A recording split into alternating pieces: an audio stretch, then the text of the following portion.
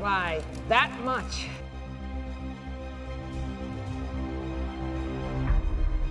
Hello there.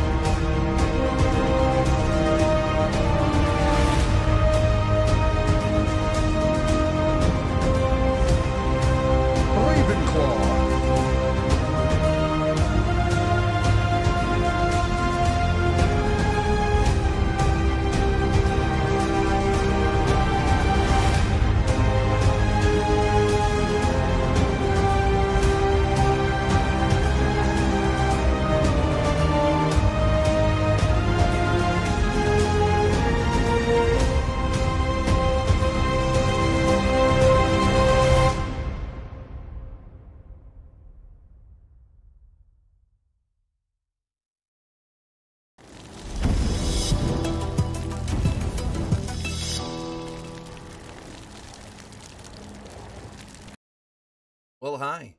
Welcome back. I'm Orrinn. And tonight, stream number 2 for the day. Going back into it. Y'all, Kylar's decided that tonight she wanted to continue working on the highlight reel for 2024.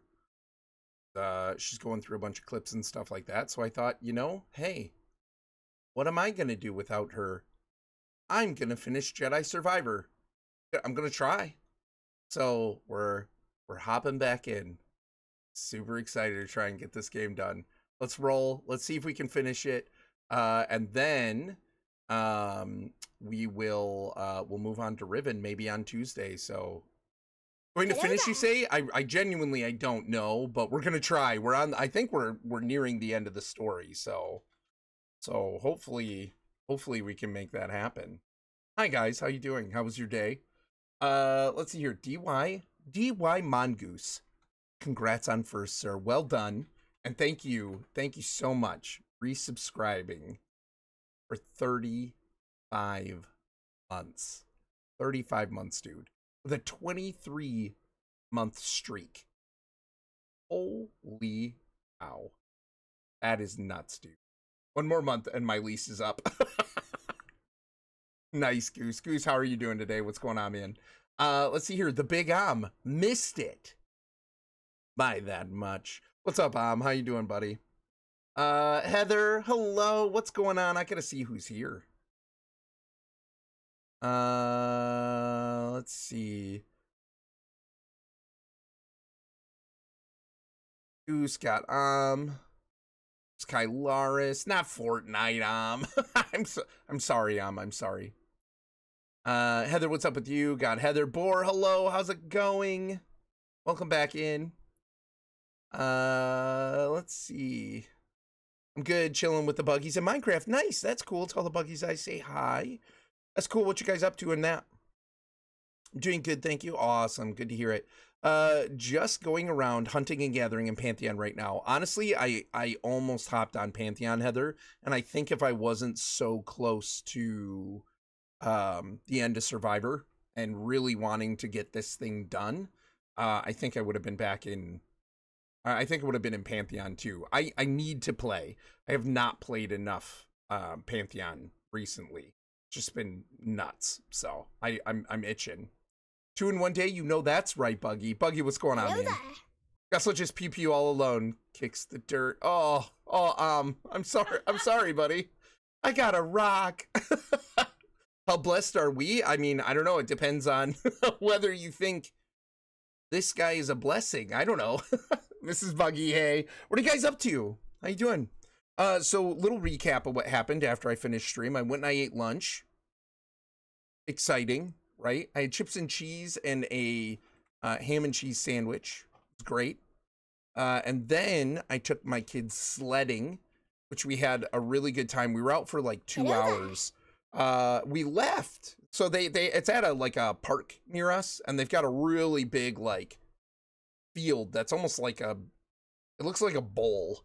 It's huge though. And after some sledding and stuff like that, the kids wanted to go play on the playground and stuff too, and they were doing all that. And we decided to leave when Em was tired, and we were going to let Ben play for a few more minutes. But some little kid came up and started punching him. And like, I mean, thankfully his dad said something, because I was like getting up. Like, huh, yeah, and I yelled from my seat. I'm like, hey, you know, and it was like, finally the dad stopped talking to his friend to be like, hey, why'd you hit him? Say sorry. And we were like, okay, we're out of here. We're done. And Ben's going, what the heck, man? You know, it's so weird. So anyway, it's very strange. Ben was fine though. But the kid was small enough that, you know, and Ben's wearing enough winter gear. It didn't hurt. It was just like, what's going on? So we came home. We had hot drinks. We ate popcorn. We've been hanging out. We played a little bit of Marvel Rivals with and his boys. Super fun. So yeah, it's been good. Then we ate dinner. I read some Harry Potter with Em, and she is in book 7 for the second time. She's reading it mostly herself this time, but she wanted me to read with her. She's like nearing page 600, so she doesn't have too much more to go. Pretty nuts. Oh. She's loving it again. But yeah. That's what's going on, man? How you doing? Elbow, hello. I'm also at I'm almost at a 2 streak. Nice. Epic. Elbow. Regardless of your streak, thank you for coming in. Thank you for hanging out. I know, right? Yeah. This kid, it's smaller than Ben, a couple years younger at least. Came up and like Ben was on some, it's a weird, like, it's almost like a seesaw, but instead of being a board across, you know, like a fulcrum, it's actually like a big circle, and it has springs, and you know, you have the 2 seats on either side that the kids can push off on, but it also has like handlebars in the middle and stuff. And Ben was on one end of this, and these 2 kids walk up, and Ben says, hi. And one of the kids says hi to Ben, and the other kid just goes and punches him in the stomach. I'm like, what? And I'm watching this happen, and I'm like, okay, did I just see what I saw? And then the kid goes and punches him again. And I'm going, what in the world? So it was a good thing the dad started addressing it, because I was this close to walking over there being like, hey, your conversation isn't as important as your kid being a little punk. So, you know, how about you take care of that? Oh, yeah, I was not. I'm like, Ben, come here. And I could tell those dads are eyeing me like, oh, he's pissed, you know? And yeah, so we left. We're like, okay, we've had enough anyway. It's time to go. So Ed, what is up, buddy? How are you doing? Thank you so much for resubscribing. 50 months. 50 months. Holy cow, Ed. Thank you so much for your continued support, but more importantly, your continued friendship, buddy. Appreciate you. How are you? What is going on, pal? What is going on in the old Australia? Kids randomly throwing punches is the weirdest thing to me, like a malfunctioning toy robot. Elbow is so weird. Like, and I could tell this kid wasn't a very nice kid. Like earlier, he threw snow in the face of his buddy's little brother or something too. Like little kid, probably like 3. And he just whipped a thing of snow in his face, made the kid cry and stuff. I'm like, okay, whatever. And dad's just over there yakking to his friend, not paying attention. And I'm like, man, if that was my kid. So he makes the kid apologize to Ben, and then just goes back to his conversation, and they're eyeing me like, what's he gonna do, you know? But I'm sitting there going, yeah, okay, if that was my kid, and my kid came up and punched another kid in the stomach, you better believe I'm not gonna let that kid continue to play. They're done, at least for a while. They're done. So yeah, I don't know. It was very strange. It's sometimes life is surreal. Like, what in the world? But they're also kids. Kids do weird stuff. I wonder what she's gonna read when she's done this time. Yeah, I don't know. That'd be interesting. Ed, what's going on with you, man? Yeah, thanks for 15 months. That's amazing. I'm doing good. I did my first Lego Technic build yesterday. Only took about 6.5 hours. That's all. Oh, no big deal. That's cool, man. I feel like I've heard of Technics, but I don't really know what they are. Is it kind of like the more sort of robot-y, like mechanical stuff? Ed, what is up with you? Streaking for Pantheon? Wait. That's not what you're playing? No, it's not. I wish it was. I want to get this game done. I feel like we're so close, and I unexpectedly have time to stream. Because Kylaris was like, yeah, I kind of feel like I'm getting a lot done. I'm going at a good pace. I don't want the highlight reel to come out in March again. So she was like, I think I'm going to work on that again tonight if that's cool. And I'm like, yeah, that's fine. Abandon me.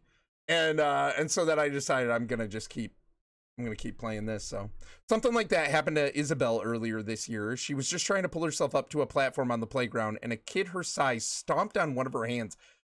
I don't know where this comes from. Is it like they don't recognize the repercussions? They aren't able to sympathize with some of that, or are some kids just like cruel? Or are some kids just not taught and reinforced that, like, hey, this kind of behavior is not okay, you know what I mean? Porque no los dos. I don't know. I felt special for 10 minutes and 3 seconds. Whatever, Goose, you are special, dude. You are. Elbow, perfectly fine with roasting friends with a flamethrower and exploding with well-placed mines. Completely baffled. Kids punched. Kids punch. Yeah, well, I mean, one's real life. Rain, and lots of rain. Oh, Ed, it's your rainy season again, isn't it? Yikes, man. Yikes. Hopefully no flooding. Goose is still special. Give them a flamethrower and I'm good. Kyler's, you saying you're still special, Goose, was flagged as hostile message and I had to unlock it. Hey, Padme, welcome back. Back for some more Star Wars fun. Awesome. Welcome back. How are you? What's up, CP? Orrinn about to go non-family friendly on the playground. I mean, I'm not going to go off on some other person's kid, but I was very close to getting up and being like, hey, I understand you're chatting, but you're here watching your kids, right? So how about you do your job and watch your children and make sure that they're not being menaces. And when they are, because it's bound to happen. It's not like my kids have never done anything wrong or impulsive or whatever before, but then address it, right? Like you need to take care of that. That child needs to learn that that's not appropriate. It's not okay. And it won't be tolerated. Right?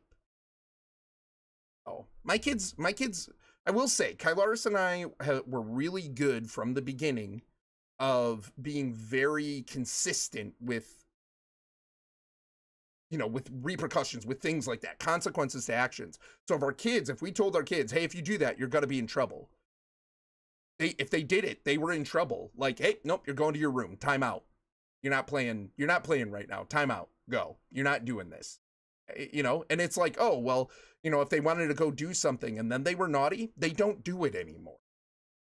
Yes, it's sad. But then don't be a punk. And they learned very quickly.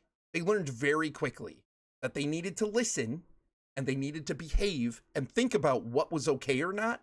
And again, they're still not perfect, but they needed to think about those things before they did them, or they were going to get in trouble. And I think that's really benefited all of us. So yeah, anyway. Are we doing MM Monday? Oh, that'd be nice. Don't think that means it's coming out soon. I haven't even started editing yet. I'm still watching, cataloging, and downloading clips.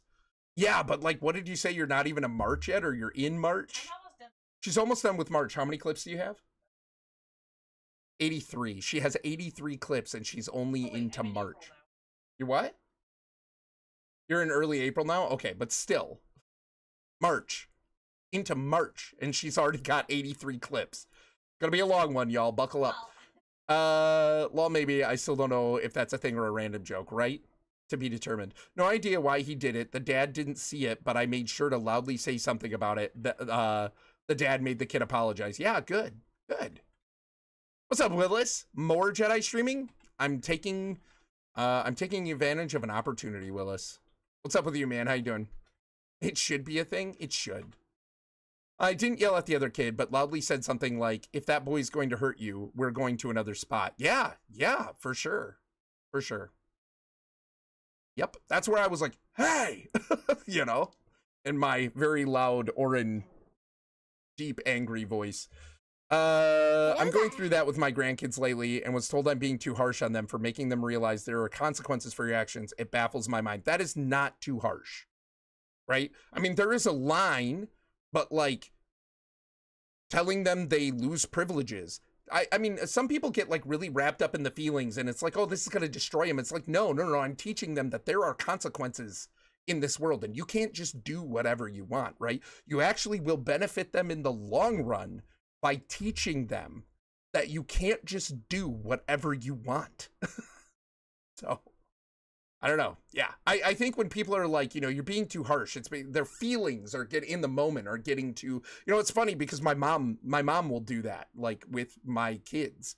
That she'll be like, oh, it's okay. And I'm like, and it even happened recently where I was like, no, because I'm teaching them how to be responsible, respectful people. So it's not okay. So let's not just always, you know, say it's all right, it's okay, no, because gushy feelings. And I'm like, and you wouldn't have done that with me when I was a kid because you taught me to be a responsible, respectful person, right? So you wouldn't have let me get away with that. And now that you're a grandmother, I understand the feelings are different, but like, I'm doing what you would have done. So, and it's like, oh, fair. Don't worry, I don't keep the whole clips in the final cut, hence all the editing time. Well, that's fair. I remember when I was a kid, my dad, who was a fairly jovial guy, but he was a rubber factory worker and he was big, strong, and imposing. He wouldn't blow up often, but when stuff happened to his kids, he would get very close to losing it. Don't mess with a dad's kids. Your hey to the other dad reminded me of that. Yeah, absolutely. Like I'm a pretty, you know, I can be a pretty chill dude. I like to get along with people. I like harmony. But man, you messing with my kids? You're gonna find out. Gonna find out what it looks like when I'm not happy. So anyway, that's what I said. Yeah, Death Star. These kids will benefit in the long run if you teach them consequences, right? So they need to be appropriate consequences, but and be ready to throw down. I mean, I was not happy if that was going to continue to happen and the dad wasn't going to say anything. I was ready to intervene, right? So anyway, man, we ended on a big long talk before. We're starting with a big long talk again. Let's play some Jedi Survivor, y'all. He had the look in his eyes. Yeah. Oh, I got that dad's attention real quick when I was like, hey. Kid went to go hit Ben again. And I'm like, yeah, that ain't gonna happen. I think I told you guys about the story about the kid that was being just absolutely violent at one of Ben's soccer games. And me and my dad almost, I swear, got kicked out because we're not going to let that stuff slide. We don't just go, oh, they're kids. You know, like, no. You almost kind of like Stream. You set the tone, right? You determine what's appropriate and not. And the kids don't innately know that. You have to teach them. So anyway, Jedi meditation spot overlooking a natural vista. Jedi of old often frequented this spot to clear their minds and find calm within themselves. What an appropriate databank entry for right now. That argument that I'm having a lot lately is I can hear the kids fighting through my closed door and headset on. I go outside and no adult was around and the adults, so no issue. I mean, yeah, yeah, I don't know. I think some people would probably say Kylaris and I are strict or we jump into too quick or something like that. But I sit there and look and I go, my kids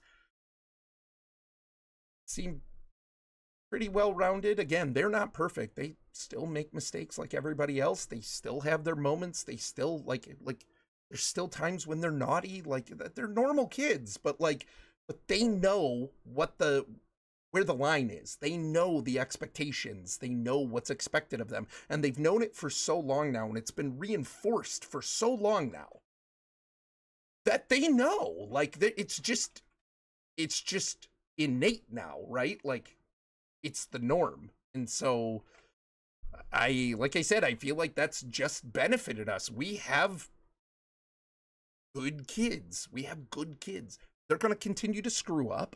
They're going to continue to make mistakes, but overall, we have good kids. So, discipline, train someone to obey rules or a code of behavior using punishment to correct disobedience. It's not just punishment, it's teaching as well. It really is. And I mean that's the thing. I don't punish my kids to punish them because I think, oh, punishment is good.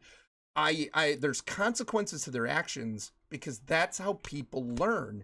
And you have these people that are not taught consequences, and look how they end up behaving. And I know you can probably think of somebody in your life who you've come across at least once. You can tell, man, you were not taught that there were consequences. Like, you were let to do anything you wanted, right? And you learned nothing. And by the time you're an adult at that point, and it's almost like, well, what do you mean I can't do whatever I want? What do you mean I'm gonna get in trouble for this? And it's like, this shouldn't be a surprise. It's not how the world works, man. Yeah. I know I'm very strict, and I admit to it. And when I do overreact to the kids, I talk to them about it so it doesn't happen again. Yeah, for sure. Yeah, I've seen that firsthand. Absolutely, I think we all have.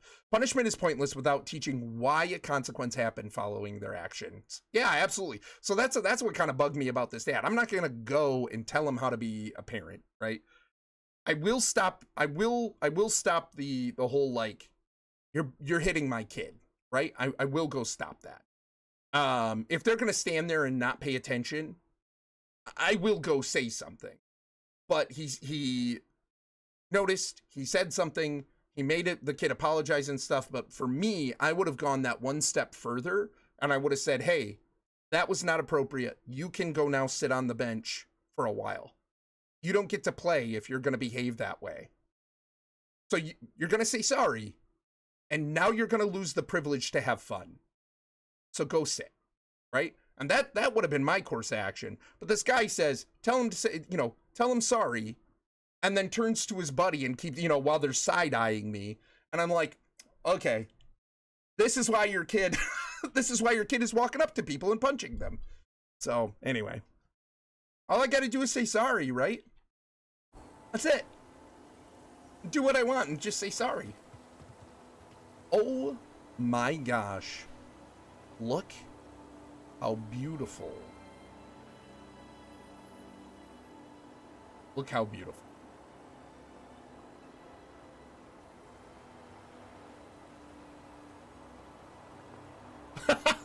Don't fall. Death Star, you know me.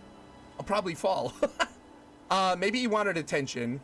Good luck with that, kid. Yeah, right, yeah. I know. Man, I don't know. I don't get it. Again, nobody's kids are perfect. My kids are not perfect. My kids still get in trouble. My kids still do things they shouldn't.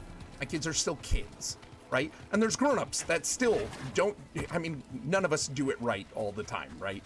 But it's just one of those things where, as a parent, I'm like, yeah, it's my job to teach you how to be a person and be the best person that you can be. Not what you were expecting. Right? I don't Not know what I was perfect, expecting. but the best. So much that you has can be. changed since I first heard its name. And I can tell this way. sometimes when people don't. Dagon and Centauri Creep. Just to recap, Cal had his little brush I'm with the looking dark side, at that. etc. Too much on his plate. Truth. Truth. Look at this place. Oh my gosh. It is so pretty. I love the purple. Purple is such a great color. Especially in, like, environments. It's not natural, right? Like, it's not a very natural color in, like, our normal environment, which, like, really makes it stand out. Wow. Really makes it stand out when it's in another environment. But it's not something like an orange, you know? Like maybe a shade of orange could look good in this. But something about like this sort of purple is just gorgeous. That's a ship.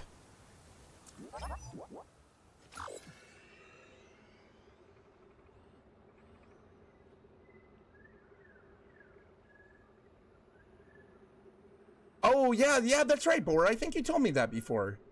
I love purple, being all real and existing and all. Or Elbow. Yeah, Elbow, you can see purple, right? Yeah, my grandson that has been here for 6 months is adjusting that certain things that never had consequences for his actions are having a rough time not always getting his way. Yeah, I can see that. It's hard to go from a situation of anything goes to no, now you're held to a different standard, and it seems tough at first. It seems like you're never going to get through it and they're never going to understand, but I don't agree with that. I think you keep up the consistency, and it's going to be consistency that teaches the lesson and that they get used to it, right? Because like they've done so many studies where it's like kids who are not helped, who are not given parameters, and who are not given repercussions and consequences and things, it's chaos to their brains, right? Like even the stuff we were talking about with Ace earlier today, where he's even an 18-year-old man, and it's like, you know, what? Oh, he's even an 18-year-old man, and it's like, you know, at that age, there's this feeling of, man, I'm a foot out of being a kid, where people told me what to do and what was expected and all of that. And there's a part of me that yearns for that still, right? Because the other foot now is into being an adult. And now I got to get used to, it's kind of on me to make those decisions, right? So that's why I've even told my kids, it's like, you know, I don't do this to just make you sad or whatever. I do it to teach you a lesson, because once my job is to raise you to be able to make these choices when you're older, right? That's my job. So I can, but I easily confuse it at a glance. Okay, huh, interesting. Yeah, and teaching that you don't get rewarded for doing bad things, right? Yep. Yeah, the 18 to 19 age is a big step from being under 18. Absolutely. Yep. So yeah, man, it's will not let this consistency. end peacefully. Consistency. He has already used fatherhood to justify betrayal and murder. Now we have him cornered, with nowhere else to run. He will kill or be killed. See, what I've learned from this, though. Say something. You're right. But what about Kata? Right. She's not much younger than we were when our families were taken from us. I know. You and I will carry that loss for the rest of our lives. But Kata still has a chance. Yes, she does. Very well. We will give Bo the choice to stand down. For Kata's sake. Yeah. And ours. Yeah, man. I mean, so that's the thing about this storytelling. I've already realized it's complex enough that it's not going to be just that simple. So, hey, Jesse, welcome back in. 18-year-old. Glad I never was one. Man, 18, 19 years old, I was a mess. It was kind of an age range, too, especially where, like, I tell Kylaris stories about it, and she's like, oh my gosh, I don't even believe that was you, you know? She's like, it's just so hard to believe. I was an absolute mess. Train wreck. So, it's a tough time. I got a surprise call from my nephew just calling to say thank you for how I taught him to act, and he sees now why I was so tough at times. Yeah, man. I mean, that's the thing. Like, again, there is a line.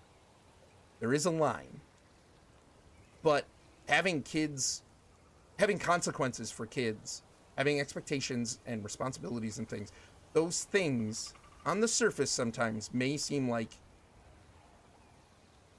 they may tug at the heartstrings, right? But in the long run, they will do the kid well. Orrinn at 18, back when he was a notorious killer. Oh, man. Well, I don't think I looked like... Well, yeah, I kind of looked... I should pull up one of my graduation pictures sometime. That one where got my arm around my dad? Yeah, no, not my graduation picture. I don't know. Anyway. Kylaris knows what I'm talking about now. She goes, oh, okay, yeah, maybe, okay. But yeah. Nobody looked like one, right? Padme, thank you for... Alright, where's trivia question? I dropped the wig.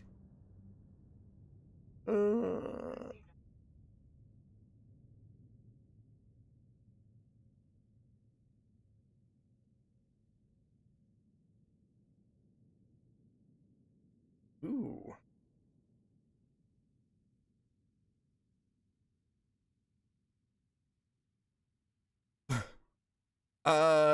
I gotta read this. This isn't the actual question, because this is just, it's gonna be... But this is one of the questions, and you can tell that this game is designed with more than just hardcore Star Wars fans in mind. But this one question was, what, according to Luke, is strong in my family? But anyways, the real question is, what pilot, during the escape from Hoth, manages to trick one Star Destroyer into colliding with another? I'll read it again. What pilot, during the escape from Hoth, manages to trick one Star Destroyer into colliding with another? Luke Skywalker. Wanted criminal and hiding for years, taking a new alias as a Twitch streamer. I don't think he's really Dutch. What? Luke Skywalker. Losing hands. What? Losing hands? Jar Jar Lid? Tyler's background laugh was worth it. It always is. It's the best. That was for Heather. Losing hands is strong in his family. I mean, it's a 50-50, really. It's a 50-50 chance. I did get it. I did get it. Bucky said R2-D2. R2-D2's a pilot that made two Star Destroyers collide? Bold statement. Keller says Han. Riff.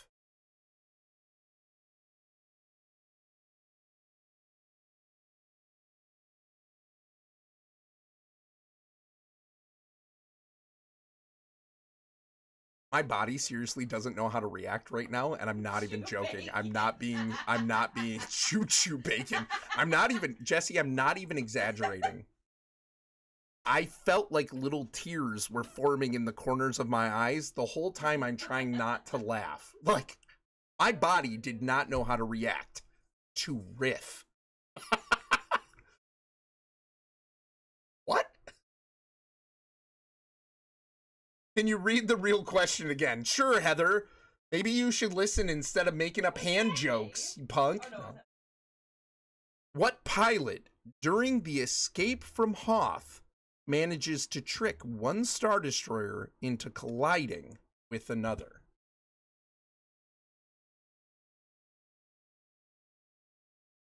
Jesse. That was the most random. Riff. Everybody knows Riff. Barbara Manatee, Manatee, Manatee. Waldo, you punks. Whatever, it's Han. Yeah, there you go, Heather. Heather said it. Kylar said it. It's Han Solo.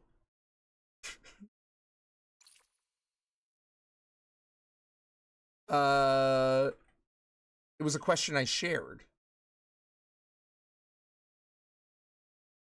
AKA Riff?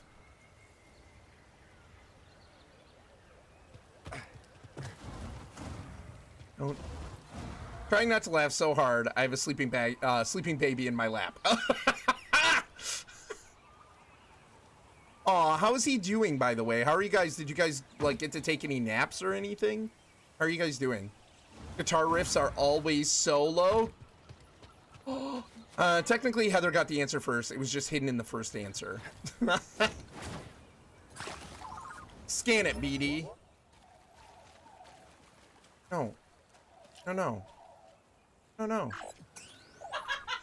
Scan it, BD. What are you laughing about now? So it's gonna be losing hands.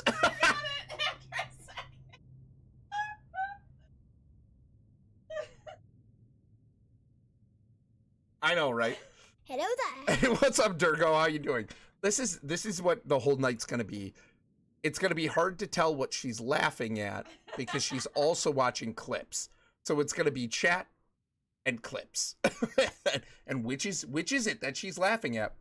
He's doing better. He actually was able to eat some crackers and body armor for fluids. He is such a trooper, though. Aw, poor little guy. I would just snuggle him all day. I would have the hardest time like putting him down. Whenever Em and Ben were sick when they were really little, it was just like cuddle with dad day. Oh, I knew what she was laughing at. Buried invasion. The unexpected invasion of Tanalorr forced the Order to flee their new sanctuary. How the Niles discovered Tanalorr remains a mystery. Jesse, were you guys able to get any rest or not really so far? Sucks, buddy. Hopefully you all stay well, like you and Christian and Bean. Yeah, I didn't get that one. That one yeah, that one I didn't get. Like Luke's new hand. Welcome back, Death Star.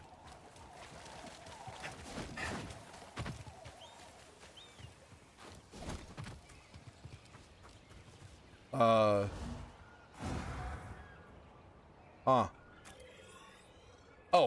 it's because I'm not in the right place.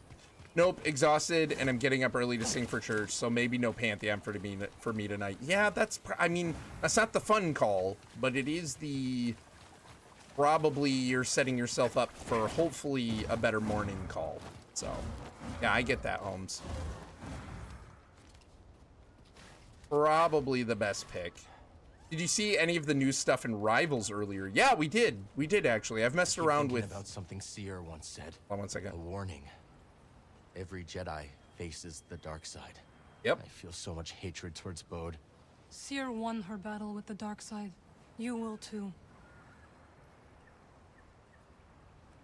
But that, good sir, means not wanting revenge. Played Mr. Fantastic for a couple lives, but that's about it. Yeah, I got on and like tried him in the practice range. Can't stop laughing playing Mr. Fantastic. He's so silly. He really kind of is. But I feel like they did that character pretty well, actually. I wish his reach was a little bit... He's still here. Good. I wish his reach was a little bit better, but I also understand kind of why. Look at that verdant sea. That looks terrible. Oh, it hurts my eyeballs. It was so bright. That looked really cool. Till my retinas were burned just straight out of my eyeballs.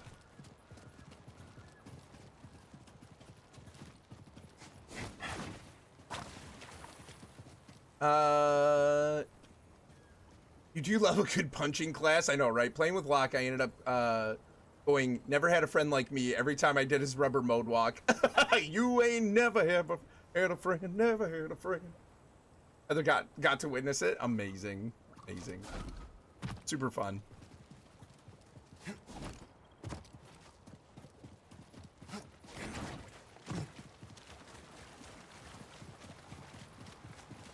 Can't remember if I turned the noise suppression back on.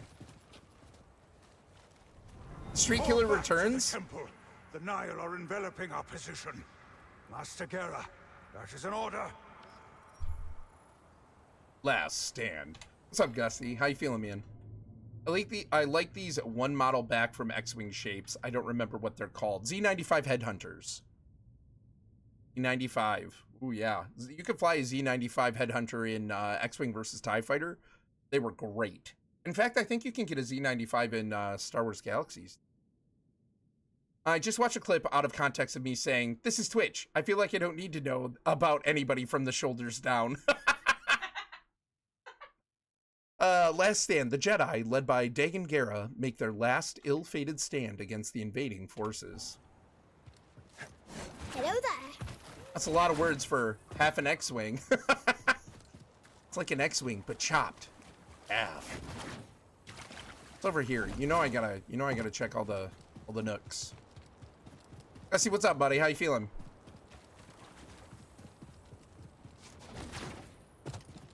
Did I see you had to cancel stream earlier? It's rough, man. No bueno. Did he say in ours? Oh, that's right. I was gonna go raid you. That's right. I forgot. A lot has happened. Hello there. Would half an X-wing be called a V-wing? There are V-wings, and that does sort of make sense. No.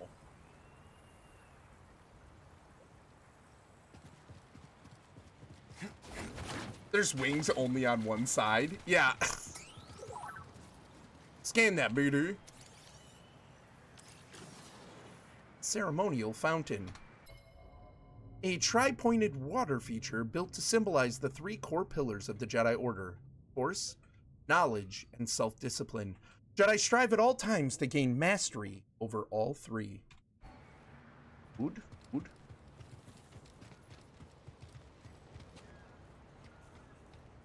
It's an underscore wing. Depends which half you either greater than or less than an X-wing. It also depends on where you're standing. Yeah, I got no sleep last night, and I think I'm still feeling the effects of the number that was done on my digestive system. Yeah. Well, and I feel like having a lack of sleep messes with my stomach anyway. And then when you've had all of that done recently too, it's just gonna be 50 times worse. So that sucks, bud. I hope you. Do you hear that? I hope you start feeling better. Okada.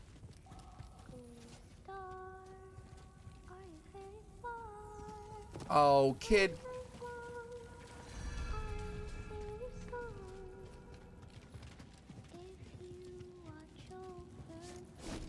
Aw.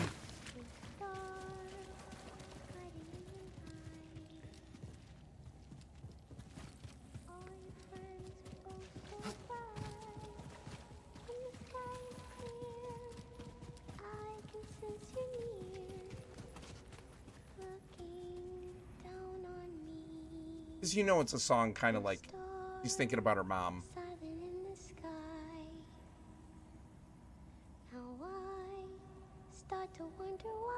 Try to avoid feelings now. I mean,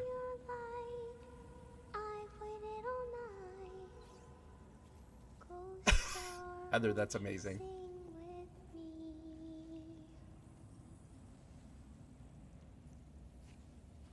Oh, that was so pretty. Well done, developers.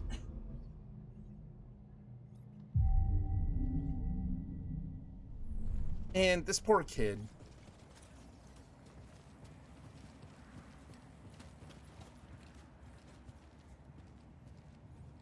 Oh, it's over.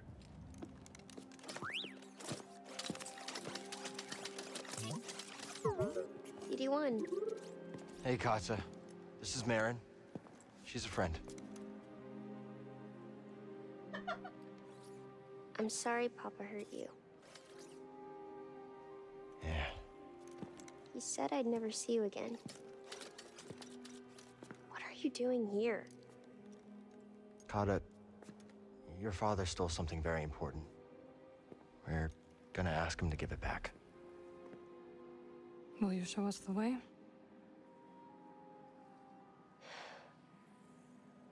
Okay. Follow me. Stole my hand.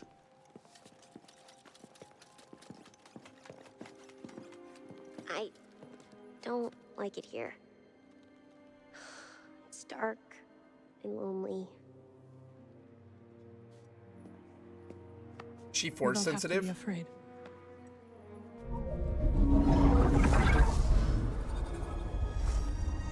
Better? It's a trap. You're very pretty. Thanks, I know.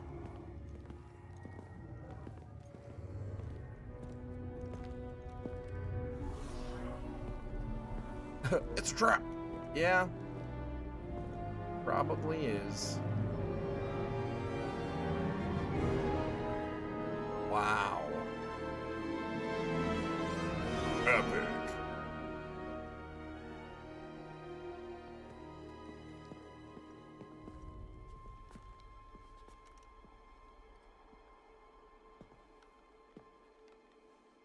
What you doing, Bode? Kata!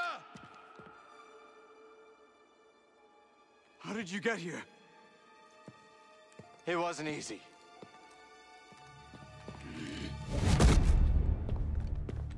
You shouldn't have followed us. Papa, don't! Stay back, Kata. This is the only way to keep you safe. She will be safe. I promise, Bode. But listen to me. It's over. Lay down your weapons. This planet will be a haven for those hunted by the Empire, including Kata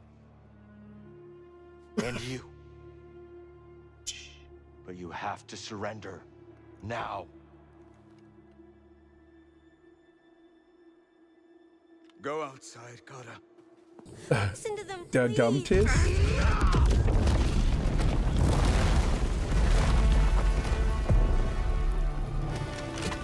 I will decide what's best for my family. You've gone way dark side, Holmes.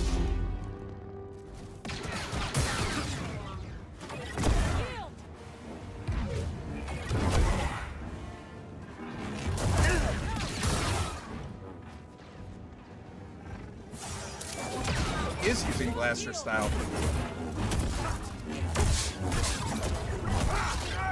You will break. Strike now.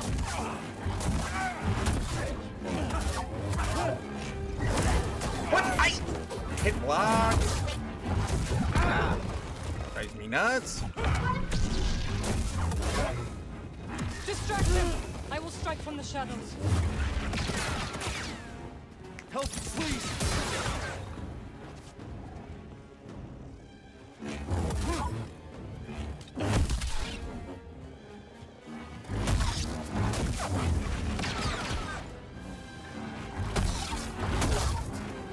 It's over, Kestis!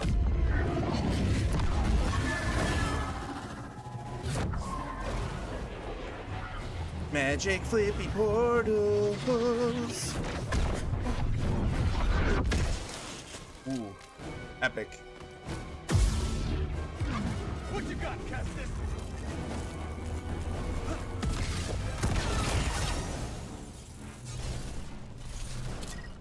Run where you can.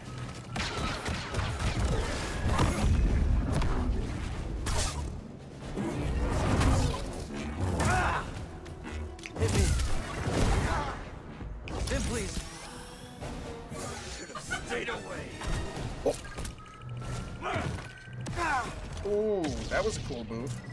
This is my home now.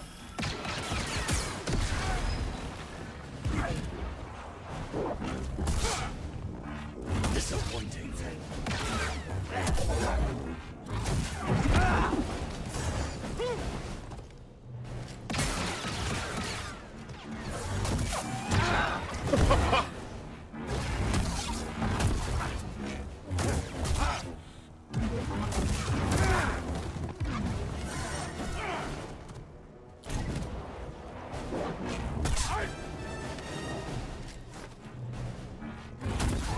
Not a chance.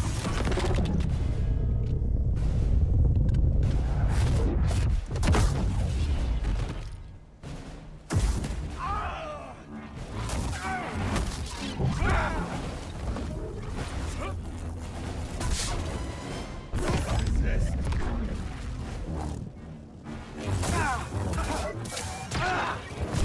Die.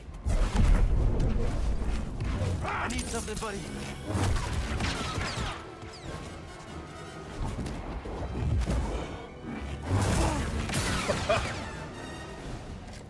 This is a cool fight.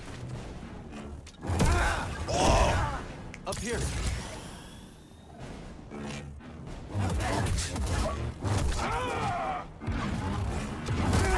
What? Learn to fight. Ready? Ooh, I managed to block that before.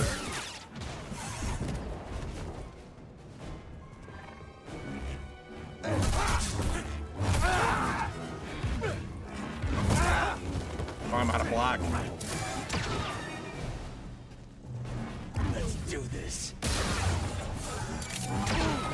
should have pushed him. Woo. Need an assist. I mean, I should expect this to be tough, but...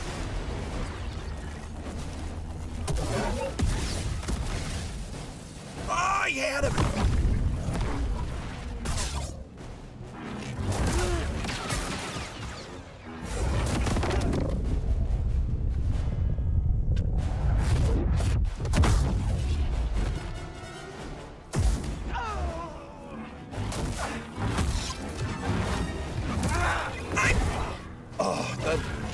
When I block, I expect to block.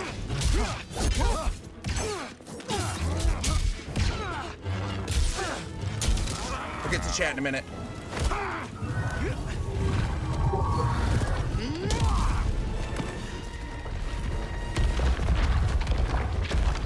Oh, Kata. No, no, no. Yeah. Get that kid out of there.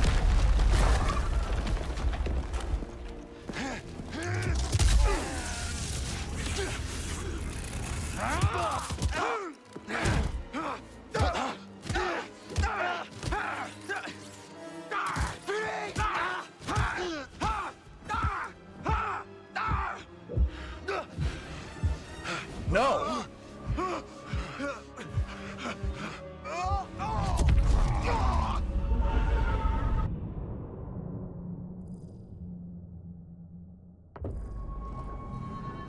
What?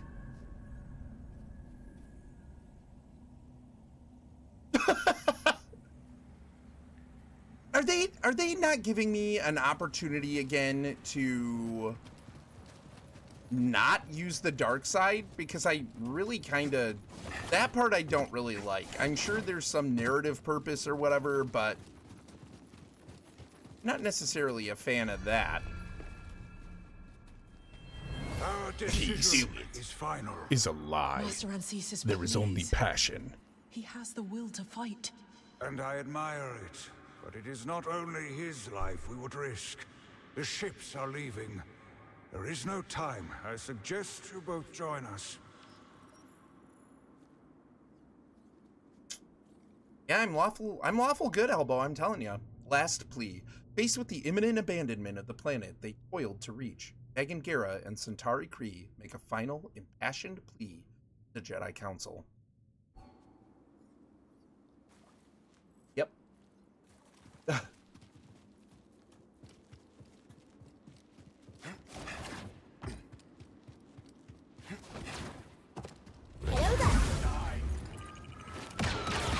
Hey, Lufi, what's going on? I sincerely hope you had a great day today. Yeah, I had a good day, man. How was your day?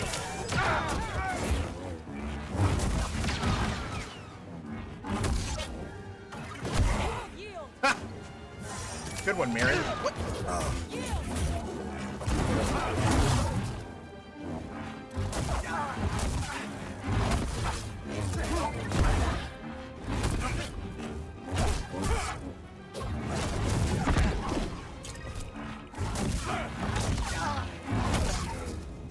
Distract him!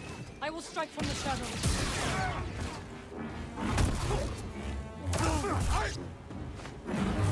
Ooh, that's a... Didn't see that move before.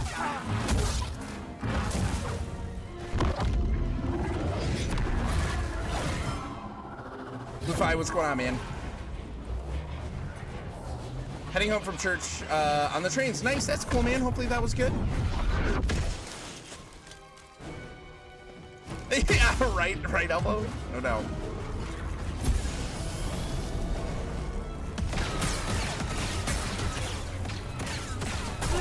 What? I blocked.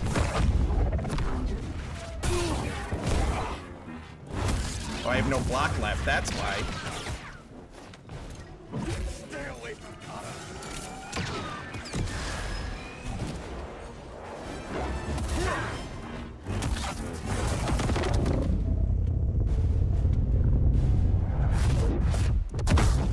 Oh yeah.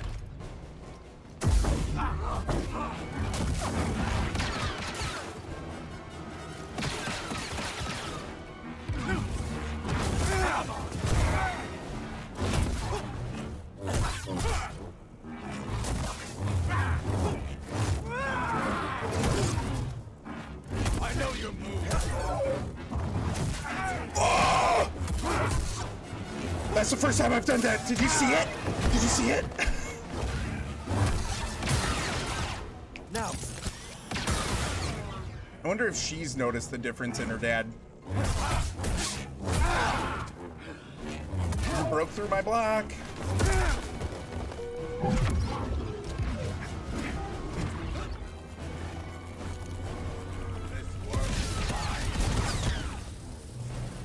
Another.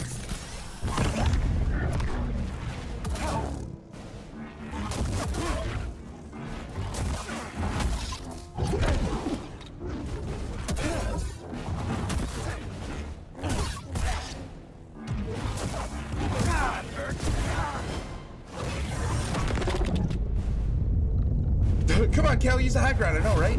What's up, Nixa? We didn't consider that people might have principles here. Strange, I know, right?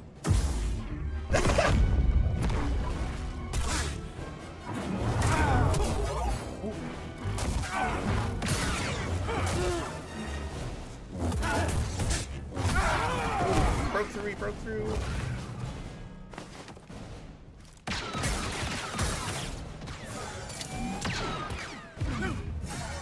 Oh, gosh. Need a stim. I mean, I expected him to be tough, too, but man.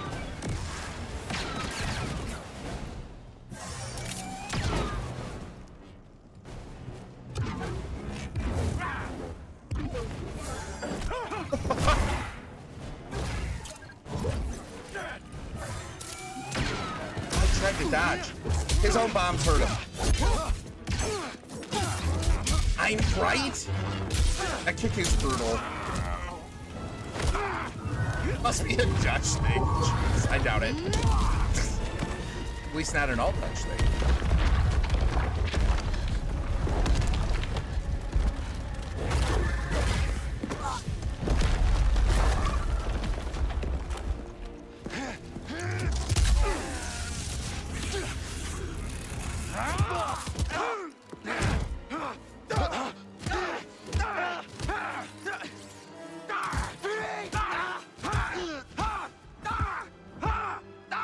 It's not working.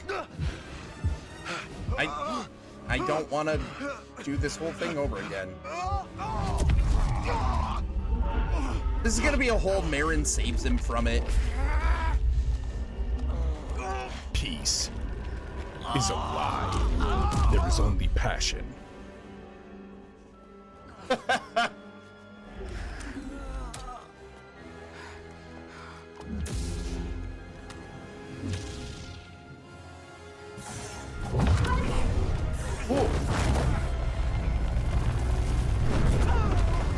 Wow, that got real close.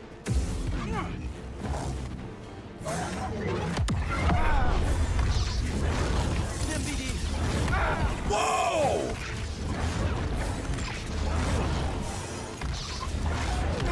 Oh, I needed to jump.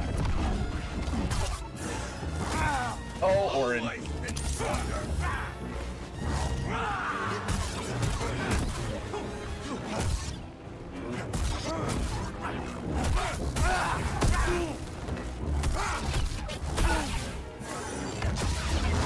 Oh, for the love. Help me, BD.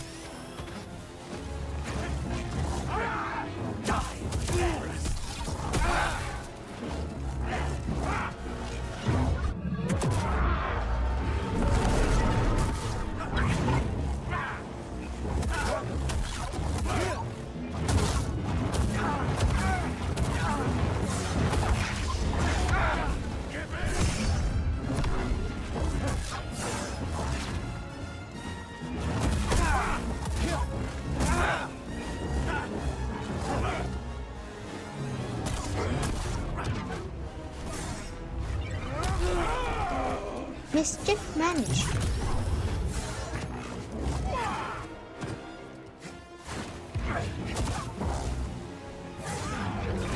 Oh, jump, Orrinn!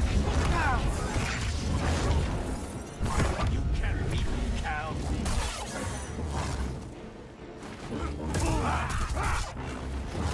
Over here.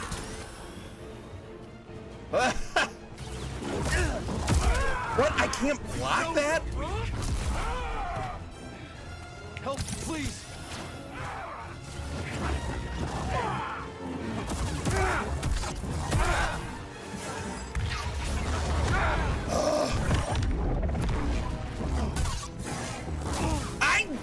charging! What the? I hate that. You were all. No, I just used 2 stims.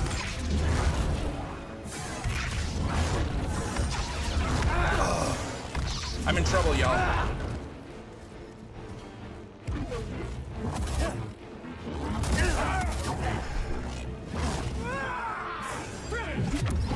No!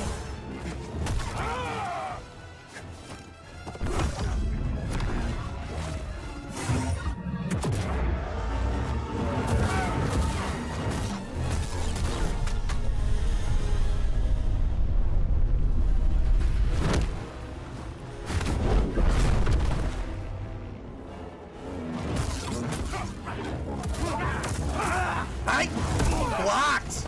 Uh-oh. We're in trouble, y'all.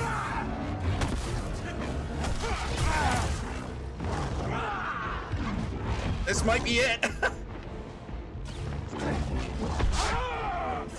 No, no.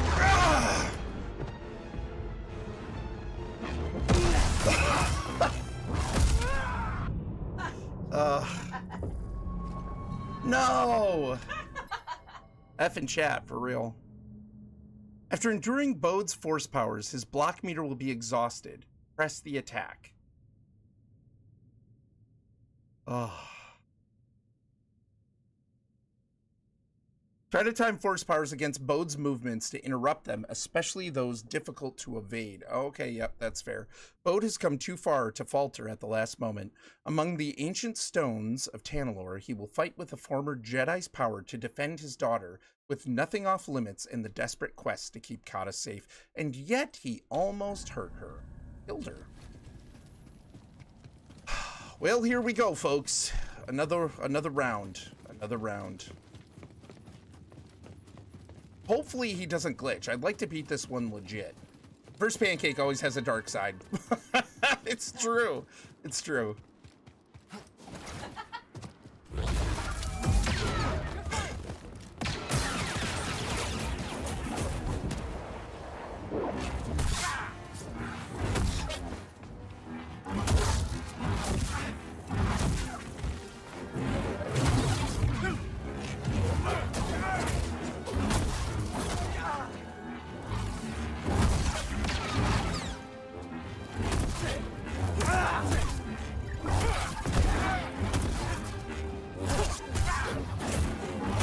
I've got no block left, but he doesn't either.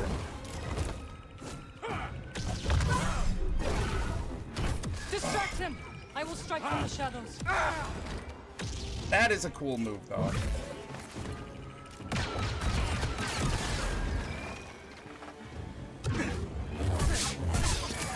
Oh, I didn't see it go red in time.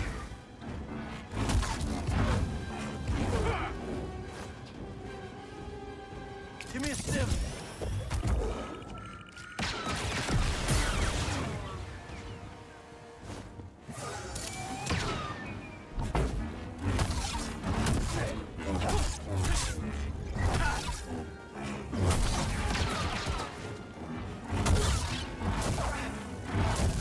Got no more block left, pal. Whew. You need to press the dark side prompt when it pops up. I didn't see it. Peace is a lie. There is only passion. What colors? Oh. Got a trick for you.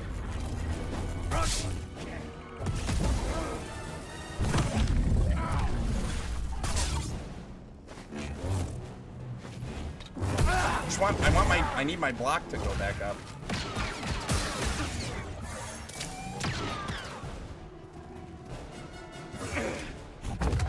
Say goodnight. Oh, dang. Tried to use force power. Didn't work. Ugh.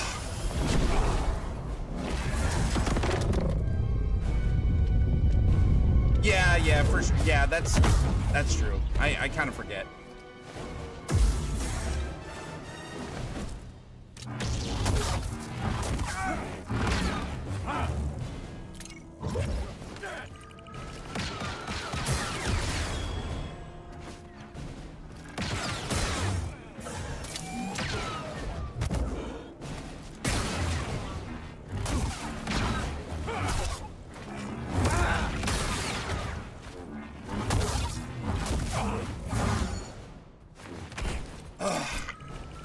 Could have dodged the other way.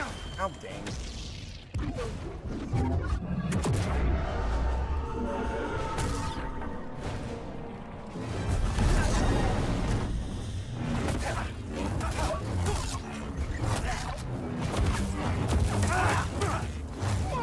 Stim, please.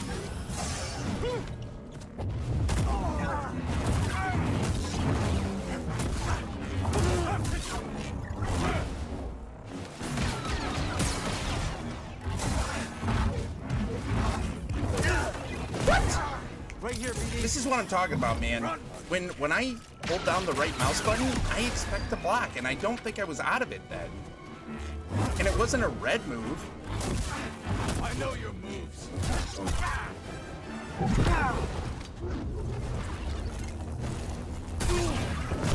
Oh no!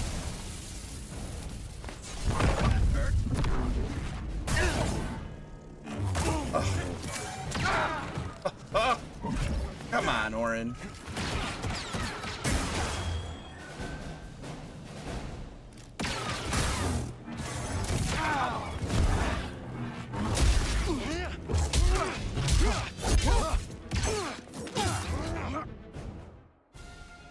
You tried the wrong mouse button? You're not walking out of here alive. Over here.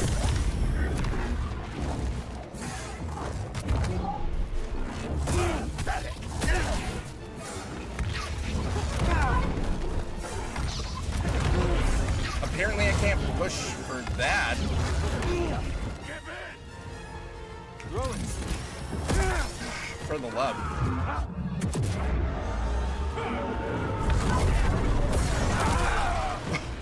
Help me.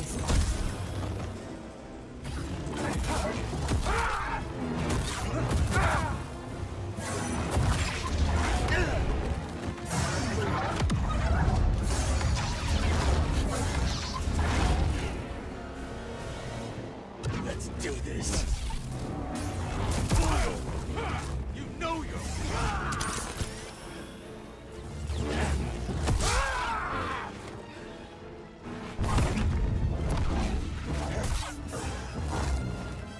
Oh, that was my opening. No! Ooh. Sometimes I just don't move fast enough.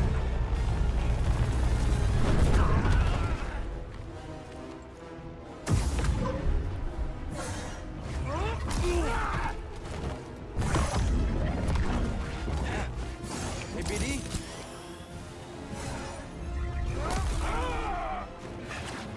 Ready?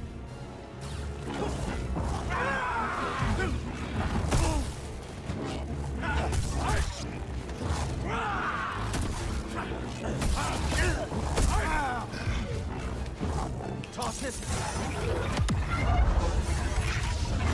No! I'm hitting B. I'm hitting B. Apparently I'm down too much. Sorry, man. Holy cow. Developers, how do we do a boss fight after Vader but supposedly make it even bigger? Intern 1. Maybe Vader wasn't trying?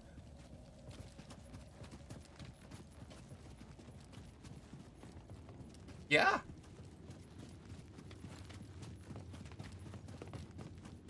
This is a tough fight. I mean, that's awesome. I'm assuming last fight of the game. Big fight. Big boss fight. But, like, man. Maybe I gotta be faster. Maybe I go to single. I did it again. For the love, Orrinn.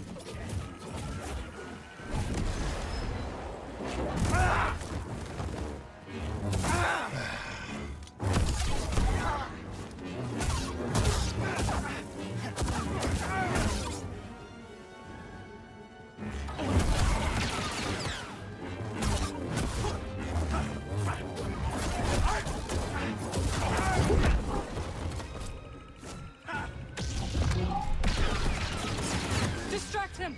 I will strike from the shadows.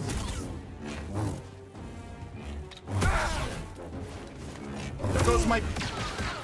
There goes my block. Right? Right, Ed? Oh, Buddy, help. Another.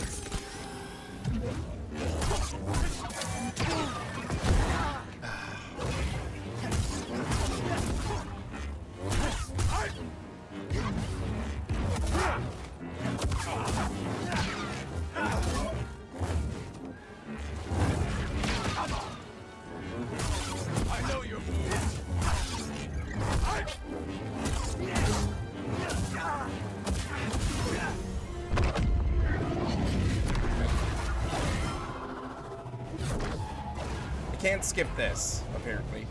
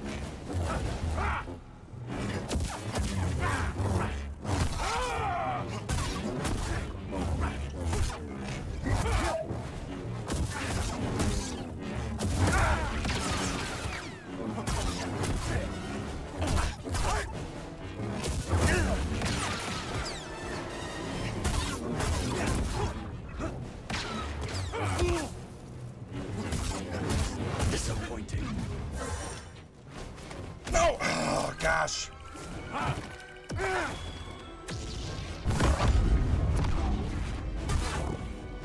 Not a chance.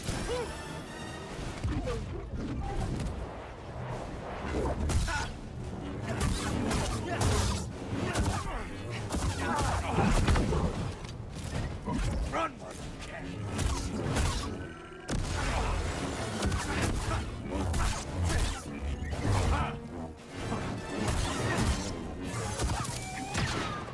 it's over. No, no! Yes! We're in good shape.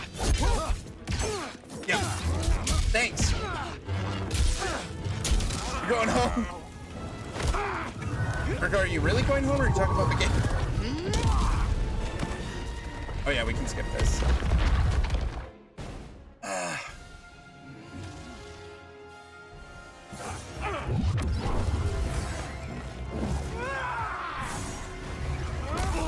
For the love. Hey, bud. Sim.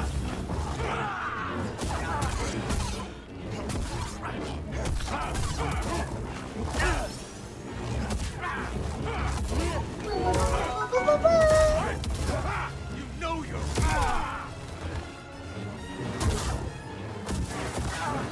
ready.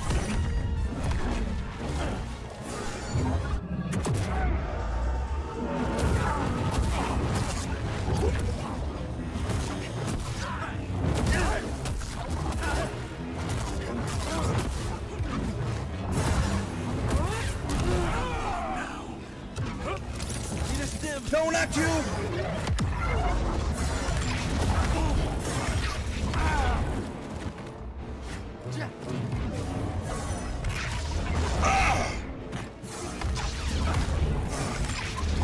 Oh no, we're in trouble. Quick, help!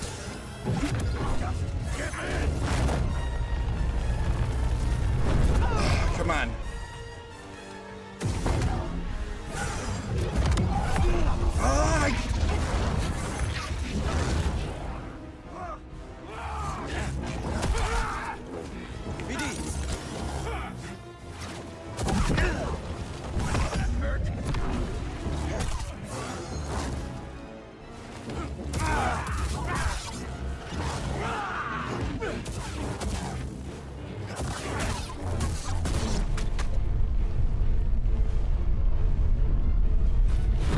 Yeah.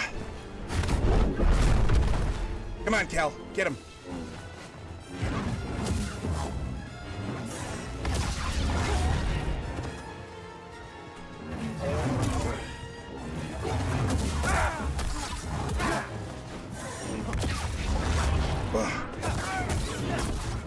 Ready?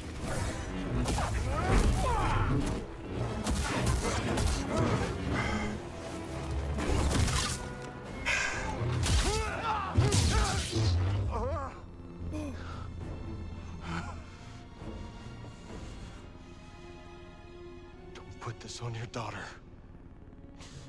VOD, we know what it's like to grow up alone. Please, listen to them, Papa. All right. And when the Empire comes, will you be able to protect my little girl?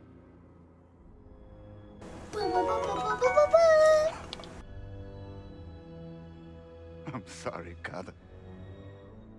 I tried. No, Papa! Stay back!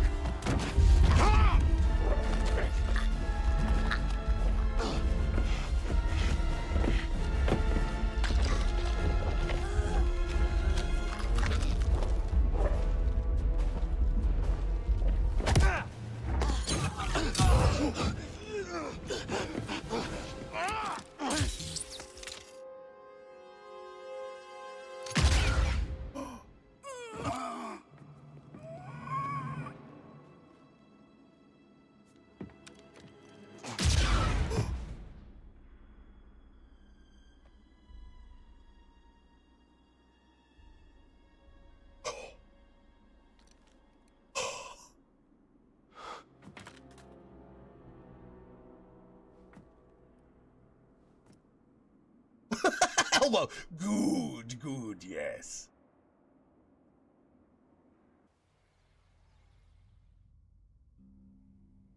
Oh, kid. She's lost both parents now. Yeah, true, Gusty.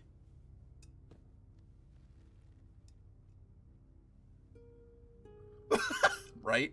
How are you feeling? Better. Thanks. Good. We should speak. I was not much older than you when I lost my family.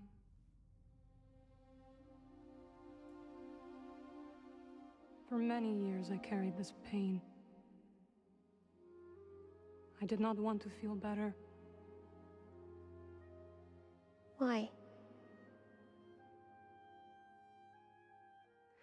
I thought if I let go of the pain, I would be letting go of the people I loved.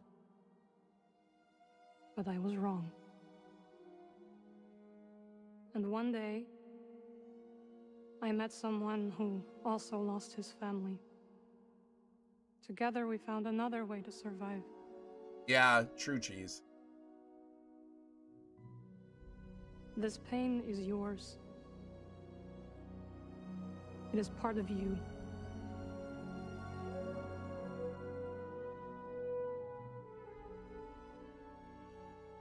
When my mother died, it changed Papa. And me too, I guess. Yes. But it does not have to define you. And you must not let it consume you.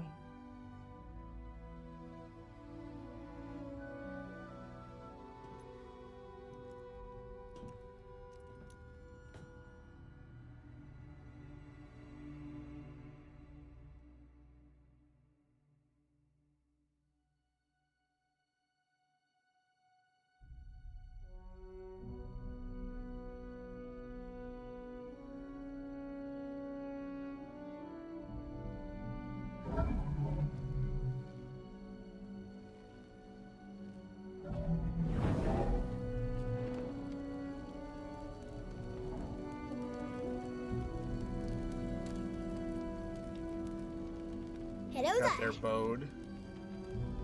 I know, right? Can't believe that's how they're gonna end it. There's a part of me that's not surprised, but there's a part of me that's real surprised. I know. Like chills. Oh man, yeah. Jedi funeral for all three. Oh, kiddo.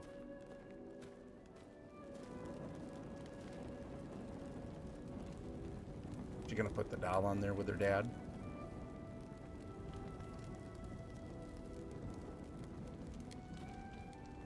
Oh, kid.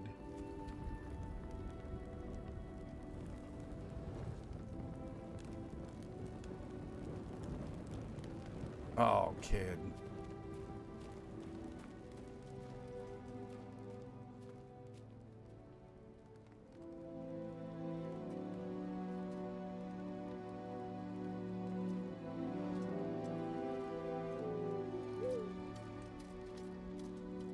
Oh, Jesse. I know, right, Elbow?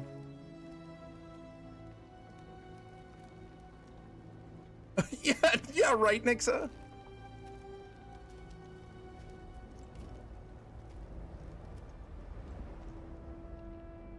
And the same writers.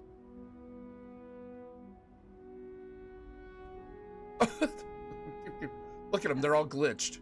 Or, oh no, it's supposed to be sped up because, he's just standing there. Oh no, ads!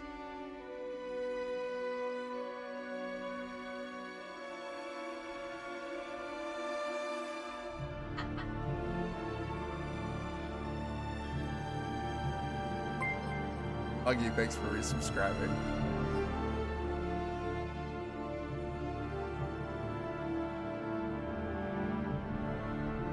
All the Force Ghosts. Obi-Wan! Oh, Cal. You saved my life on Bracca. You let me walk my own path when I needed to.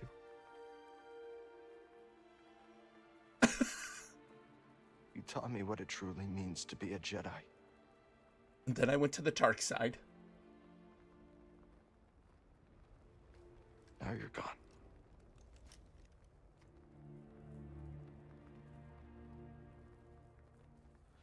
We will continue your legacy, Seer. We will build something that can outlast the Empire. I promise you that. I promise.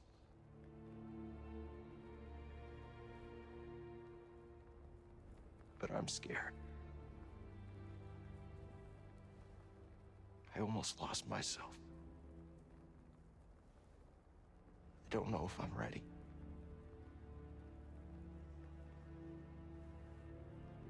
I don't know if I'm ready for what comes next.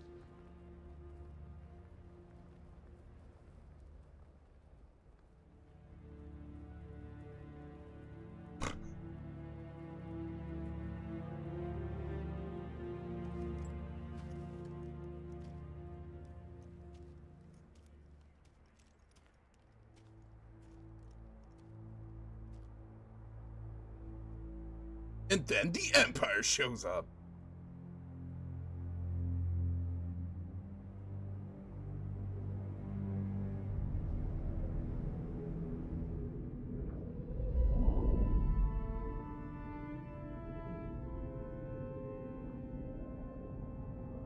Cal, guide her through the darkness.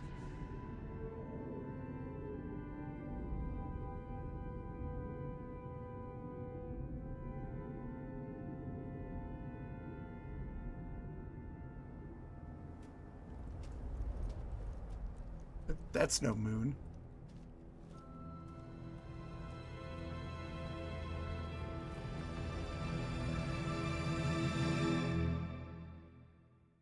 Ow.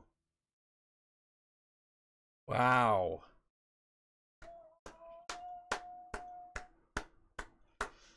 Wow.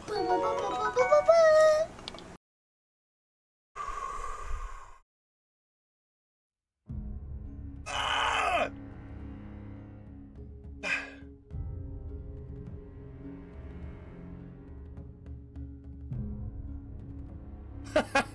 Not for Indiana Jones. No, not yet, Ed. Not yet. Maybe someday. Thanks, guys. Thanks. GG's. GG's to all of us. GG's to all of us. Third one went? Don't know, man, but holy cow. I finally finished it. Episode 29. Wow. I survived! Kind of. I died a lot of times along the Mischief way. managed. Finish the game. Episode 1 of this. Hey, Sean, thank you so much for gifting that sub. Really appreciate it. Luna4, congrats on the sub. What did I see earlier? I saw somebody. Did I see somebody sub? Buggy, thank you for resubscribing. 17 months, dude. Appreciate that. Sean, thanks for the stream streak as well. Thanks for coming and hanging and being part of the community. Appreciate you. Now for DLC, right? Man, because they just want to make me cry and crush my soul. Celebration, right? When was the first stream? Episode 1 of this was January 28, 2024. Holy cow. Wow.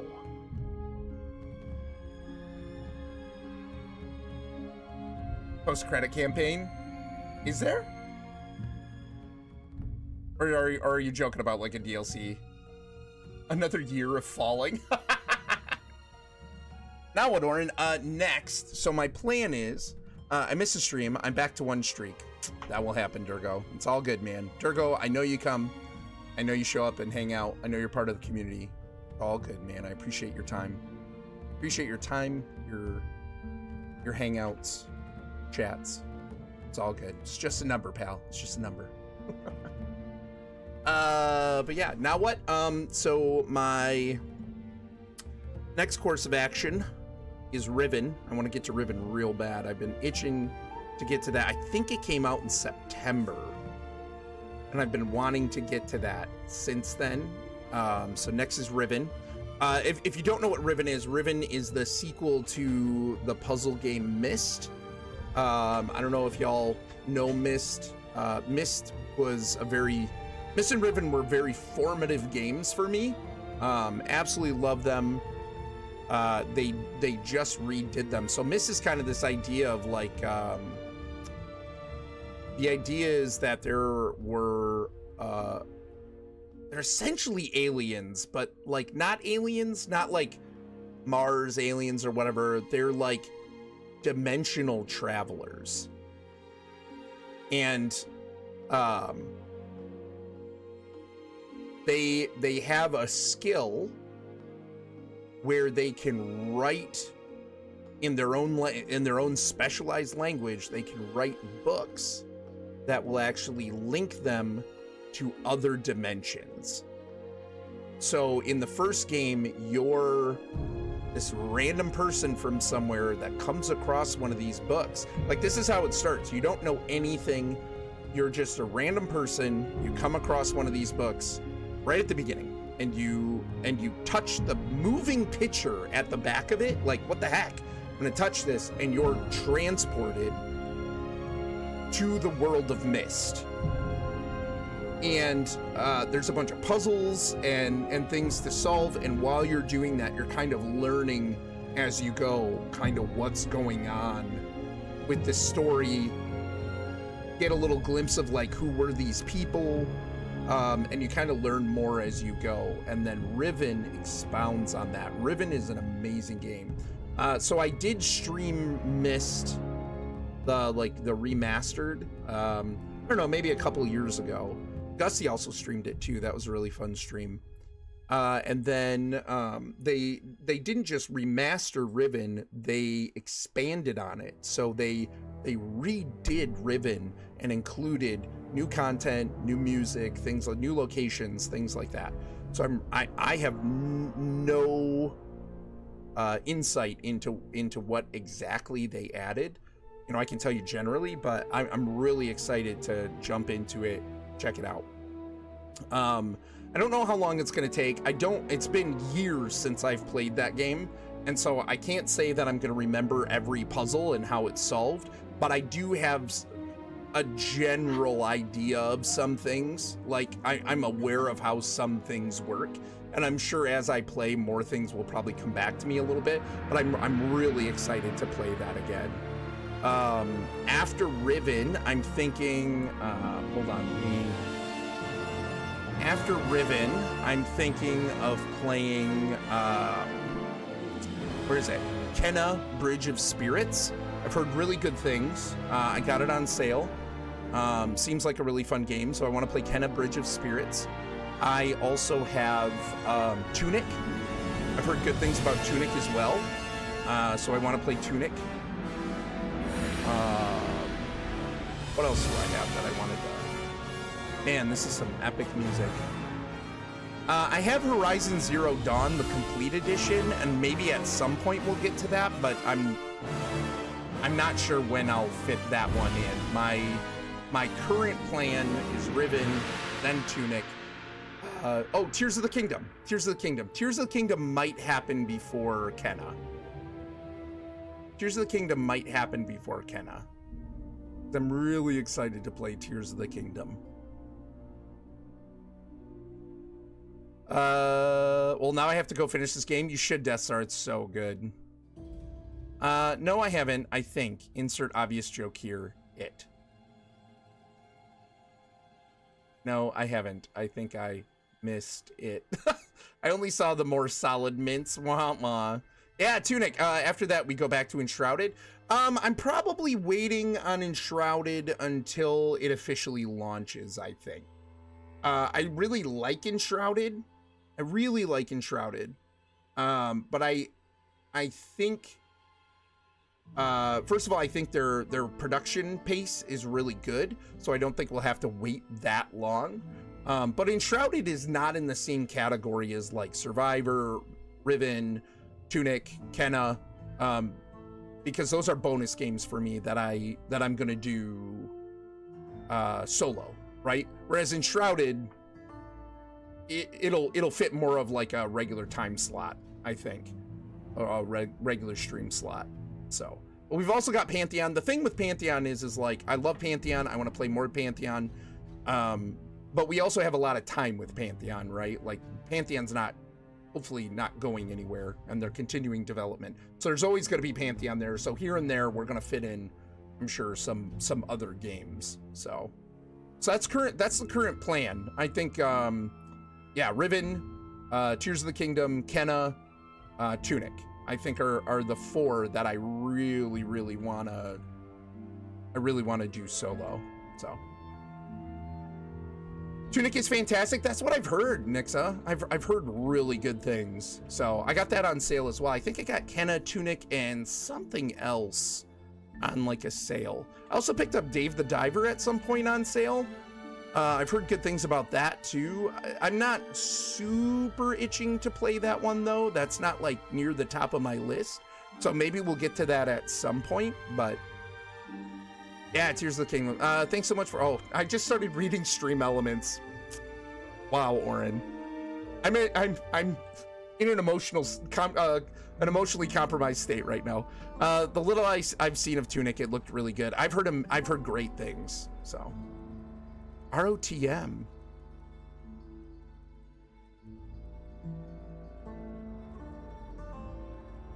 What's ROTM? When do you play Pantheon? Typically we try to play Pantheon for stream on Sundays and Wednesdays. So, well done. Thanks. Thank you so much. My internet is being weird. I think my grandson is on it with his new laptop. Ooh, nice. Aster Blade of Monolith? I've never heard of that. Tunic's amazing. Amazing. Yeah, geez, and Nixa, I think I knew that you guys had played it and really liked it. I think you guys were some of the people that like really got me interested in the idea of the game. So, waiting for Dune Awakening? Yeah, I am too. Like, I'm interested to see how it does. I'm excited for it, but I've also heard some things. I'm trying to have still like a positive outlook on it and everything. Pantheon is by far that is my MMO. Like, that's the kind of game I really like. But I have been watching Dune Awakening for a few years now, and I'm interested to see how it looks. So, nice. I don't remember much about Dave the Diver. It got lost in the wave of games. Yeah, that'll happen, man. Yeah, I know you stream Tunic. That's the thing, Nixa. I think I avoided those streams because I had picked it up, and I wanted to be surprised because I heard that you really kind of like it was really kind of important to experience Tunic like as it unfolded, and I didn't want that spoiled. So I think that's like, I didn't show up for Tunic streams of yours because I really didn't want to be spoiled on that. But I was itching too, you know, it's like, oh man, I don't want to stay away. I wanted to see it, but yeah. ROTM is whatever random keys I press to seem like a real game for confusion purposes. I tried to come up with things that could mean. My bro-in-law is interested in Pantheon. Nice, yeah. Well, Sean, if your brother-in-law has any questions. I'm gonna get Aster. Yeah, I've never heard of that. These are all his solo games, which are typically on Tuesdays plus occasional extra streams. Friday is still community time with mostly finals. Sunday and Wednesday are group / Kylar's games. Pantheon, Fortnite, Marvel Rivals, other maybe more Valheim, or side-by-side Hogwarts Legacy, occasional Sea of Thieves. Yeah, Fortnite. Oh, you listed that, my bad. Yeah, I would really like to finish Hogwarts Legacy too. I would really like to finish that as well. So, need to continue playing Tunic? Yeah, Durgo, I've heard amazing things. No, for sure, Blind is better. Yeah. I started playing more in Rivals. Epic, that's cool. Yeah, I played today with our family and Amish and his boys. We were playing earlier today. It was pretty fun. It was a pretty good time. Trying to keep those kids like on task and stuff is always funny, but it's like whatever, you know, like we know how it's gonna be going into it. So, and they do pretty good. It was fun. It was a good time. Marvel Rivals is a great game. I think they've done a really good job on it. Oh my gosh, you guys, I can't believe it's been almost a year. Almost a year. That is nuts. I'm like, in some ways, I'm super relieved to be done with it and excited to like play other things too. But this game has been a joy. It has been delightful to play. I've had such a good time. You know, not every sequel lives up to the original, and I think this one did and exceeded it. Sometimes with open world, I love open world games, but I get really distracted because I'm a completionist. Not hardcore, but like, I do like getting all the, you know, all the unlocks. I like getting, finding all the secrets and stuff like that. And the thing is I wasn't necessarily expecting this game to take as long as it did. But then it was open world and there was a lot for me to unlock and find. So, but I mean, just loved it. The music, the setting, the graphics, but more importantly, story, combat, the abilities, like everything felt so good. The characters, it all felt really, really good. It was a lot of fun. So super glad to have played it. Well worth the money, man. I like so many fun moments, so many cool things, and nobody can forget when I kicked the power strip straight out of the wall and shut my computer off mid-stream because of the stupid bugs. I wish we would have been able to clip that. That was so funny. Oh my gosh, that was like the first or second stream of this, something like that. Oh man, I can't believe it. It's nuts. I'm excited. I'm definitely excited to play Riven. Riven, I don't think will take that long. Riven's not gonna be a months and months kind of stream. But then Tears of the Kingdom, I expect we're gonna be in Tears of the Kingdom a good long time. I might have to look to see how long Kenna typically is. Because if Kenna is kind of a quick play, then maybe we play Kenna after Riven before Tears of the Kingdom. Because I think once we get into Tears of the Kingdom, we're gonna be kind of all in, and I'm sure there's gonna be a lot of time spent in Tears of the Kingdom. I think Breath of the Wild took us a year to get through. Now, keep in mind, for anybody who's new and wasn't here for all of that, keep in mind that I can't always stream it bonus on, you know, every week. And so it does take a bit longer when, you know, stuff comes up and whatever. But I do try to, when I have a bonus game, I do try to be around for it as consistently as possible. Yeah, I'm assuming we're gonna be tucked into Tears of the Kingdom for a while. I heard Blind was better, but I decided against it when I fell down the stairs that day. How long ago was Rancor Crunchies?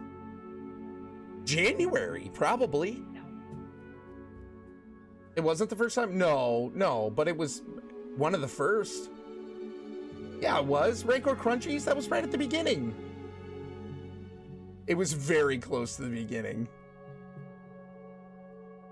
Might have to play the first one and get this one then. Yeah, Sean. Incredible. I've loved both games. I've had such a good time playing both games. Like, in a lot of ways, they kind of remind me of the Jedi Knight games from back in the day. I kind of wish they had like a multiplayer like that had, but in a lot of ways they remind me of that, and I have had an absolute time not even just playing them, but streaming them. These have been amazing games to stream too. It's so much fun. The deaths, yeah, so many deaths. All the crunched bones. Oh, man, how many times did that Rancor just bite me straight in half? Remember hearing about that? Oh, Death Star, it was brutal. Dusty, why are you green? I know, right? He changed. I learned how to change my name color this week. But Buggy's freaking out. I also learned that people pay attention to name colors. They do, but sometimes it throws you off. I've read people's chats, and because of like similar letters on either end and the color, I assumed they were someone else. We didn't get this reaction to the cable kicking because it cut the stream out. Yeah. Oh my gosh, that was so funny. I still haven't finished Breath of the Wild. Ed. Such a good game. Such a good game. I remember you telling me back when I was streaming it that you needed to finish it. There's just so many games. Ed, what are you playing right now? Are you playing anything? I can be pink if it helps. You won't be able to see it though, right?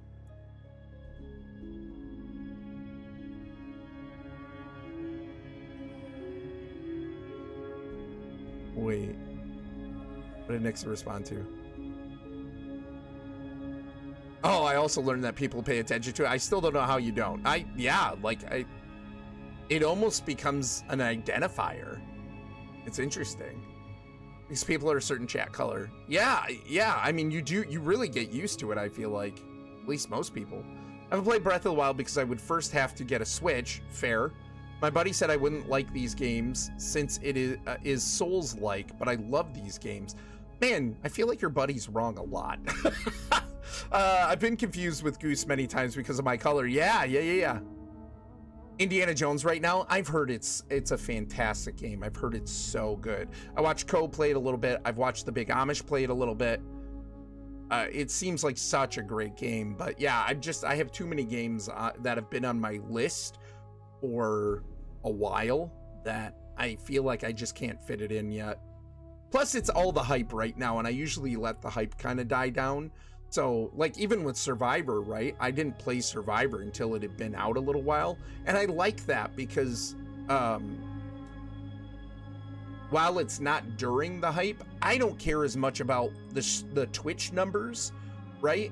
And I don't care as much about the Twitch numbers, and what I enjoy is when people have played the game, like Gusty's played this, Elbows played this, who else has played Jedi Survivor, you know, and it's like they get to sort of relive it through my stream, and they can anticipate like, oh, something cool's gonna come up. How's Orrinn gonna react, you know? And I feel like in that way, I have some really good interactions with people, and then people who just never picked it up, they get to see it for the first time too. Like maybe they weren't interested in picking it up, right?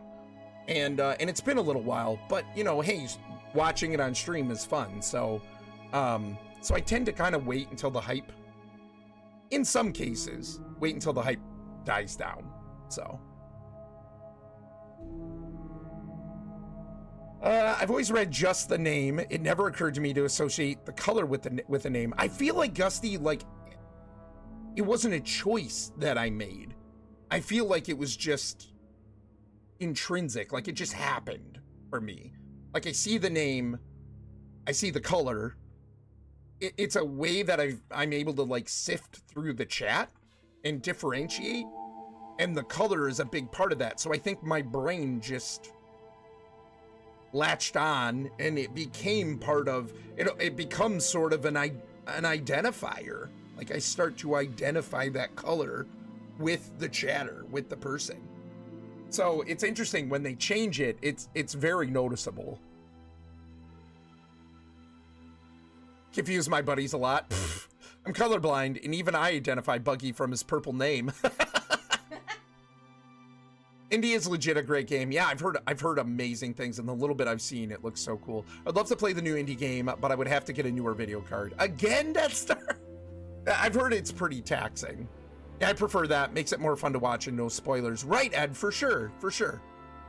I feel like that's the thing. You will still have some people that will say, hey, I can't be here. I've picked up this game, or I still plan on picking up this game. I don't want the spoilers. Totally makes sense. But usually by then, if it's a big enough game, the people who really care will have already picked it up and played it, right? So... honestly, I picked up Fallen Order because I saw you streaming it and it looked fun. Yeah, for sure, Death Star. That's awesome. But I probably do pretty well on a blind quiz of which community members are which color off the top of my head. Oh, I could probably do pretty well on a blind quiz. Yeah, I believe it. Oh, I see. When you see a pink name starting with a K, you tone it out. Got it. Yeah. Yep. I'm still about 5 years behind on my video card. Yeah, ouch. Yep, it will happen. It used to be yellow years ago, but random streamers kept thinking I was a guy, so I changed to pink. It's true. It's true. Yeah, I don't think it was ever, it wasn't a conscious decision to pay attention to it. It just kinda happened. My color is mysterious and unknown, right? I know I can't see it. Apparently the colors are different from mobile to PC for some of the colors. Yeah, yep, I've heard that. I've heard that. Yes, she was yellow. Yellow used to be Kylaris's favorite color. Fun fact, in college and when we were first married, she had a yellow Volkswagen Beetle. Like, what was it? Sunshine yellow? It was like a very specific yellow color. It wasn't the normal yellow. Double yellow? I think the official, yeah, she thinks the official was double yellow. A double yellow Volkswagen Beetle. I hit my head, I cannot tell you how many times on that car frame, because I'm 6'2", and that Beetle was super small. For a while, it was the nicest car we had. But I hit my head on it so many times. Like, my ear hurt so bad.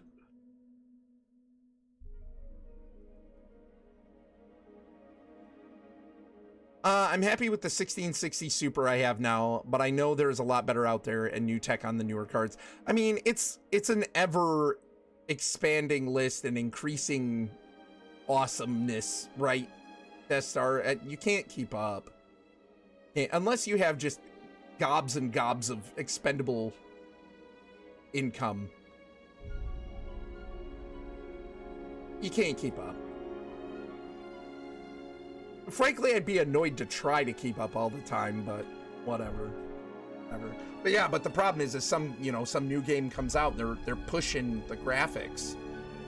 But the thing is, a lot of games that are pushing the graphics, I think there's many that aren't great games, and so it's very easy for me to avoid that, or I'm not interested or whatever. But the Indiana Jones game, I'm pretty interested in it. Someday, I'll pick it up someday and we'll play it, but... same, I used to like yellow, now I like leaf green and sky blue. But like, why yellow equals guy? That seems so random to me. Yeah, I don't know.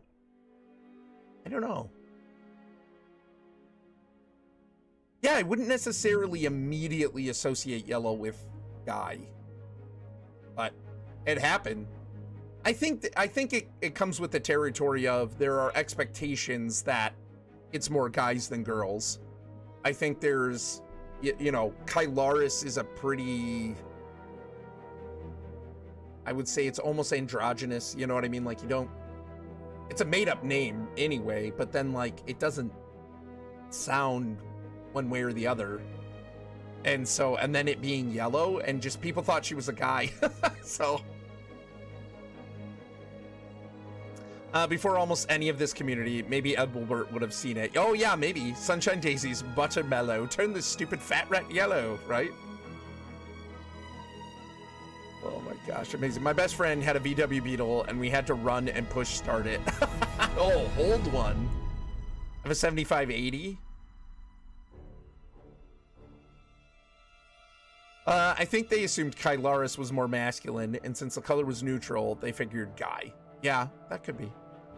The only time I honestly change my video card is when I have to. Yeah. It wasn't yellow equals guy. It was more, I'm going to assume you're male unless you tell me. Only pink seemed to make them lean toward me not being a guy without me telling them to stop calling me dude. Yeah, also this. The thing is, though, that's funny because we say dude around here to anyone. Dude is like a very generic term here. It's on Game Pass, so I should play Indiana Jones. Nice. Yeah, I don't have Game Pass, so it's just going to be one of those things where I have to pick it up someday. I was in pink, so they thought I was a guy. You, what up, my dude? Yeah. Dude, it just gets thrown all over here. I've been getting pop-ups on some games saying my video card is below the minimum Falcon, minimum specs, and play at own risk. That scared me, so I said nope, and I don't remember the game title. I've seen that happen. I played anyway. Everything is dude. The refrigerator is dude. The video game being a jerk is dude. We're all dudes. Aluminum? New spelling. Forget aluminium. Forget aluminium. Forget aluminum. We're going to aluminum. All of us. We're all choosing to switch. Dude, for everyone may be more our generation than a regional thing. It probably is, Heather. It probably is. It's fair. Guys, I just want to keep hanging out. It's only midnight. It's Saturday. Let's just keep hanging out. What should we do? We can go get a drink and... You know? Oh, bro, yeah. Yeah, I did. Kylaris, well, somebody asked me. Kylaris said I didn't really launch into what I thought, so we can talk about that. I don't know if I'm in the mood to play more Rivals right now, to be honest, board. Bro Laris. I yelled out, dude, while playing a game the other day, and 4 people came in and said, what? What is the matter? Guylahis?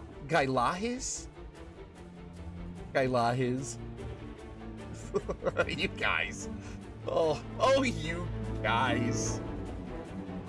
Sillies. Man.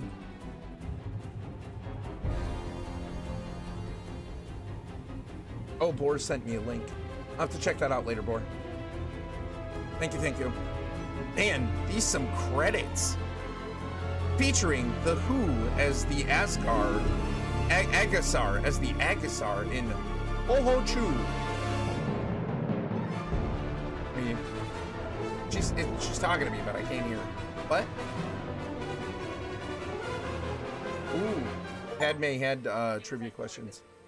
Yeah. The Who, like the band? That's what I thought. Well, it's not exactly what we expected, but this place is our home now. Yeah, Grease. Yeah, I guess it is. Still got a lot of work ahead of us. It will take time to contact the hidden path. and find the anchorites. And build a saloon. I mean, the place is creepy, but it does have franchise potential. This belongs with you.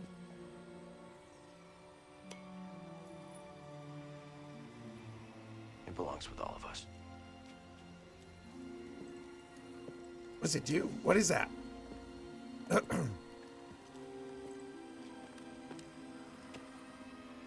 do you think, kid?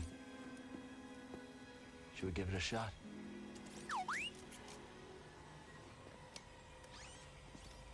Yeah. Let's do it. Ah, that's the spirit. Oh, that's great. Come on, I'll bet you're hungry. I'll make you something to eat. Did you ever have a scaz stick? Music's ominous. Oh. She's not happy with him.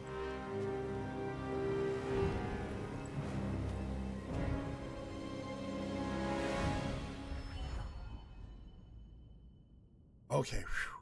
Journey complete. You have reached the end of your journey. However, the galaxy can be freely explored, and there may yet be secrets left to discover. New Journey Plus. New Journey Plus is now available from the main menu. All stances and cosmetics from previous games will be unlocked, along with some new perks and lightsaber colors. Any skill points will also carry over to your new game. Wow. New Journey Plus free perks. Purity grants a massive increase in weapon damage for both friends and foes. Warrior replaces standard enemies with new, more difficult combat encounters, and Trendsetter randomizes your cosmetics on death. That's funny. That's hilarious. Let's save this mug.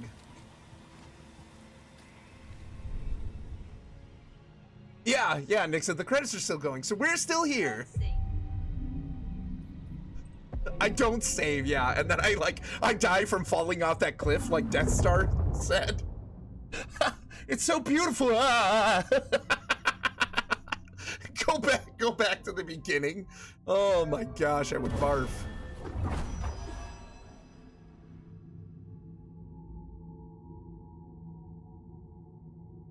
Oh, your wife's watching a Star Wars movie?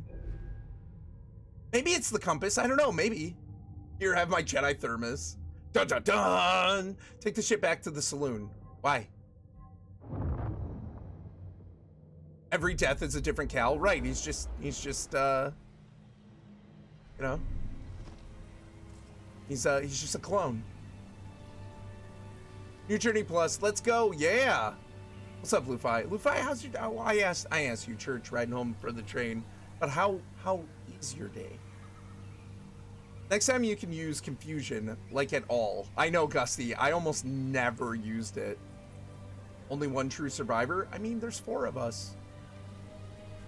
That first step is a doozy. Yeah, I knew it, Cal. I knew Cal was a clone all along, right? To see the crew on the journey. Hello there. You just got home, nice. Hey, what's up, Wyatt? How you doing, man? Wait, are you serious? You want me to go back for real? I used confusion more than you used Dutch.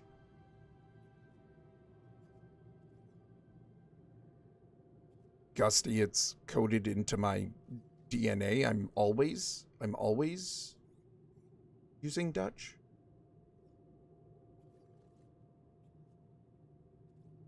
Checks out. She's one of the family now. It's true. Wait, you want me to go talk to the kid? Kid. I want to talk. I can't talk to the kid. She's just staring at me creepily. Stop it. Aaron's mad. Time to see if that compass is still working. Why wouldn't it be? With my luck. It is a mechanical object. You have no control over it. Fair enough. Thanks, Mirren. Wait, Elbow. Do I really need to go back to the saloon? And she punches Orrinn randomly in the gut. Hey! Yeah, hey! Ready when you are. I just hope that compass still works. Oh, okay. Okay. So that's it. Like, I could go unlock secrets and stuff, right? That's it.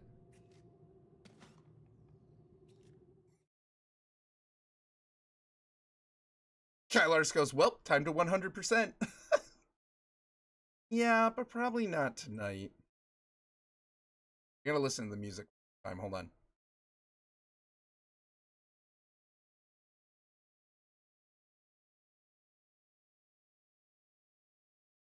Ooh. It's just showing me like new Journey Plus. You're always Dutch, but Gussie has goldfish brain. True. Gussie, yeah, Gussie told me early on he used the mind trick fusion a ton. Gussie, didn't you say there were things that you like didn't even fight until you got the confusion? And you could sick their friends on them or something like that. So he said he used it all the time. And I did not use it that much at all. Like every once in a while just to kind of like mess around, but I didn't really use it that much. If he's Dutch, does that mean he outwitted the Predator? Oh. Anyway, Kylaris was like, you should talk about what you thought about the game. And the ending. A little more in depth. A little more in depth. What's that? You don't hear music right now?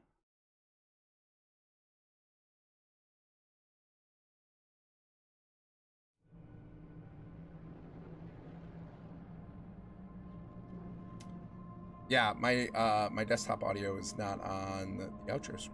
Kind of forgot about that. Interesting. Yep, one of the optional boss fights had 2 big beasts, and I made them fight each other. Yeah. Press conference. I know. Good evening, everyone. Some important news. Really, opinions. You're all gonna sit here and listen to it, and you're gonna like it. Oh, is there supposed to be music? There is now. Right. I loved it. I thought the story was incredibly compelling. I think the story and the game mechanics were what really shined in this game. I think you could have put us in any sort of... The game world was great. Don't get me wrong. But I think, especially in like an open world game where you get a lot of different locales, a lot of different environments and things, you know, we were on Coruscant, we were on Bogano, we were on Kobo and Jeddah, all very different feeling environments and things like that.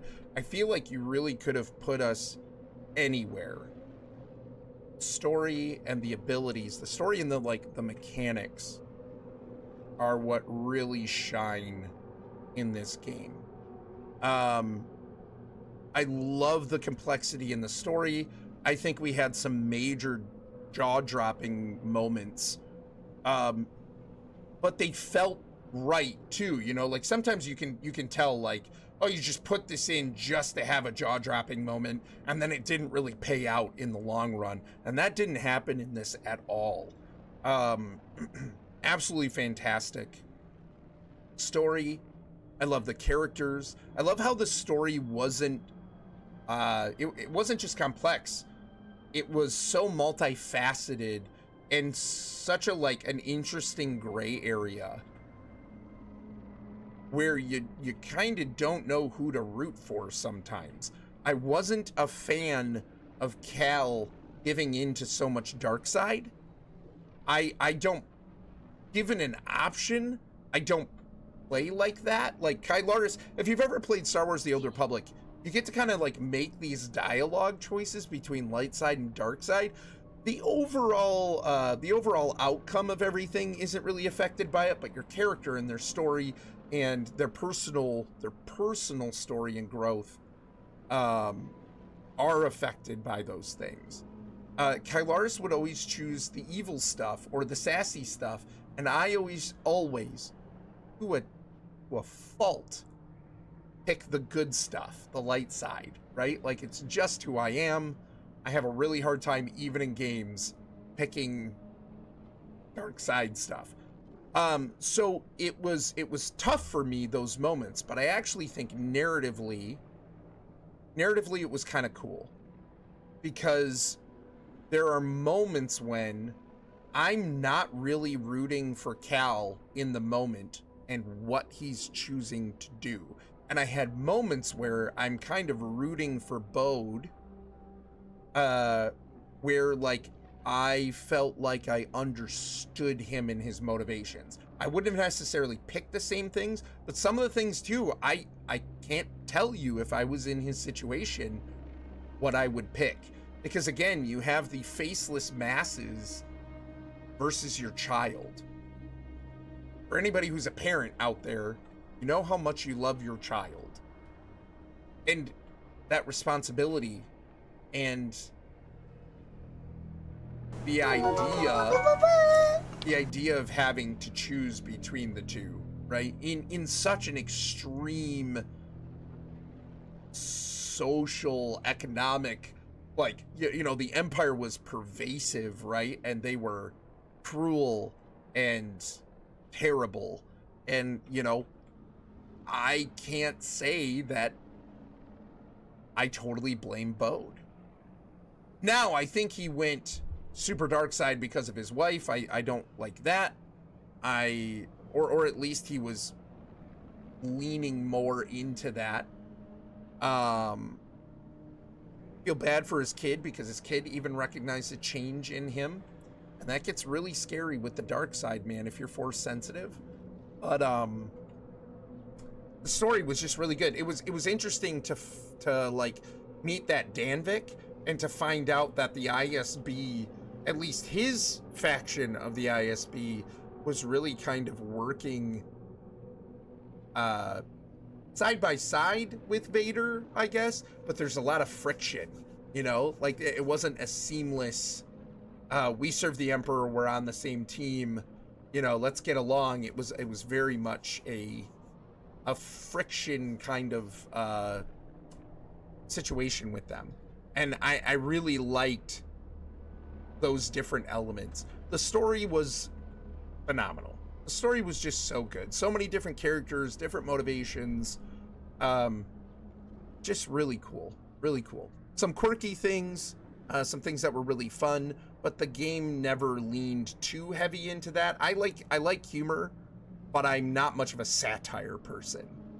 And so like I like there were some quirky things, some things where they didn't take everything super seriously. Like Scuba Steve, right? Like, come on.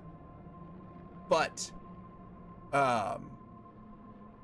primarily it's a serious game, and I really liked it. The dialogue, the interactions between Cal and his crew and stuff too, like his family, really, the family that he's kind of made. I called it really early about Bode. There was something about that character and the position that we were in with him from the beginning that I'm like, you know what? This guy's gonna betray us. And you can go back to some of the earlier videos where I say, this guy's gonna betray us. And there was something about that from a writing standpoint. I could see the setup. I could see where they were positioning Bode to be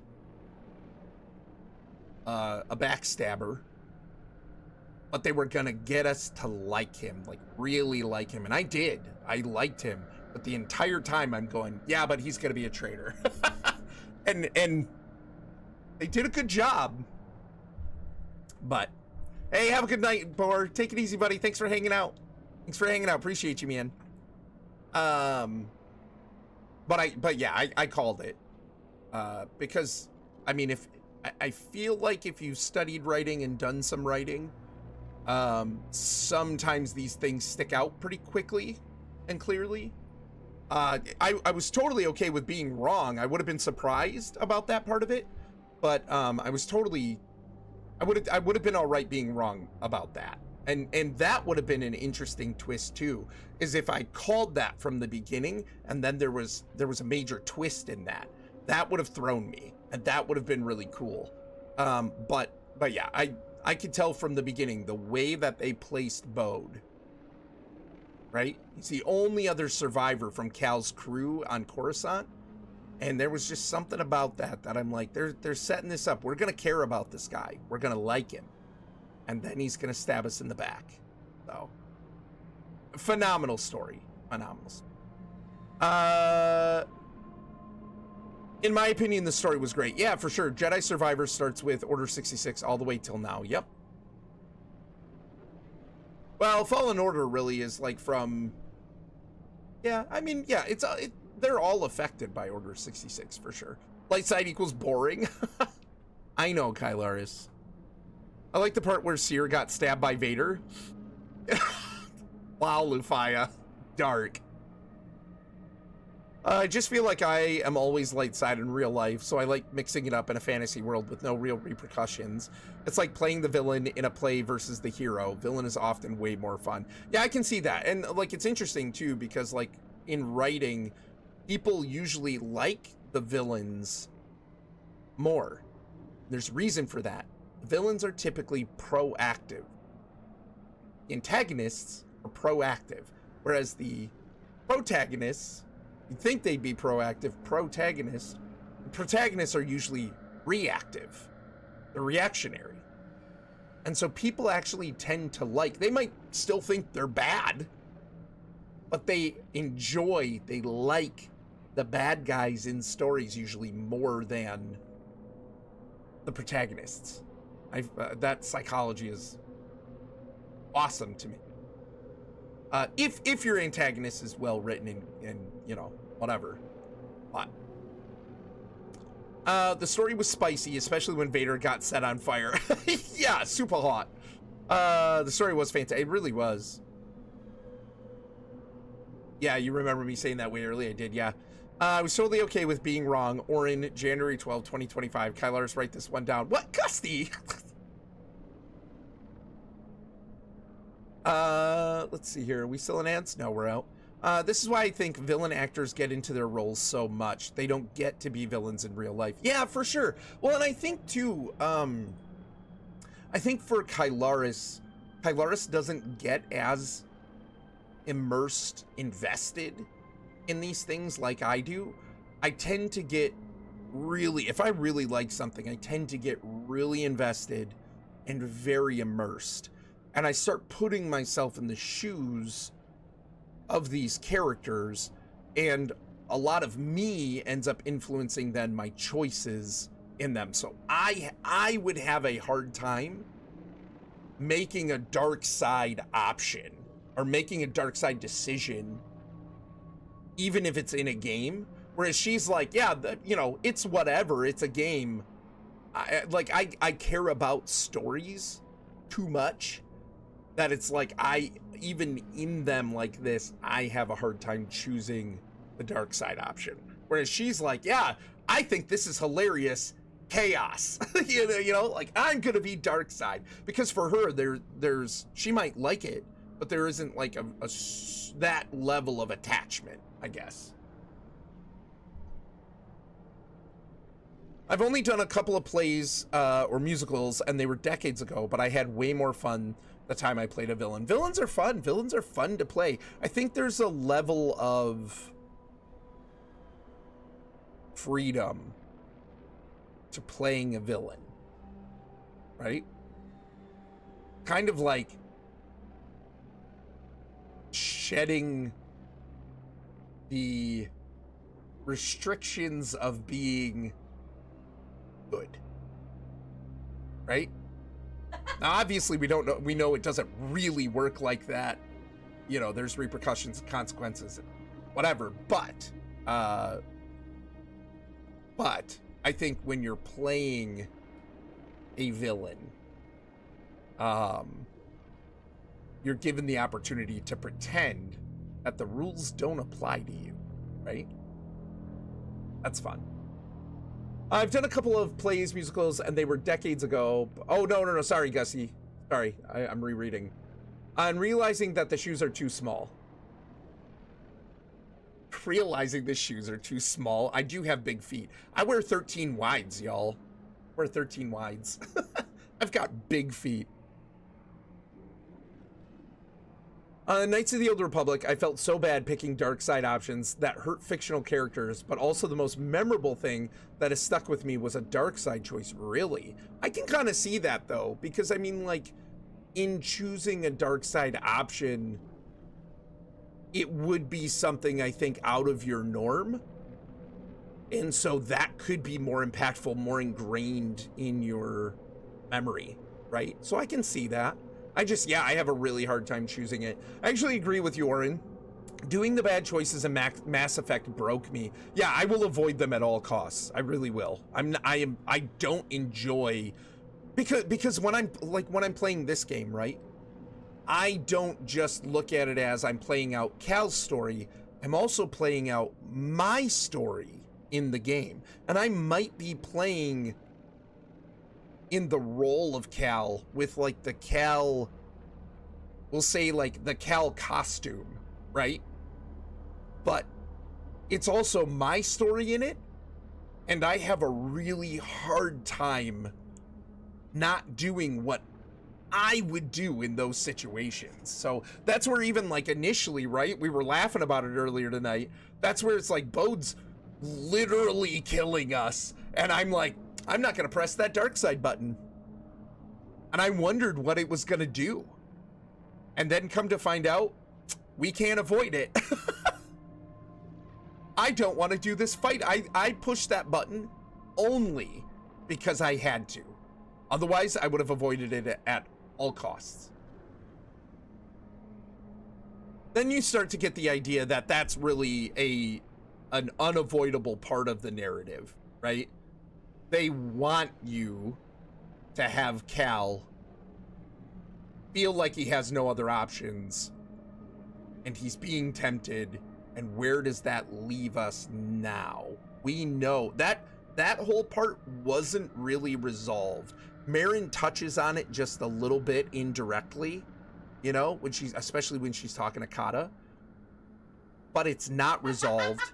It's not addressed, and it sets us up for how does the next one start. So I get it, but it sucked. I didn't like it. It's really hard for me to do villain things in games. It feels too much like I am making the choice myself in real life. Nix, I'm the same way. I think that's an immersion factor for us. I think we put ourselves almost too much into the character, you know? Yeah. And you know what big feet means? Big shoes. It's true. It's true. Big shoes. Oh man, it is unavoidable. It is your destiny, apparently. Apparently. I'm with Kai. Let's see what chaos this will cause. Buggy, you didn't even have to tell me that for me to know that's true. I 100%, I've watched you play games.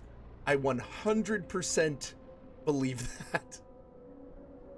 This is like a personality test. It is. It is. It's kind of a personality / perspective, not test, but it says a lot about it. Like, it's almost like an evaluation. So, Kylaris doesn't get as invested in the people. She's like, it's me, I'm playing a game, there's no real repercussions. And I'm like, oh no, there's repercussions in this, you know what I mean? Like, I don't want to live with it.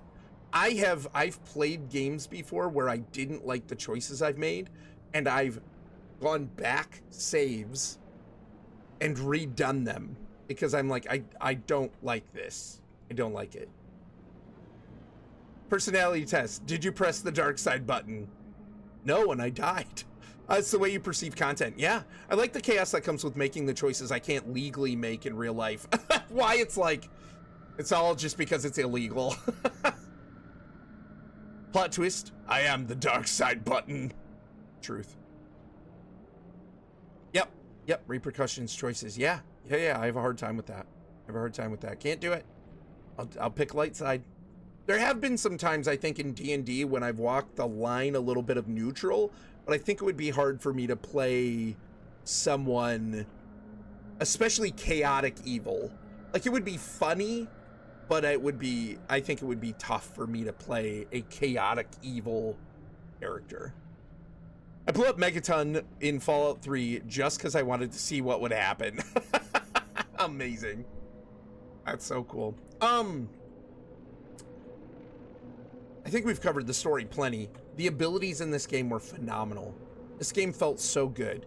I think the only thing, I don't think I paid enough attention to my block bar, my block meter. I'm assuming that's why some of the time I felt like I couldn't block. But there were times too where I felt like I was hitting the button and I hadn't been hit before. And so I don't know if it was my timing. I don't know if it's just the game. I don't know if it's set up that way. I don't know. But there were times when I was blocking or trying to dodge and it didn't react in the way that I felt like it normally did, and that was frustrating. I will say I'm very receptive, very understanding that it was probably me and not anything else. But sometimes that just didn't feel good. But everything else, the force abilities, I kind of wish we had more force abilities, honestly. That's one of the things I really liked about the Jedi Knight series, is you had several force abilities. Like, there was quite a bit at your disposal. So it's like, I wish I had more force abilities. But I will say, a whole lot of lightsaber techniques, which are super fun. I really liked the skill point tree that you could fill out and prioritize. I always love a good skill tree.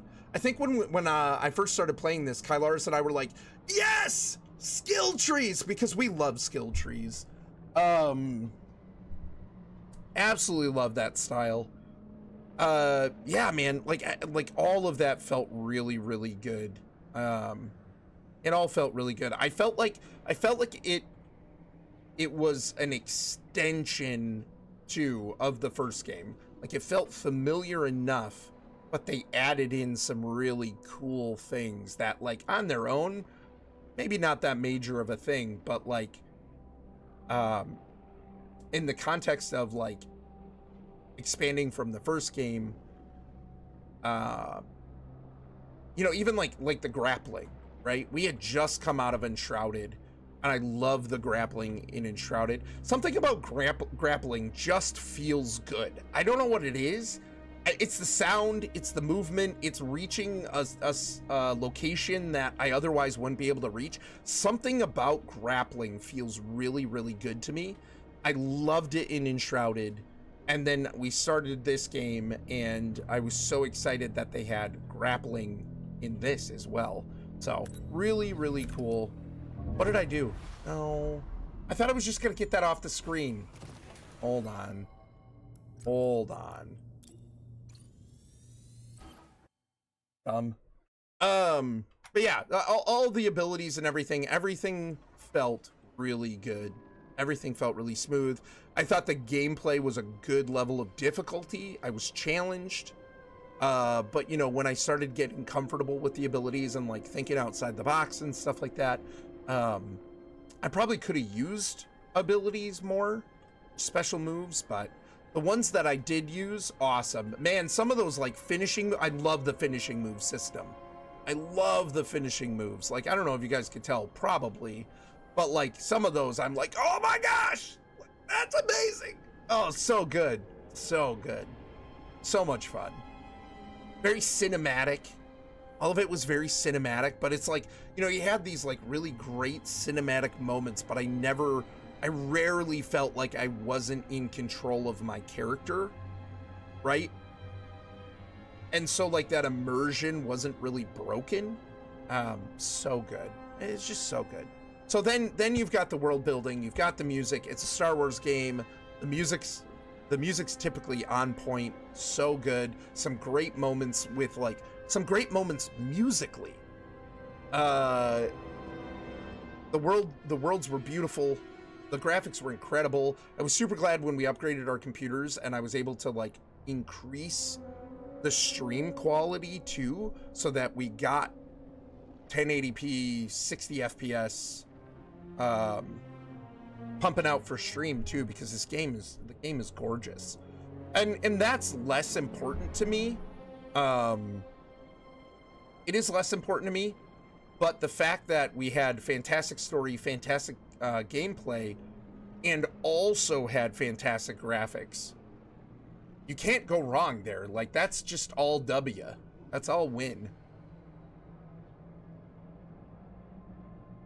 Nixon said, I will say, I will do mischievous things, like steal something as a joke in a game, but straight up murder? Yikes. Yeah, that's fair.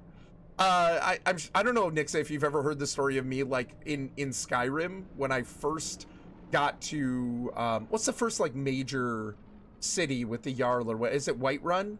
I think it's Whiterun. When I first got to Whiterun, I stole everything from the Jarl's keep. Everything that I could steal without the guards getting on me. So plates, silverware, candelabra, whatever. I stole everything, and I was so encumbered, it took me a half an hour to get out the door and over the little bridge into the market that was right there. A real, genuine half an hour. Kylaris thought it was hilarious. It was absolutely ridiculous because I could get away with it and I could go sell it. But yeah, like, normally I can't make dark side choices. I think that was part of what I loved Skyrim, but one thing that kind of bugged me about Skyrim is I never felt like I was making a genuinely good choice. You know? Like everything was very gray. Nothing was very black and white, and I struggled with that. Oh yes, it's just like D&D. What alignment do you like to be? I go chaotic neutral. I like to keep people guessing as to what I'll do next. Yeah, that's fair. That is Kylaris. I also blew up Megaton, but I saved beforehand and reloaded it afterwards so it would stay. Oh, okay. That's funny. I'd be scared to DM a game with you with Kylaris. It's fun though. That's my goal. What is your favorite D&D class if you have one? She hasn't played much. I think she says that. I'm a sneak thief in almost every game. To be fair, a great deal of my time in the military consisted of stealing from one unit for another one. I even stole from my old unit for my new unit at one point before I got out. I honestly haven't played very many, but I was partial to a barbarian. Yeah, Kylaris, when it comes to games like that, Kylaris likes to be in the forefront. She doesn't like to wait around. She doesn't like to sit in the back. She wants to get right up in something's face and hit it with like a big hammer or a sword or a big axe. Like, that's Kylaris. She's super passive in real life. Like, not aggressive at all. But in games, complete opposite. And I had stolen from the new unit before I was in that unit. Jeez, man. Kylarbarian. Sounds like she's a librarian. In games like Mass Effect and Dragon Age, I've been the same way. I don't like to or can't make the choices that would negatively affect the story or other characters unless forced to in the game. Yeah, for sure, Heather. It just feels bad. You know you're going to have to live with those choices, and that's going to probably lead to more difficult choices. I don't like it. Skill trees are nice. I love them. I think I've only played Barbarian, Cleric, and Ranger. Yep. Cannot wrap my brain around stealing actual things. Yeah, me neither. I like playing Thief, especially when I decided to steal from a party member or a villain. Yeah, I can see that. My Barbarian was an Air Genasi, and there would be lightning weather effects when she would rage. Yeah, it was super fun. Punch first, think later. Kylaris. Link's hook shot. Oh, so fun. I love the hook shot. Hook shot was so good. It's all about confidence. If you look like you're supposed to be taking that, most won't ask questions. That is a fun grapple too, yeah.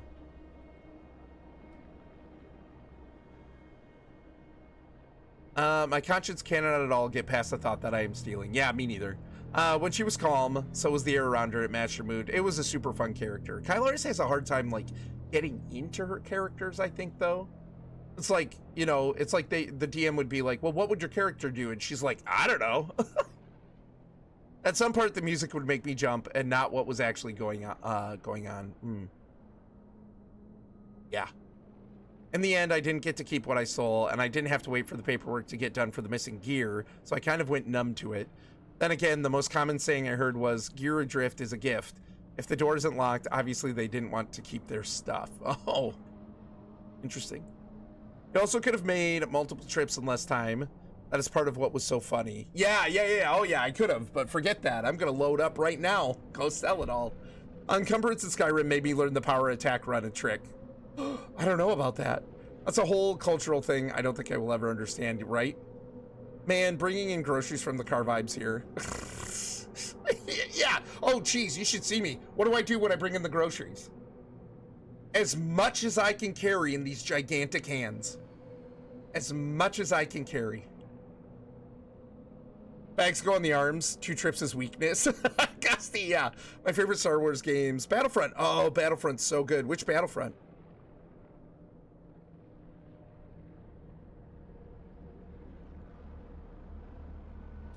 Marines was a wild time. The way you could break things, and as long as it's replaced, nobody asks any questions. Crazy. I will carry my 3,800 rock with my 115 rock carry limit, and I will do so once. Too soon, Cheese. Too soon. Too soon, Cheese. I don't know if Cheese can't even hear me right now. Too soon. There's something chill and rare about a post-game completion hangout session. Yeah, for sure.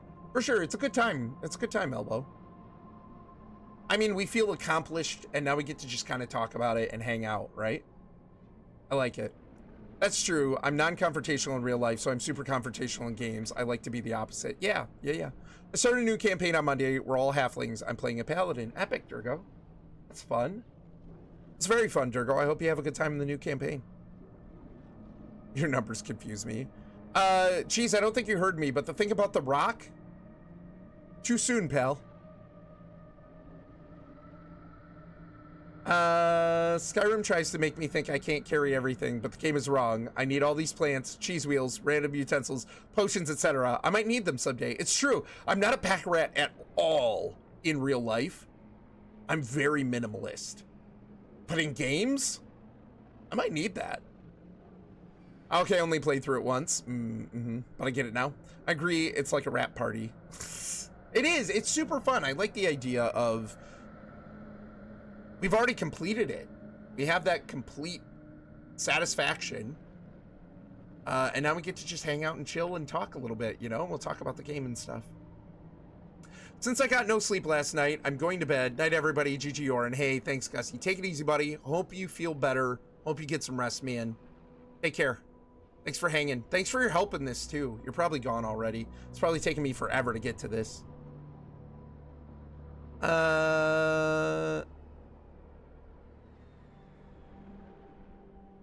Oh, you weren't here. Bye. Take it easy, buddy.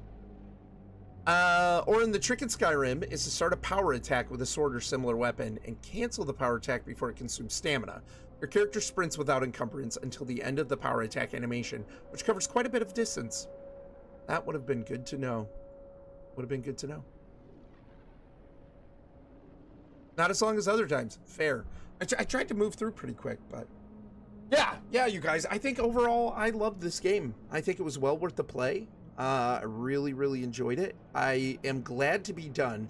A year is a long time. I think one thing I kind of struggle with is I want to play... You know, I get excited about these games. I get excited about Hogwarts Legacy. Get excited about Jedi Survivor, Breath of the Wild, you know, Tears of the Kingdom coming up. I get really excited for these games. And I think one struggle of being a streamer, and it's not necessarily always bad, but one struggle with being a streamer is you want to share these experiences, which means you have to put it on a different timetable. If I didn't stream, or if I decided to play a game heavily off stream, you know, because Gusty's done that with some things. I think he did that with Tears of the Kingdom. He's like, I'm not streaming this. I'm just going to play it. He was super excited for it. I think one of the most anticipated games for him. And he's like, I'm just going to play it on my time. And I think that's totally respectable. I get it, because it's hard when I've wanted to play this game a lot. And because I'm streaming it and I wanted to keep it to streams, it took me forever, right? Because I can't stream every night. That I feel like that wouldn't be fair to my friends and my family. And probably exhausting for me after a while. I can't stream every night. And so having to bonus stream it, like, and I'm in a rarer circumstance too, I think, with streaming, where if somebody got this game, if another streamer got this game, they probably have the opportunity and the no guilt ability to play it every stream until they beat it, right? So if they stream 2-3 times a week, they're going to play it 2-3 times a week, and they'll have it done far faster than I will, because Kylaris and I are a duo, and I wouldn't trade that. But because Kylaris and I are a duo and we play other things together, these single player games tend to take me a lot longer. I should make this a just chatting, by the way.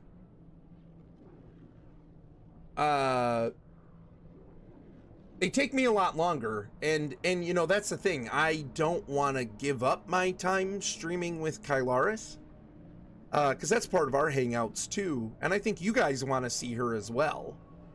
But it does really kind of slow down how quickly I move through these single player games. So it's like there are times when I really want to play it and I can't. And if something throws it off, you know, well, there goes my one night this week, where I can't play it again. And I gotta hope next week I can, you know? And so it gets thrown off really easy too. So it's kind of an interesting conundrum. It's like I really want to play this, and I want to beat it. I want to get through it. I want to see what happens. I want to experience it. Because another problem with streaming it as little as I do is there are times where I get back into the game and I feel like I've got to kind of catch up again. Like, gosh, how do I do these things? Like, at one point there'd been a little bit of a longer break with this game, and I couldn't remember how to do the dash. It's just the V key, but I totally forgot that was the key to make that happen, right? And so it's almost like I lose a little bit of knowledge, of know-how with it, and that can be kind of frustrating. So it's like I have this conundrum where I want to play it, and I want to play it a lot, but I also want to stream it. I also want to share it with all of you. So sounds like a catch-22. I can relate. Yeah, hey Danny, welcome in. How are you? Yeah, for sure. It can be tough. It can be tough. Oh, so it just ends up being a situation where yeah, it just takes me longer. It just takes me a lot longer to get through it. So sometimes there's no moving quickly through chat, but it's always worth it. Yeah, for sure. And like I've always said, I always try to make everybody feel like, genuinely feel like I care about what they're chatting. I care about their chat. I care about your chat. I want to chat. If I didn't care about your chat, why am I streaming? Why am I on Twitch? I could just play my games. So you guys' chat has always been my priority.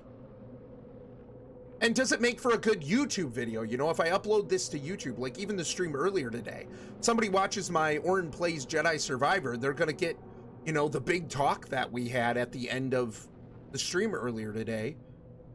Does that make a good YouTube video? Probably not. Do I care? No, I don't. Save it on YouTube because I personally want to go revisit it. If somebody else wants to watch it and enjoys it, great. I keep it because I want to save it. I want to have it there. So does it sometimes make for poor content? Yeah, probably. Do I care? No, because I care more about our interaction. So I literally tell him all the time he can stream solo games more often, but it's like he wants me to join or something. Yeah, right. Yeah, making the decision of locking a game to stream is or not is rough. I've been reconsidering which games I stream versus not. Yeah, it's hard, Nixa, because I feel like sometimes the more excited I am about the game, the more I want to stream it.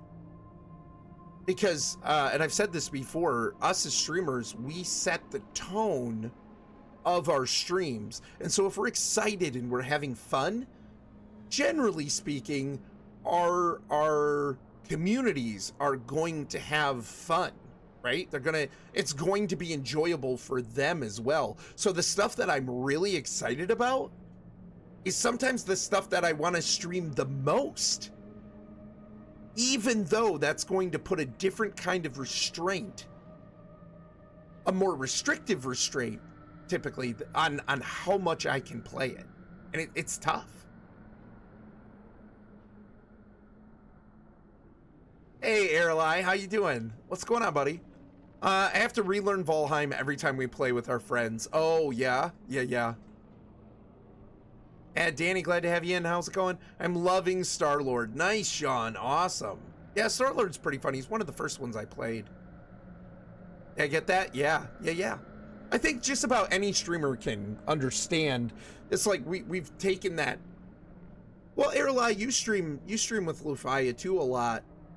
And it's one of those things where it's like, I want you here. Like, I want Kylaris here. I want to stream with her.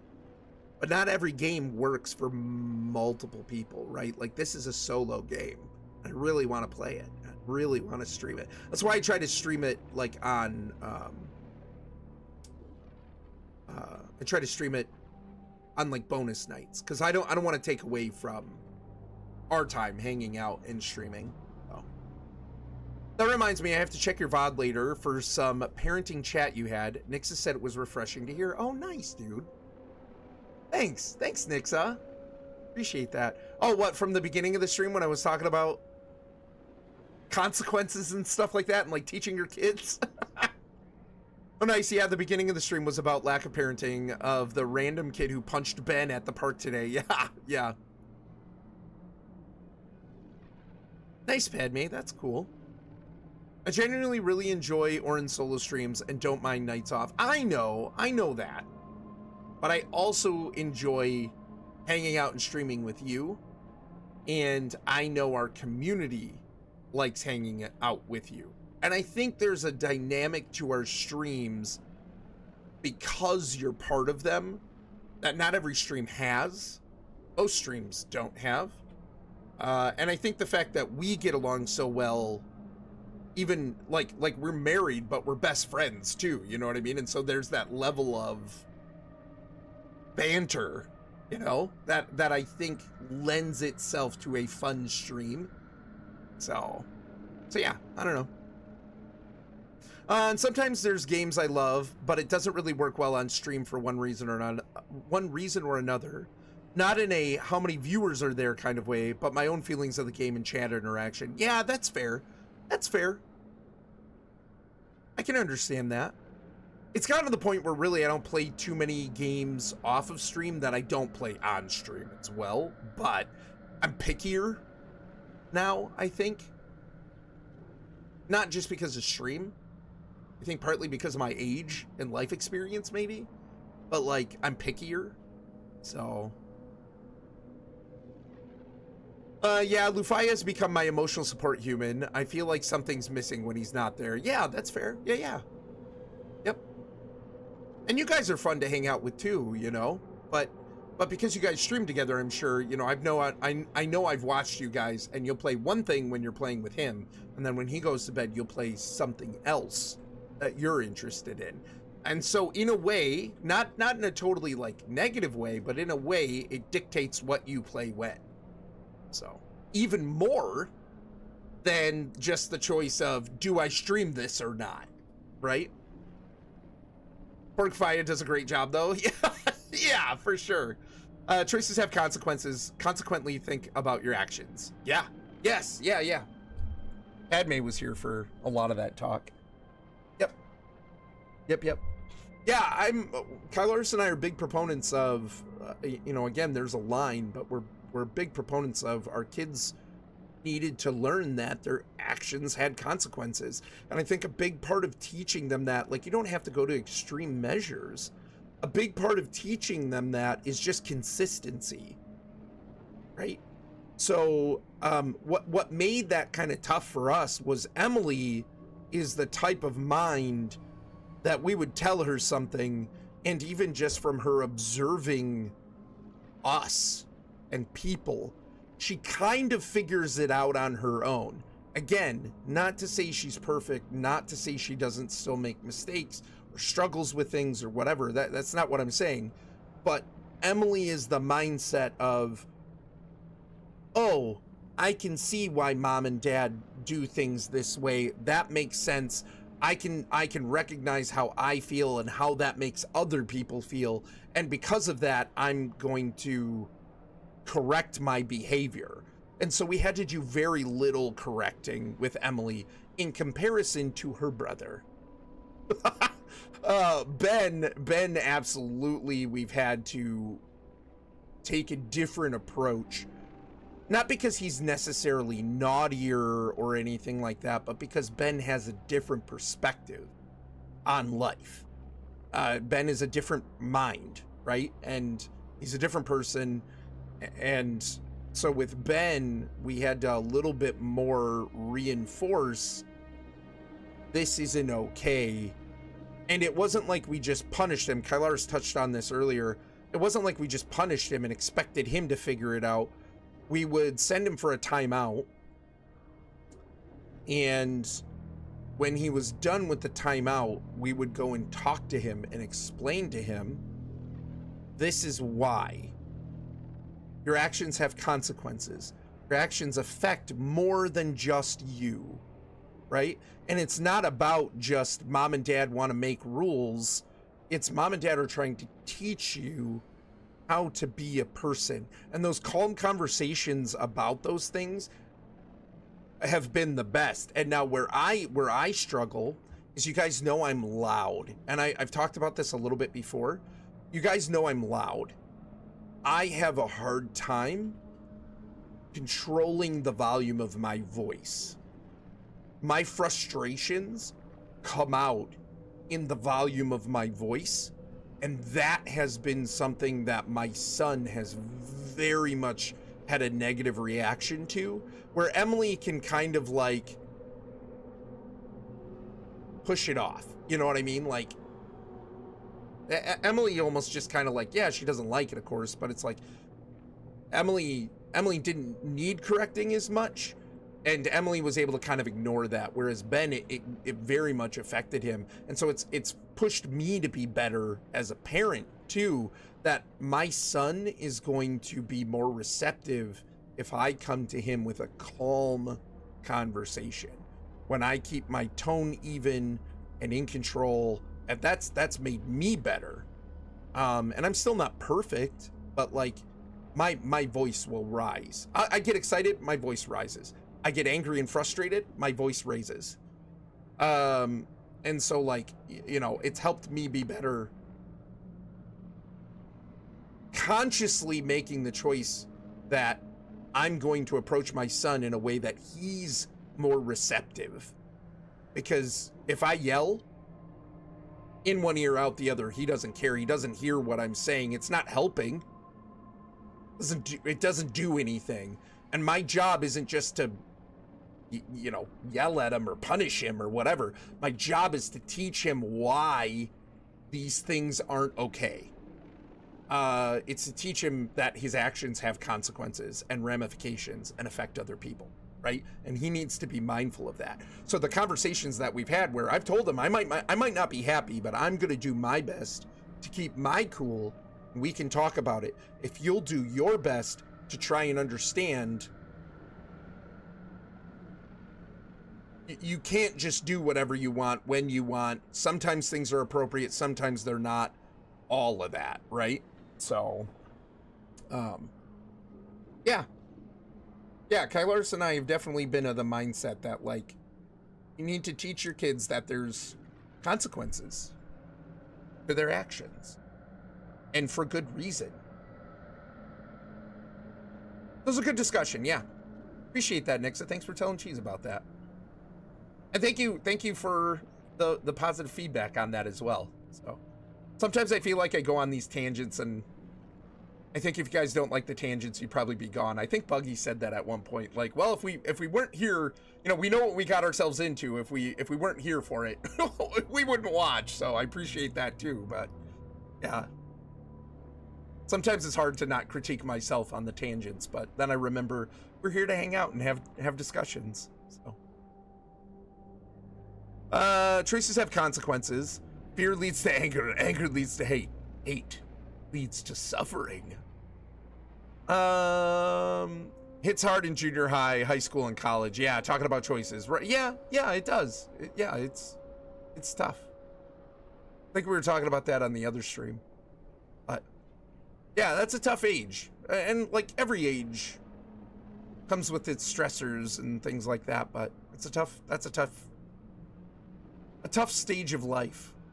People say not to react when kids get hurt because they'll cry, but I also respond and go, aw, and my baby comes to me for a 1-second hug and then stops crying. Yeah, I don't think there's a problem with, again, I think there's a line on both sides of that, Airline, where it's like, I don't want my child to be overreactive, right?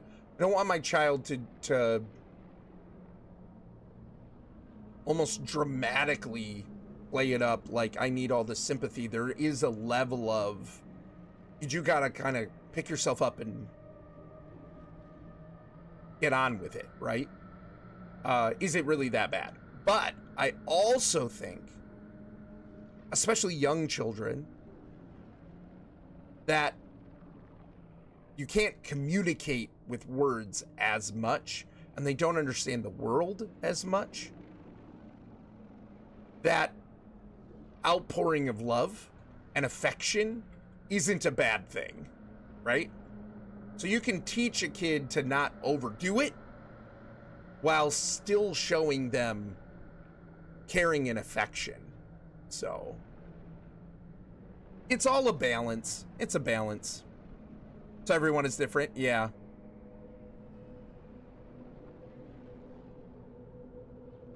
Yep. It's all a balance.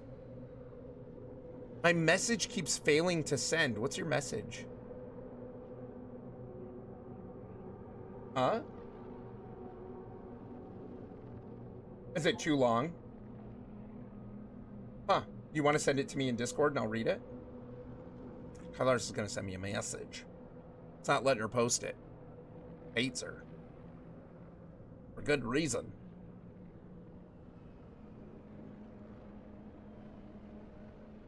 Carlos wrote, it's really impactful when we talk to him about the feelings of others.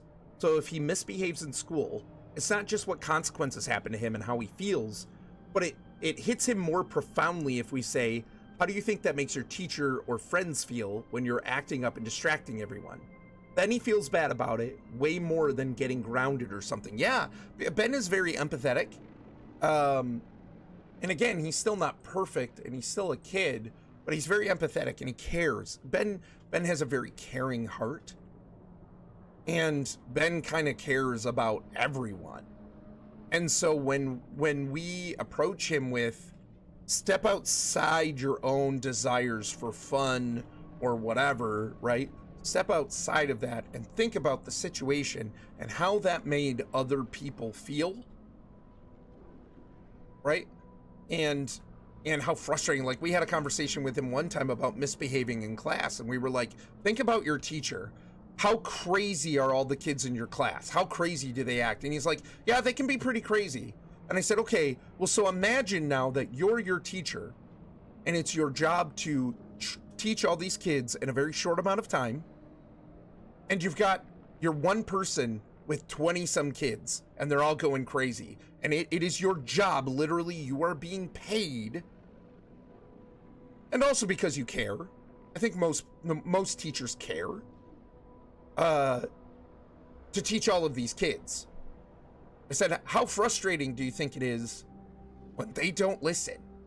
He was like, oh, yeah, pretty frustrating. I'm like, hey, how does it feel when we don't listen to you, when there's those moments? Yeah, I don't like it. Okay, well now imagine it with 20 some kids going crazy. And he's like, yeah, oh, yep, I get it. And it's like that now makes him realize next time this is gonna be how I behave, right? So it's interesting because, like, you know, I think it's hard not to fall into the same parenting with different kids. With, you know, if you have multiple kids, I think it's hard not to fall into trying to fall into the same parenting style. And what we've learned really, just from experience, is that our children need completely different approaches to how discipline works. They need different things from us. So sometimes I get failed messages, so I try again, and then it says I can't send the same message again. Bah. What's crazy about parenting is also just how much you have to tailor to your child, holding those lines still, but knowing how your own child processes information. Yeah, I know I've both been too harsh and too lenient at various times for various things. Yeah, and that's the thing. Like, again, like, there's also the balance as a parent of holding yourself accountable, because you're gonna fail. Like, you're gonna screw up stuff, right? Holding yourself accountable to grow, but also giving yourself enough grace to want to keep growing and want to keep moving ahead and not going crazy because you can't give yourself some grace, you know?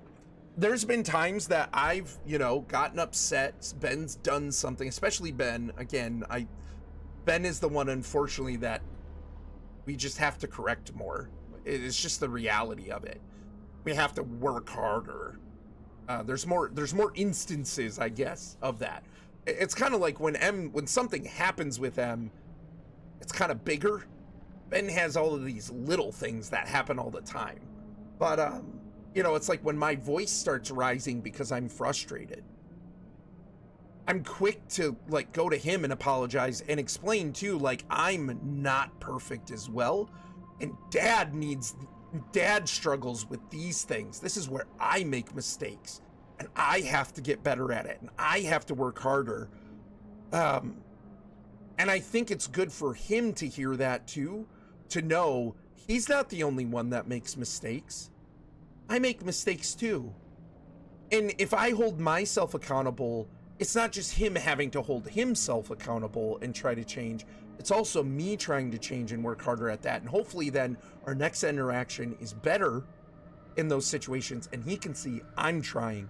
And I still screw up. We all do. But, you know, the point is trying. Point is working at it, right? Doing our best.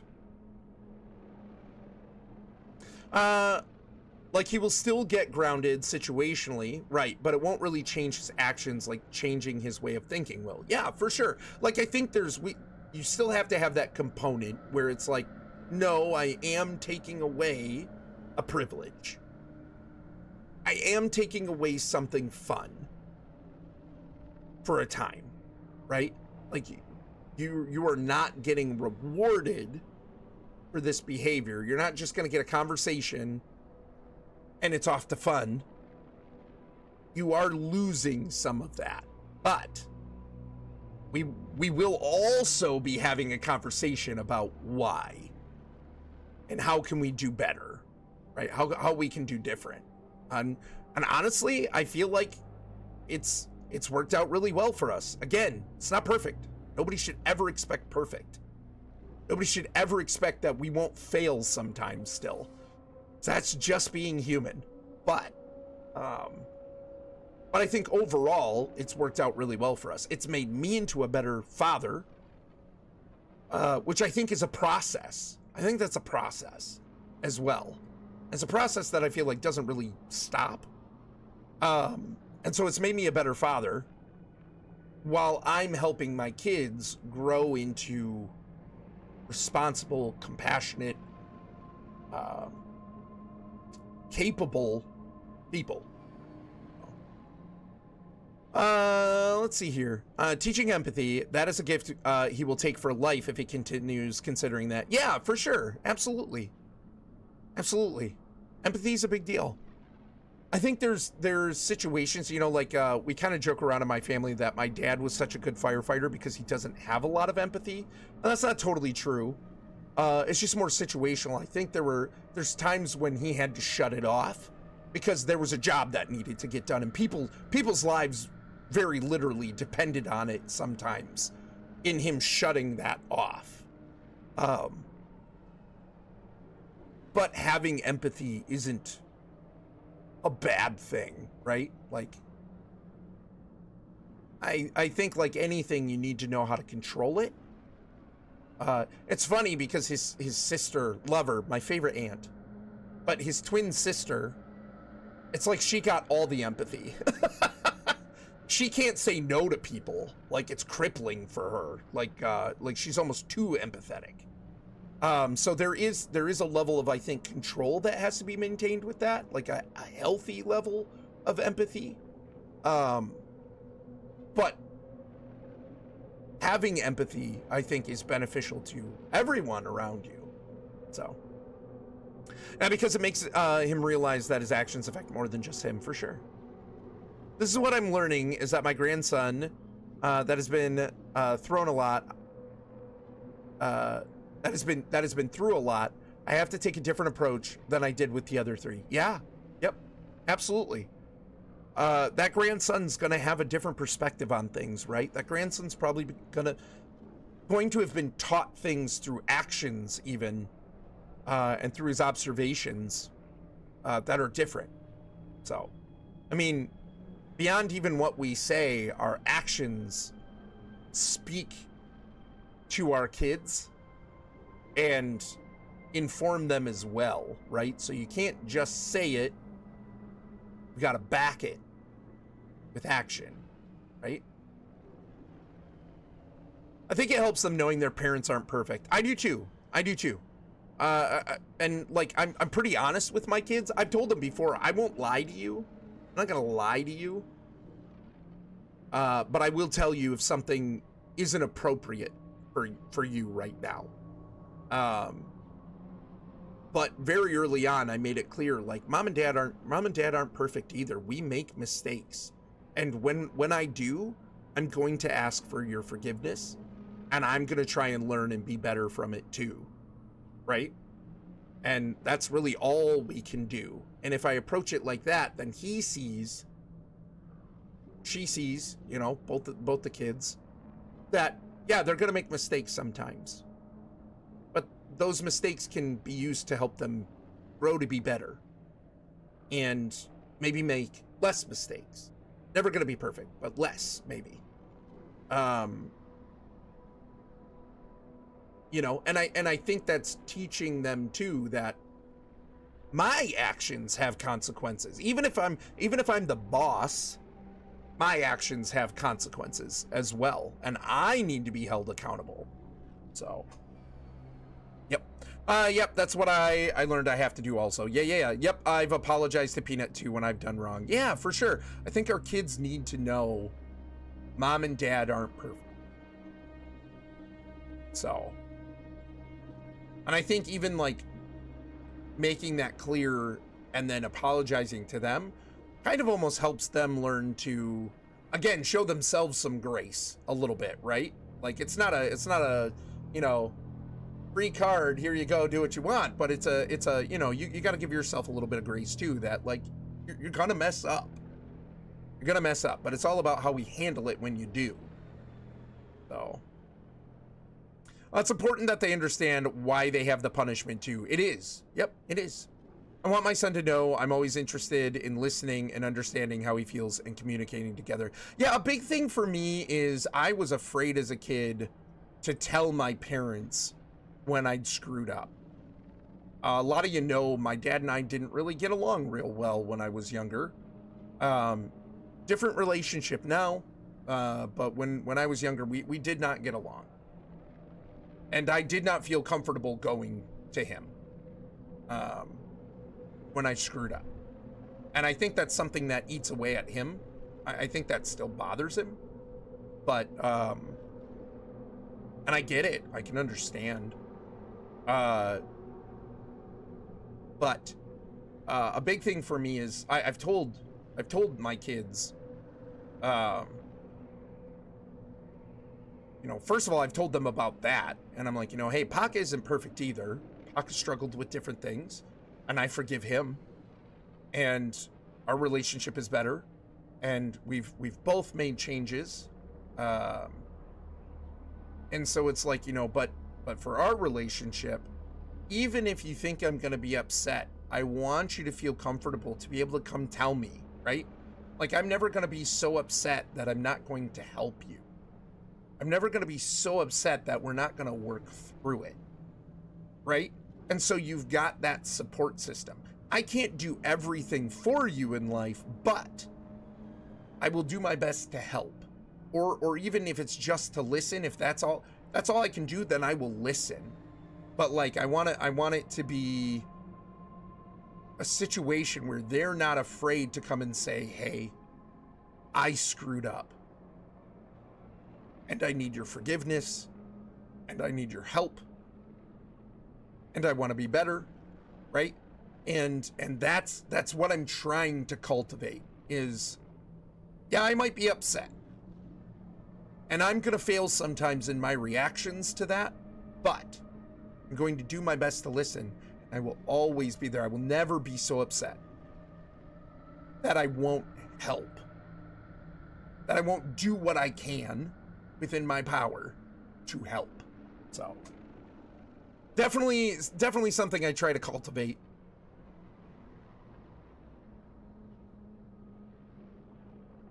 Yes, I've been here for this discussion and it's intriguing. Yeah. As the saying goes, your actions are speaking so loud I can't hear a word you're saying. Yeah, for sure, Dessar. That can happen. Absolutely. Same. My dad was scary when I was little. Yeah. Yep. Unfortunately. I hear that, Goose. I hear that.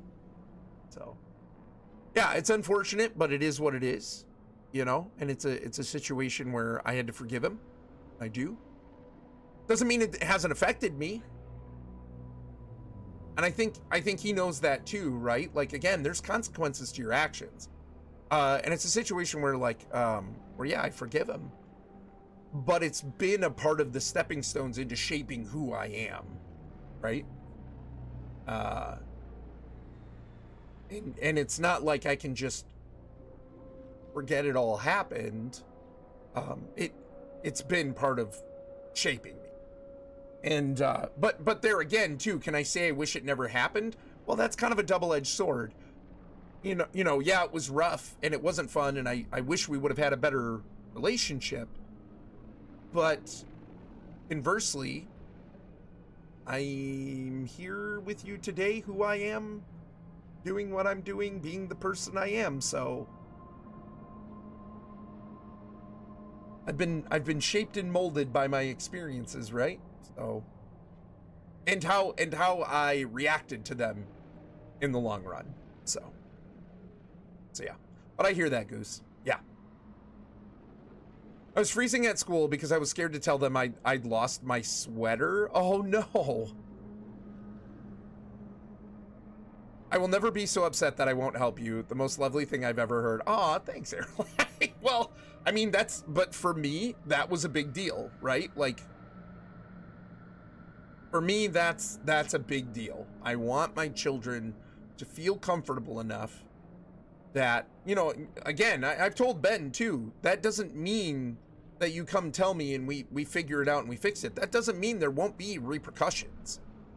That doesn't mean there won't be some form of consequence or discipline from me, right? And from Kylaris. That doesn't mean there won't be those things, but none of those things are more important than you being honest and you coming and telling us, right? Like that is the most. I told him, even recently I've told him, never be afraid to just, if something's happening, if something did happen, you did something, somebody else did something, whatever, never be afraid to come talk to us about it, to tell us, you know, and we'll figure it out. But, you know, but it's like, but if you've done something wrong, understand there are consequences. And I've really kind of tried to like nail home the idea that like there are consequences, not because I just want to be mean, because I need to teach you. And this is a way of teaching you, of impressing upon you the importance of the situation and of your actions, right? So I just try to be really upfront with them. I really do. I'm very honest with them. I don't like to be lied to. And I was really, really good at sniffing out lies. Or even like just behavior where people were avoiding or concealing when I was a security guard. I could get things out of people really well. And I didn't want to do that to them all the time, you know what I mean? Or I didn't want it to be, I don't like disingenuousness. Yeah, absolutely. I don't like lying. I'm not a fan. It's not to say I've never lied. Like, let's be real. Again, I'm human. But I don't like lying. And so because of that, I try to really not lie to my kids. So I will always tell them, I'm not going to lie to you about this, but I don't think, you know, if I don't want to tell them something, it's not appropriate for me to tell you or tell you now, you know, whatever, right?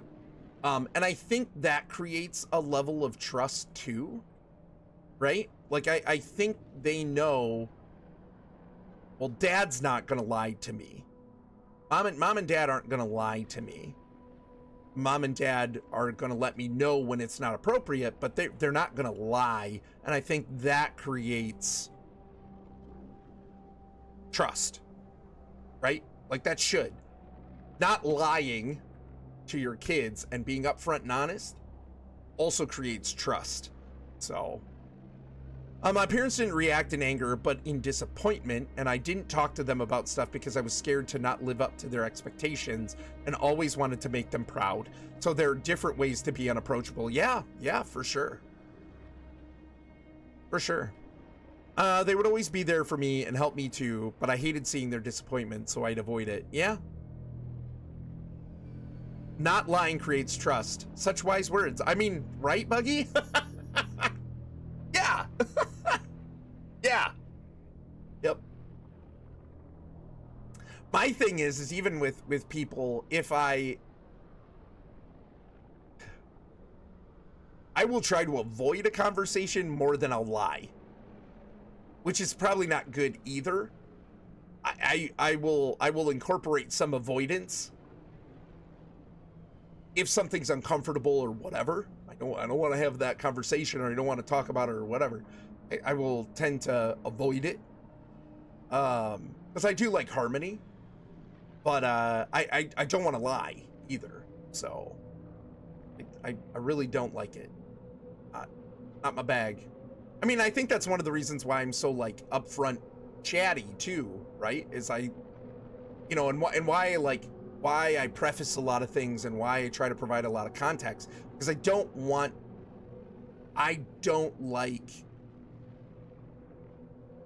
anything misleading. I'm not a fan. So, not lying creates trust. Such wise words. Yeah. But yeah. So, man, good talks. Good talks. I love the opportunity to get to talk with you guys, and about all kinds of things too. You know what I mean? We're the same person, dude. Goose, I know. I know. So when next Gardic phone? Good question. We should get one of those on the books again sometime soon. I'll have to talk to Kylaris. Lying drives me up the wall. Hate it. Yeah, I would rather somebody just be upfront with me. I would rather somebody just be upfront with me.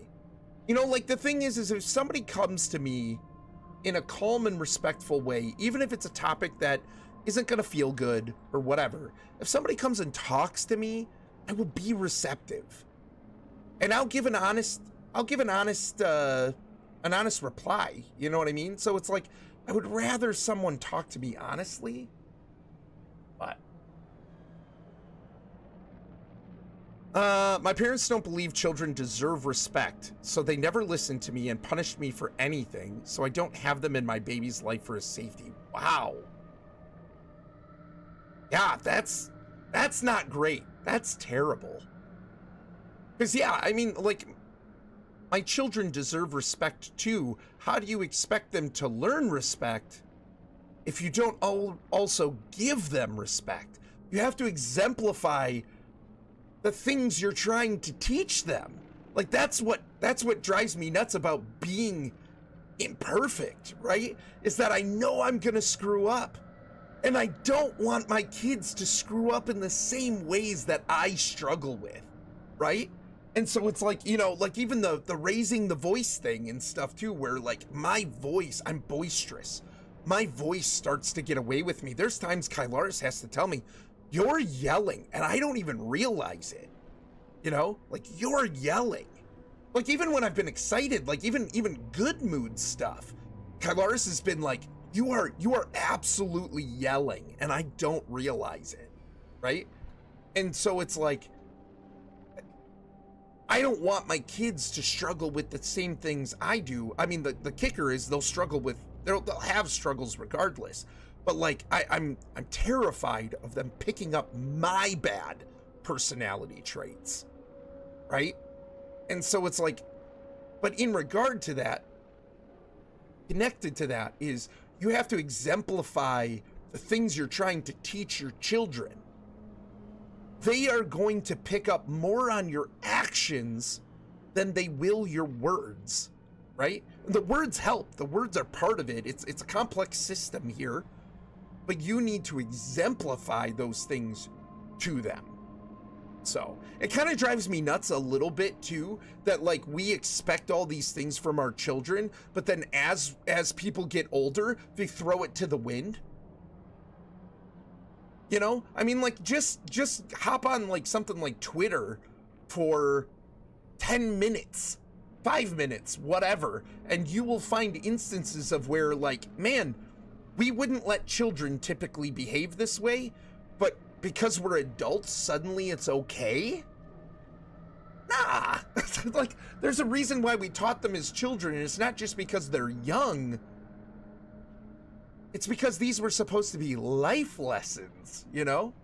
So, drives me up a tree. But yeah, Airlie, I am 100% opposed to their perspective on that. I think you need to respect your children so that they can learn respect.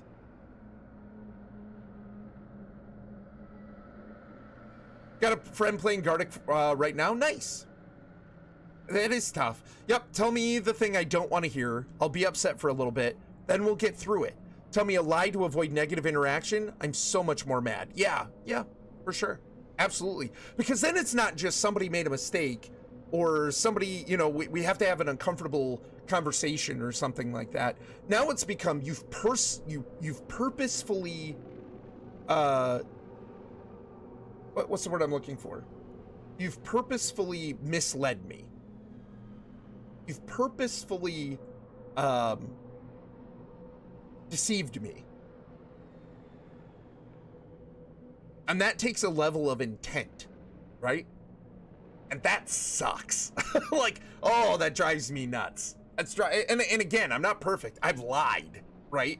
But like, I really try not to because I really don't like it. Hello. I realize when I'm yelling, but I struggle to not get there when upset. Yeah. Yep. It's hard. It's hard. Like I said, I that's something that I hope my kids don't pick up. So I've tried really, really hard to work on that and recognize I'm getting frustrated. I need to make sure I'm keeping my volume in check, right? But yeah, I hear that. I hear that, Buggy. Yeah. Yep. Sometimes it's hard too sometimes to not feel validated in it. And I think that's a problem too, is the psychology involved there. It's like sometimes you feel validated in being that upset and making that known. And it's like, you know, I mean, like, in all reality, when I'm calm and I can look at it objectively, I sit there and go, well, it isn't really a good thing. And I can be upset and make that known without my voice being out of control, you know? So, but it's a work in progress like anything else. I've been having the same issue, not realizing how loud I've been getting, because for the most part, I'm pretty quiet. Yeah, sometimes it could be the quiet people that, when you finally push them over the edge, right? When I started school, my teacher told us respect goes both ways and we should respect each other, and I was so surprised. Yeah, yes. Respect is a two-way street. You can't just demand respect. When someone demands respect, what it really is fear me. That's what it is. When someone demands respect, it isn't respect, it's fear me. Right? But when respect is given and received, well, now that's a completely different story. So, you're right. Yeah, I mean, I'd like to think that as I get older, I get wiser. Maybe a little crazier too, I don't know, but just hop on any FPS game and you can feel it also. Yeah, that's even in games too. Like one of the things that I've tried to really work on with, especially Ben is pretty naturally good at certain things, one of them being games. And I mean, I'm not saying he's gonna be some pro gamer or whatever, but just some things come pretty naturally to Ben in that category, and he can get a little cocky, and he can get a little immodest, not crazy, but there's moments there, and I have to remind him. And so even like in games where we play against each other, if I lose, I've made it a point to not be upset, to not have a poor attitude, whatever, and I've made it a point to always say GG to him. And the result of that has been, he does it now too. So when he wins or loses, it's not bragging most of the time. It's GG, Dad, you know, and thanks for playing with me and things like that, right? And so again, you have to exemplify what you're trying to teach them. So yeah, deceived. People are crazy these days. They can't trust anyone. Speaking of deceived, I mean, it's not just today, Padme. People have always been like this. This is the human condition. People have always been like this. So it's not even just today. It's just we have different avenues now today to be heard by more people, and a level of anonymity there that maybe wasn't available farther back, right? So you can have a podium. Sometimes you get lost in the sea for sure, but like you can have a podium and you're anonymous. And for some people, a lot of people, that is apparently an opportunity for them to say whatever crazy goes through their brain. So, well, clearly they didn't hear me the other 5 times, so yelling ensues, and then they hear me. Yeah, it's hard. It's hard not to do that. I will tell you that my dad has said things like that in the past when we were younger. Well, you weren't listening before. I gotta tell you, it did really promote more of a level of fear than it did respect. So it's tough though. It's tough. It's tough to not react that way. I tend not to get angry at big things, but little things bug me. Yeah, I can get like that too. Sometimes the big things, it's easier for me to like take that moment of shock and use that as a breather almost to self-reflect on how I'm going to react you know, but it's like the little things all kind of compile, you know what I mean? And then they get under your skin, and one little thing that annoys you like makes the next little thing that annoys you like even worse. And so yeah, I can see that. He gets that from Kylaris. My students broke the clock and they almost burst into tears apologizing, and I was like, it was an accident, don't worry. Yeah, for sure.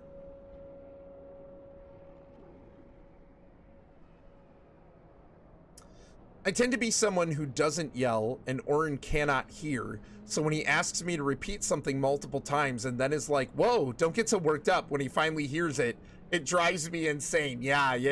Kylaris kind of like, she's not super mumbly, but she has a little bit of a mumble.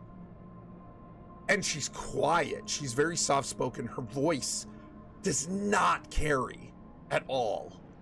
Whereas I'm the exact opposite, right? And so her voice doesn't carry. I can't hear her. And I have a little bit of like hearing damage even. And so not like damage, but just like I haven't done my ears any favors, you know, in the past. And sometimes still today. And I can't always hear her. And then she'll, you know, I'll be like, hey, what? And then she'll like finally, you know, like, wah! I'm like, whoa. Thank you. Wait, the good at games or the bragginess, right? The curse of being a wife. I know that too well. Let's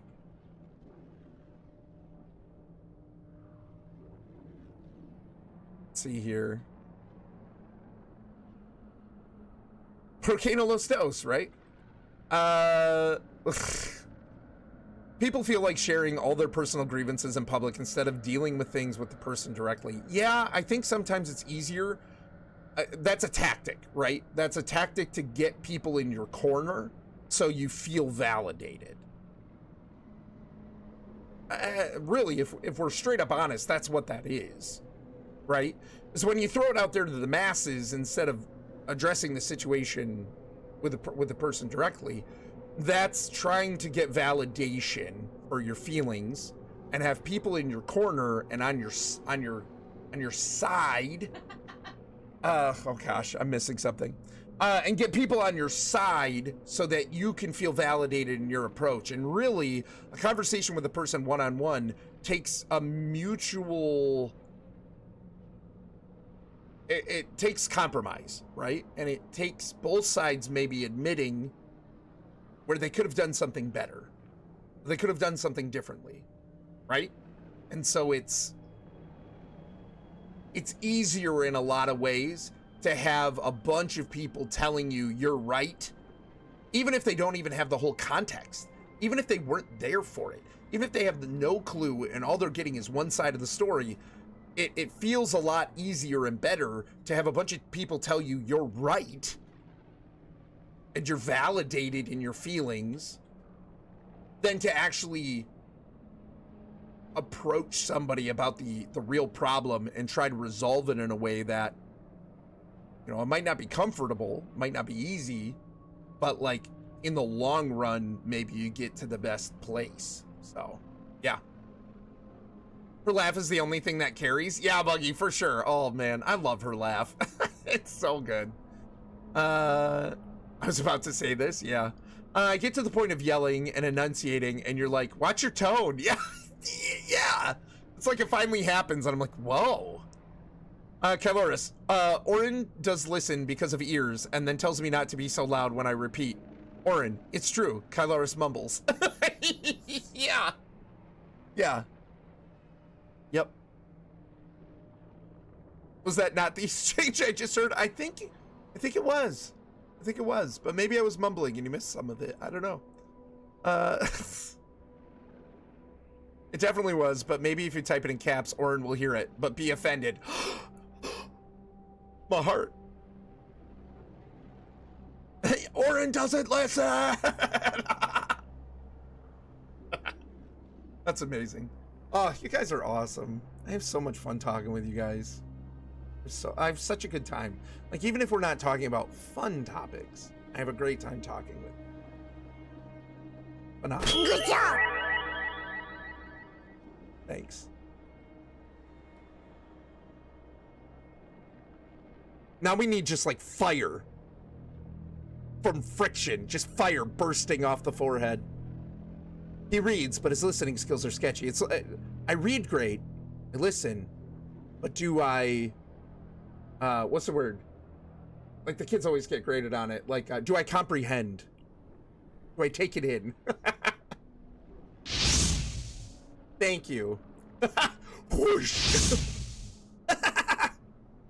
Thanks, guys. They're trying to get it on my forehead. Just that big of an explosion. That's amazing. Well,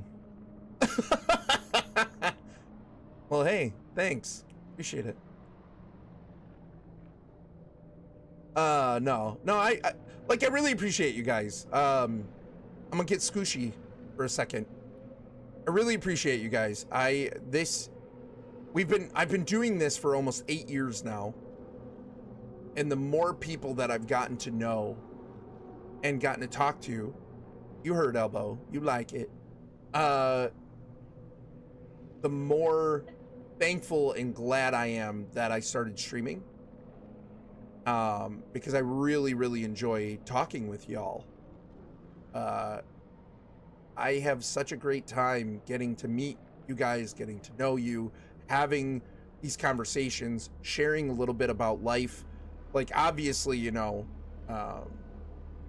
because it's the internet, there's got to be a line sometimes, a lot of the time, right? There's got to be a line. But all y'all who come in here and chat with us all the time and stuff, and the conversations that we have, fantastic. I really appreciate you guys. I'm so glad that we get this opportunity to hang out and to talk about things. And I think it just helps people, right? Like, we joked around about Twitch being therapy, but in a way it kind of is. Just at least in regard to, it's not a therapist. Yeah, yes, S-E-D. It's not a therapist. But in a way it's a little bit therapeutic, right? Because we get to come and talk to each other, share things, de-stress, chill, take our minds off things sometimes, and just hang out. And like, I really don't mind sometimes having these like really in-depth conversations.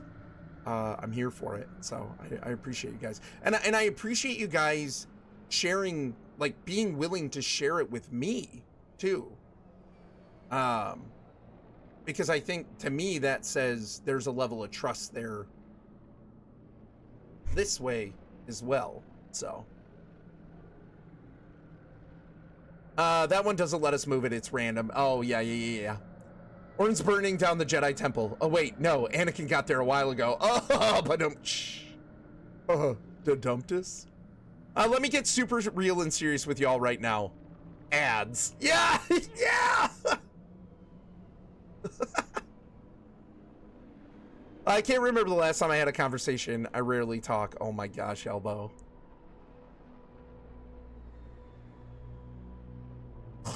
Oh my gosh, dude.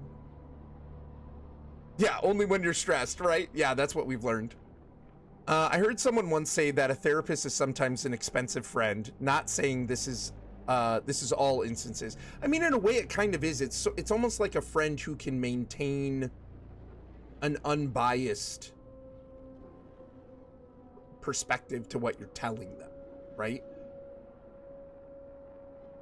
And with training, well, I mean, they train to like kind of know how to react in a way that's somewhat unbiased and maybe sort of lead someone towards a healthier perspective or a healthier mindset or idea, right? But yeah, I can kind of see that. That kind of makes sense. I think that's probably where it stems from, is people realizing that the people that really made a difference in stressful, terrible situations were the friends that no matter what you told them,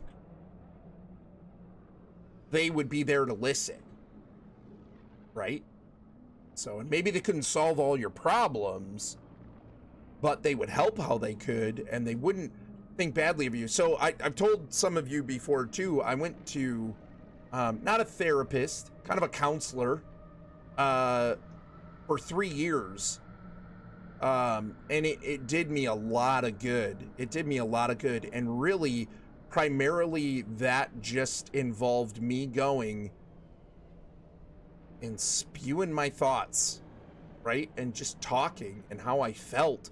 And then that person, the counseling part of it was, well, maybe you can look at it from this other point of view. Maybe you can look at it from a better point of view. Maybe we can take these actions, and just listening to me and not necessarily just judging gets thrown around so much nowadays. It's such a buzzword. I almost don't want to use it, but like, you know, but that unbiased, you know, that unbiased perspective of, I could kind of tell you anything and you're not going to hate me. And it's not going to ruin some interpersonal relationship.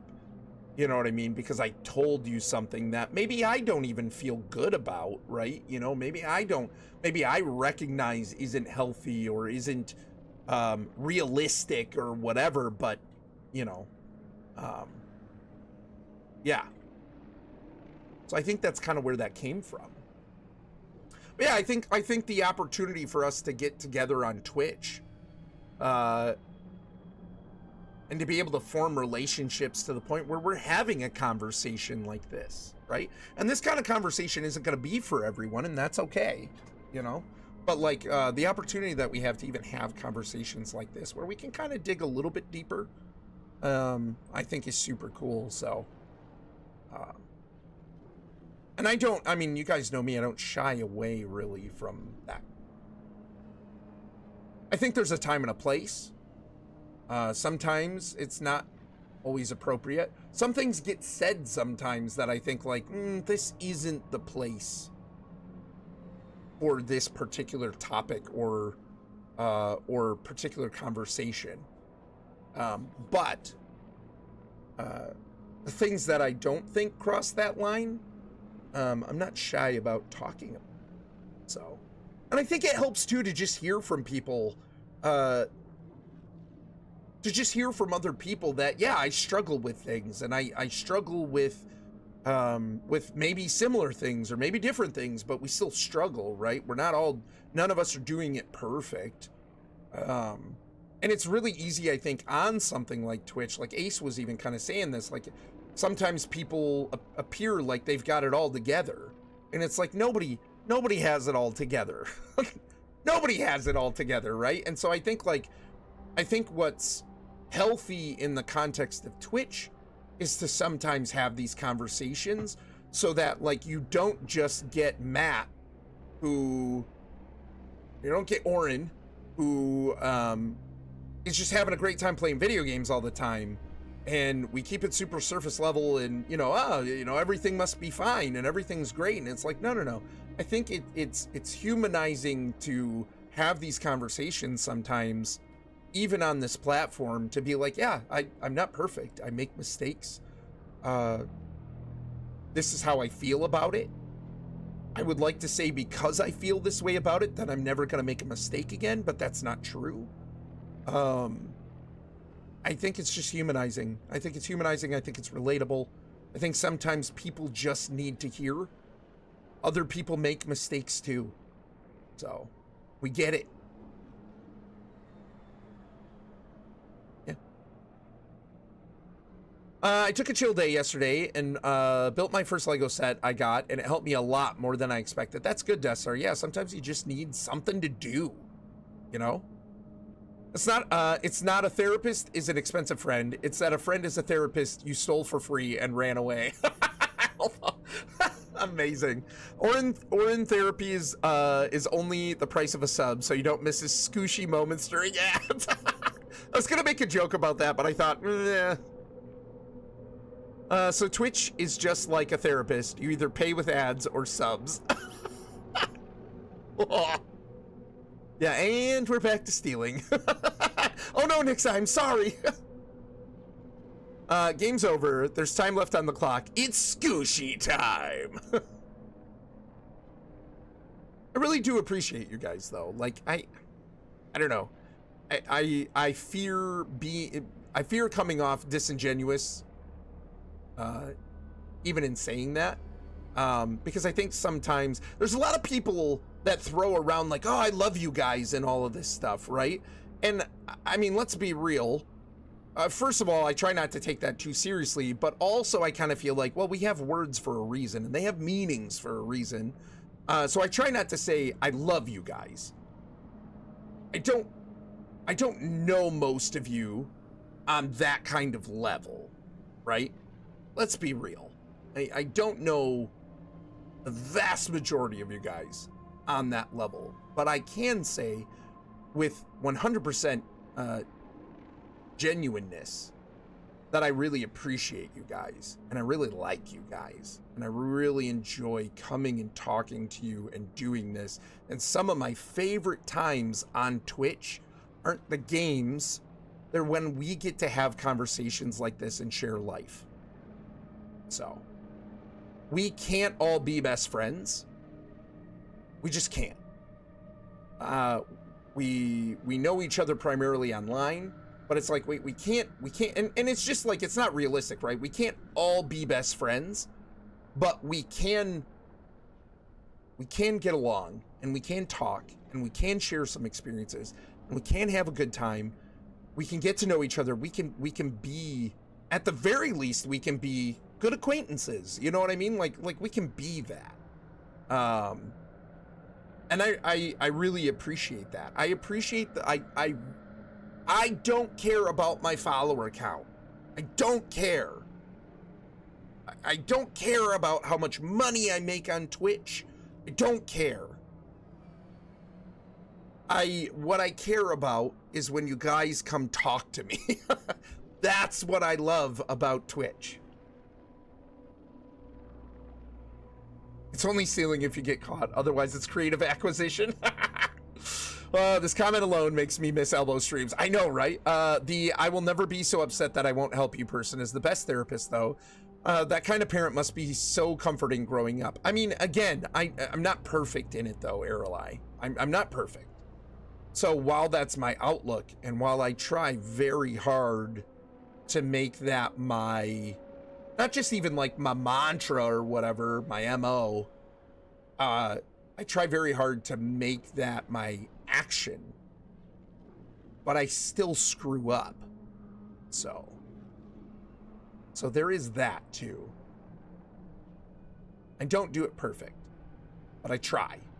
And I'm hoping, I'm praying that for my children growing up, that is what they'll know. It's not that dad did it perfect. Dad screws up too sometimes, but that dad tried, because that's all I expect of them. I've told them, I don't expect you to do it perfect. You are not perfect. You will never be perfect. All I ask is that you try. Right? That's all I can ask of them. That's all I can expect, is that you try. And when you screw up, and you will screw up, you know who you can come talk to.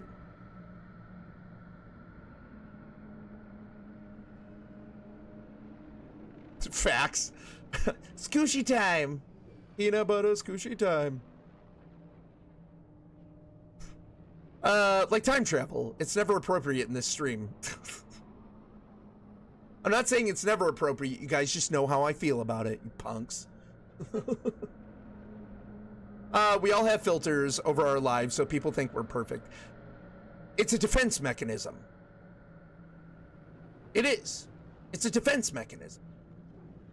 It's defense against psychological, emotional, and sometimes physical, what we see is attacks, and sometimes they really are, you know what I mean? But it's a defense mechanism. If you don't know something's wrong, you can't attack me about it. You can't judge me about it. You can't, you know, whatever.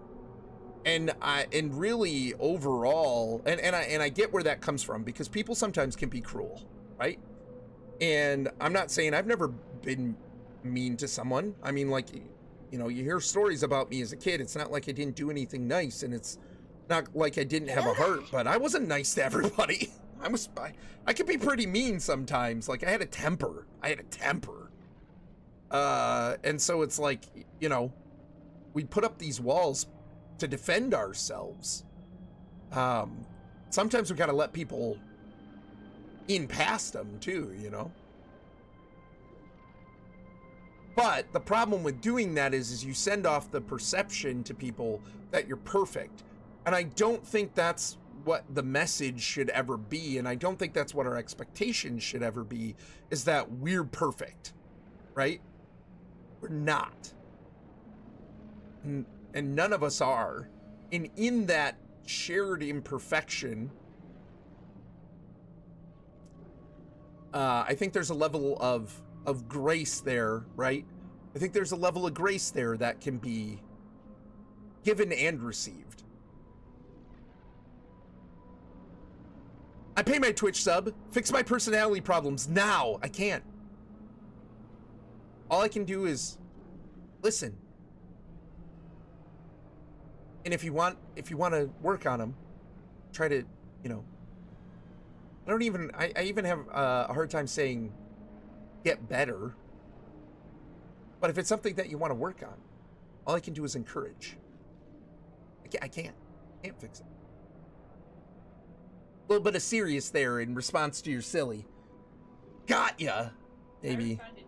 I know. Kylora says done. Oh my gosh. See, this is why we're great together. I ended up putting my energies into my creative stuff. Yeah, that's awesome though, Elbow. Like, honestly, the stuff you've been doing is incredible. And I'm glad that you're like using that as a cool outlet, because it really is cool. Yeah, no problem, Padme. Yeah, for sure. I feel awkward to say I love people I haven't seen before. Yeah, Airlife, for sure. For sure. That gets thrown around a lot, and I'm sorry. I'm just not that kind of person. You know, like that feels dishonest to me. And I feel like some people sit there and say I love you on streams and things like that. Oh, community, I love you. Because they're trying to get those people to feel a stronger connection than what is really there. Because they want something out of it, right? A lot of people on this platform looking for money. I'm not looking for money. So I'm not going to tell you I love you. Like, I'm not going to do that. So I'm not trying to get anything from you. So I just want to hang out. So that's the thing. I'm not going to sit there and be, oh, I love you. Love's a pretty strong word, man. I don't throw that one around real easy. I like you too. What's up, Sloth? How you doing, man? I'm super stingy with telling people that I love them because I don't want the word to lose its power.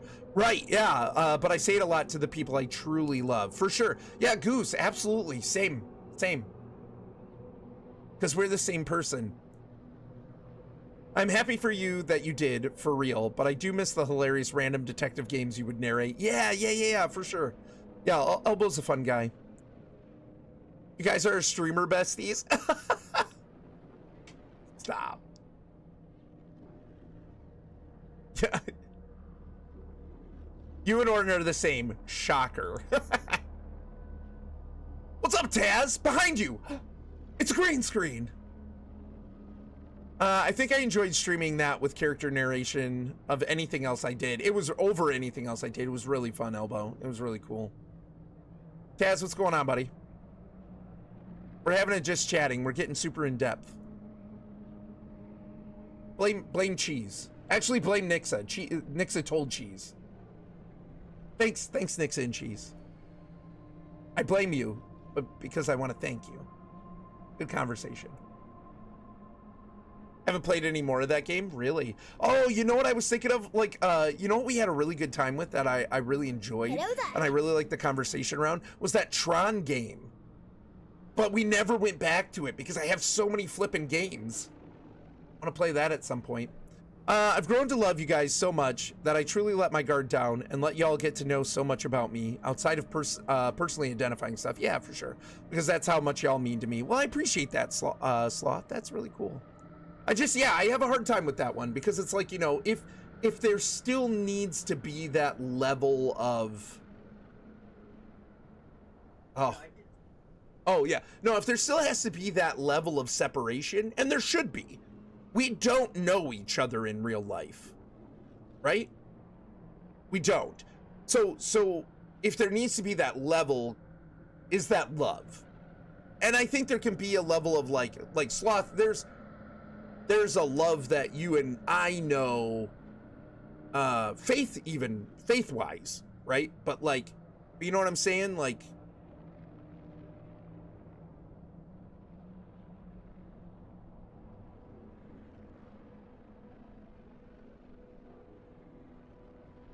I let people behind my walls, then I load them into the trebuchet and fire them back out of my emotional guard.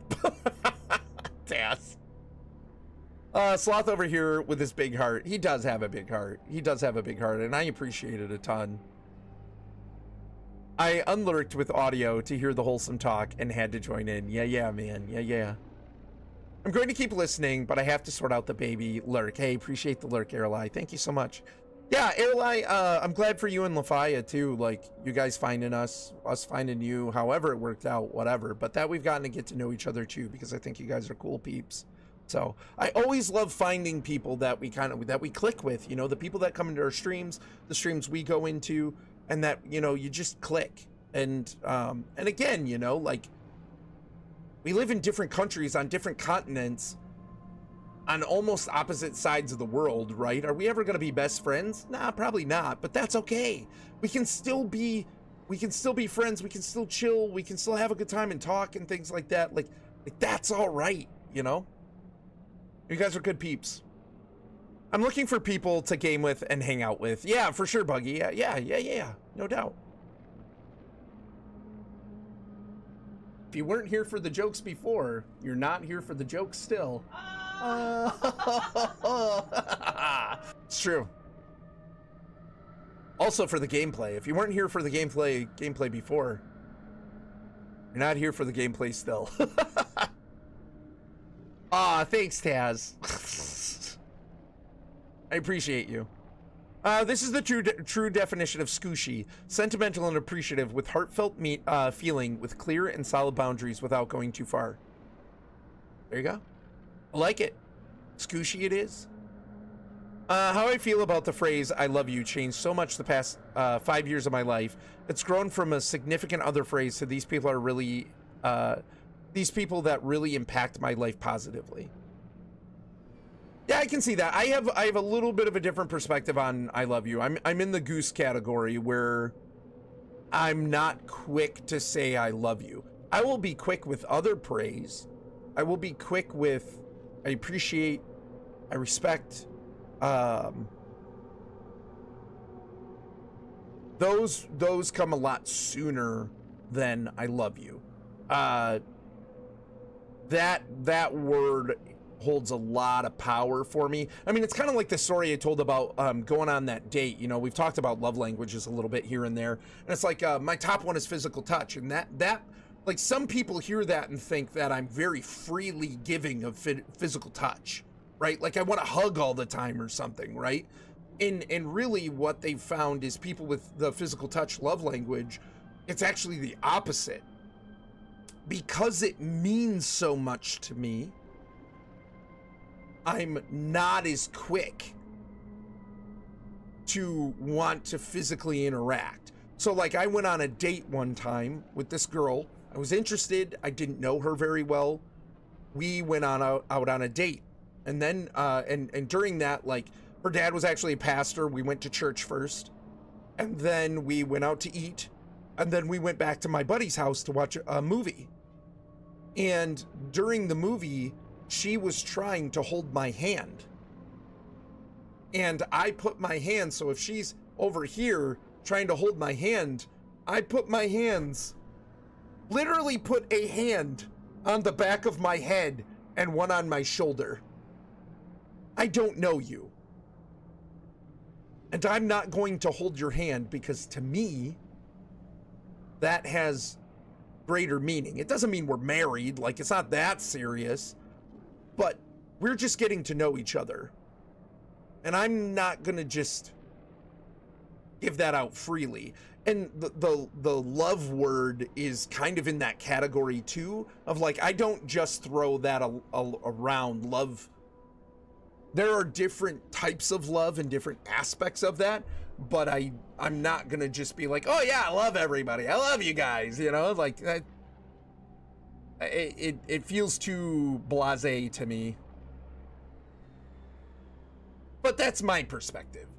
So I do like being here, which is why I keep coming back. Also, hi again. Hi, Cheese. You can't quit me, Cheese. I Munster every grocery trip. Tron was interesting and different. I like a narrative game hangout. Yeah, for sure. Well, it gave us a lot of opportunity to talk too, and it gave us things to talk about a lot, like every turn, kind of, you know. I've ended up meeting people in real life I met online and call them in real life friends now. Yeah, me too, for sure. Me too. Just not quick to say I love you. There's certainly a lot of people on Twitch. I wouldn't say I love them in that way, but there's a good amount of people I definitely would say that with. That's cool. Yeah. No need to out Gemma like that. Oh man. These streams are like a farm harvester machine that churns through the bulk to sift out the friends. Yeah, for sure. Well, and I think too, the level at which we request respect of our space and really kind of define what we expect here kind of helps with that too. Because if you can't come to this stream and, you know, just have common courtesy, decency to respect our expectations here, then we're probably not gonna get along. Like, you know what I mean? So like, there's other streams for you. Go have fun. Go have fun. Like, hopefully you go and actually find something you enjoy. But it's probably not gonna be this. So we play games here. I mean, sometimes. I'm also physical touch. I don't want lots of hugs, except from the missus. Yeah, for sure. When it comes to Kylaris and the kids, like, I want hugs all the time. But they're in a completely different category, right?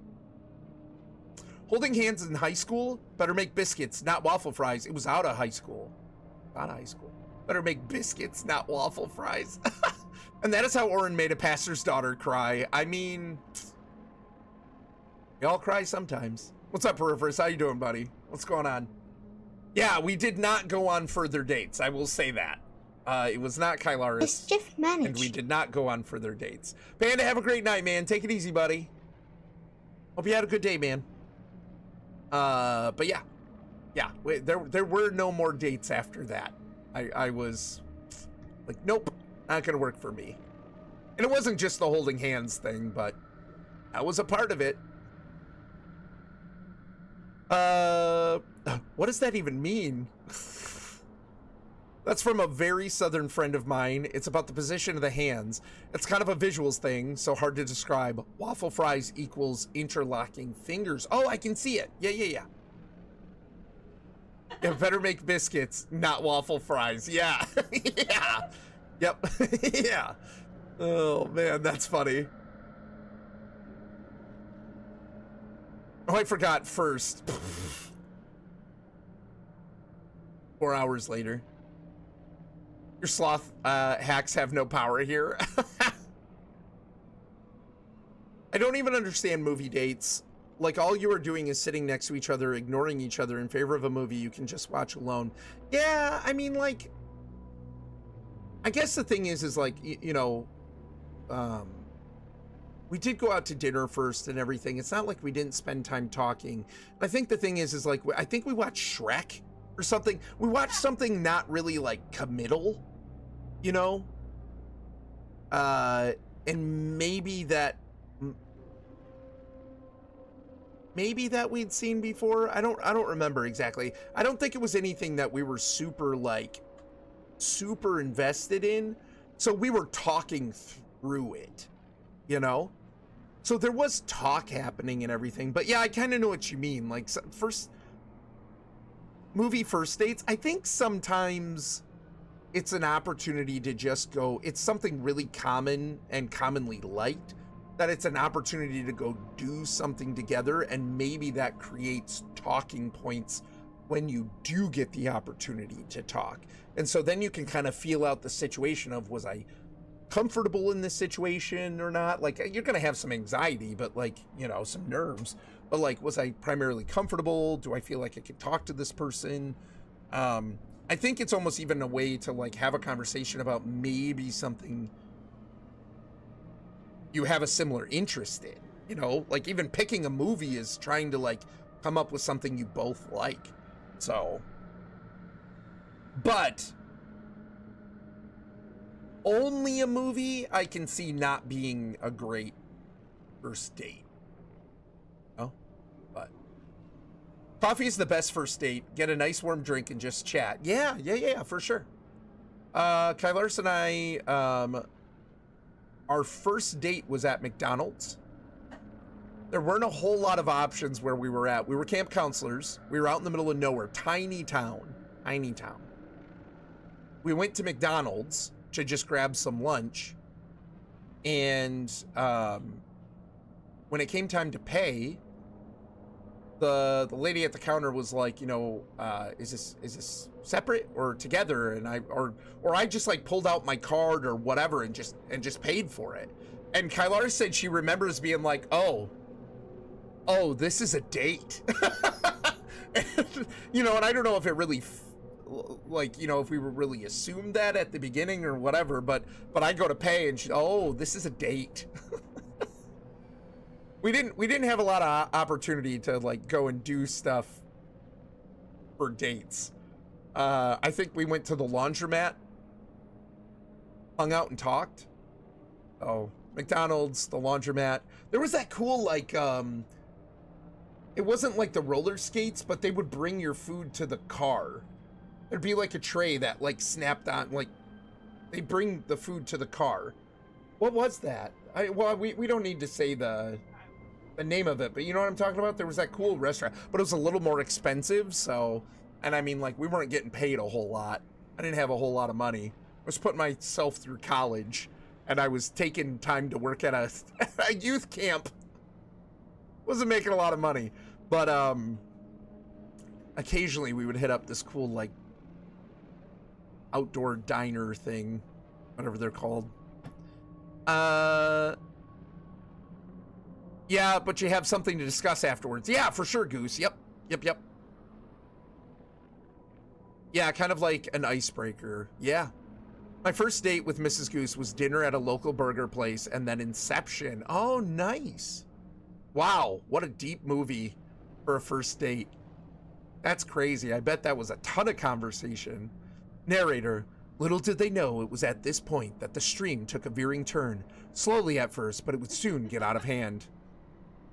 I feel like that, you should give me a voiceover of that, and when that starts to happen, it can be redeemed, or I can hit the button. Wow, I've been here since Star Wars? You have. Thanks for hanging out. My wife didn't realize it was a date either. Oh, this is a date. Well, I mean, that's the thing. It was kind of one of those situations where it's like, you know, we were starting to spend so much time together anyways. And it was like, yeah, you want to go get some food? Yeah, sure. What do you know? Let's just run to the McDonald's or whatever. And I think it was the one day that between the weeks that we had kids, right? Like Saturday was the only day we didn't have kids. It was like they came on Sunday, like Sunday afternoon, and they left on Friday afternoon. So we had Saturday, and we got breaks where we'd hang out and stuff too, but it was like Saturday was the only day we had no campers. And so it was one of those things where I think it was a Saturday. We were like, yeah, what are we doing? We're hanging out during the day, whatever. And then it's like, let's run to McDonald's and get some food. And it was just the two of us.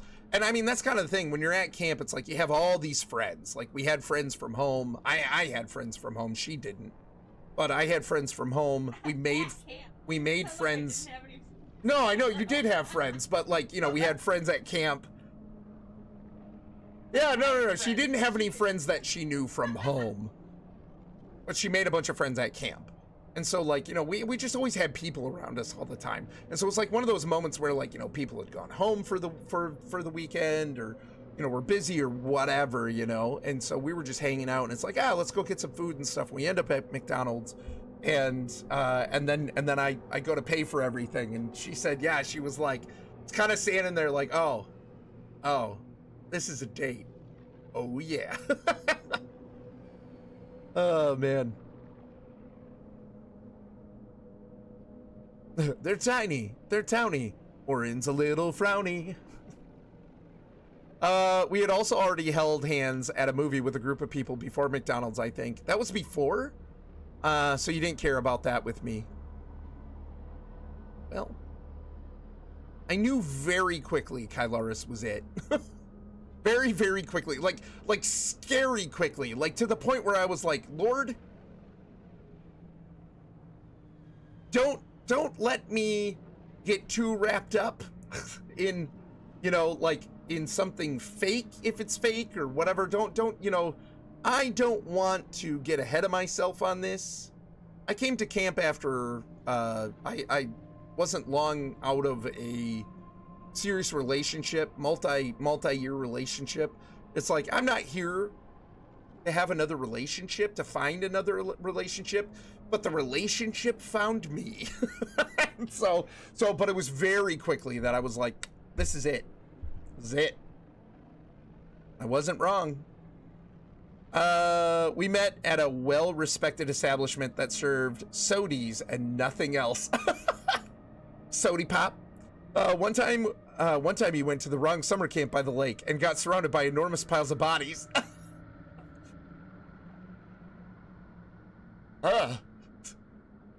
It's a nightmare. I love how you've just started narrating our stream now instead. Yeah. It won't be a recording. He just pulls me into chats to read announcements live, then immediately kicks me out. That can be arranged. I was just about to say that. You can wait in the green room. It's true. Look, the elbow button. It's the funny bone.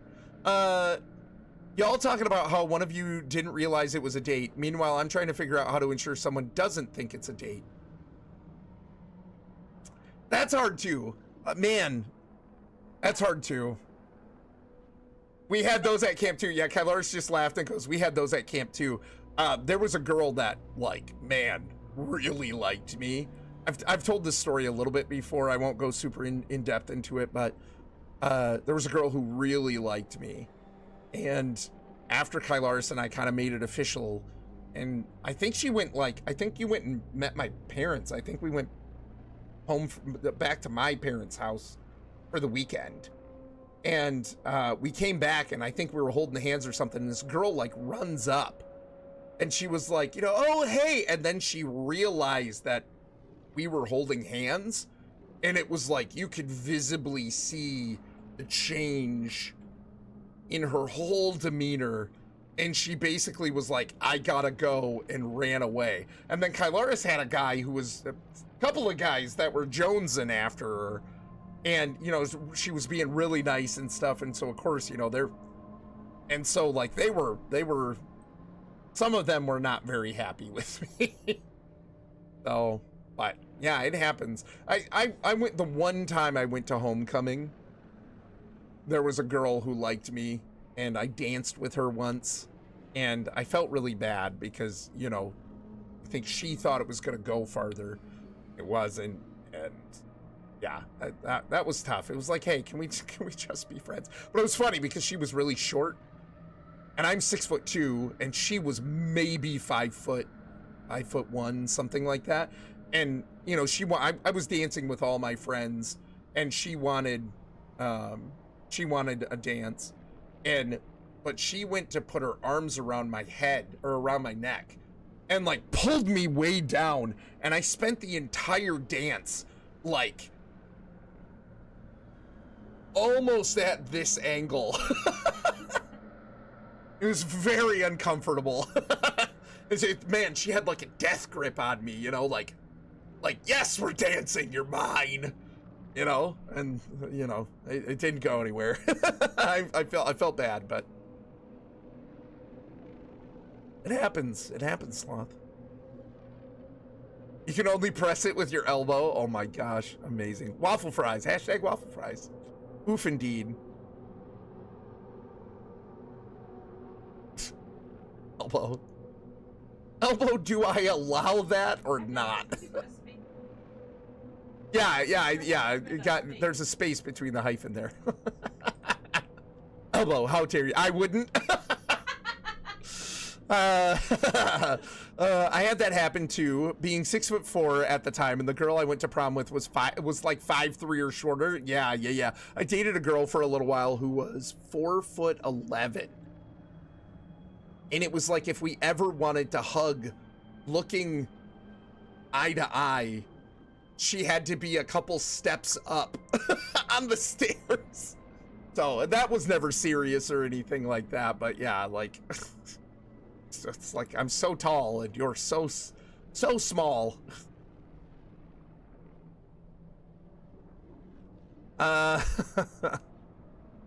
Elbow said you got T-boned at a dance. Like, I just... that angle.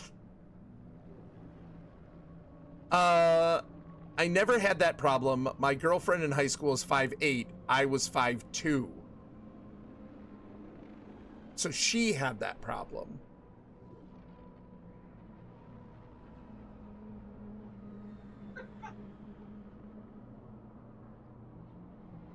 Bucky, are you serious? Were you legit 5'2"? Are you 5'2"?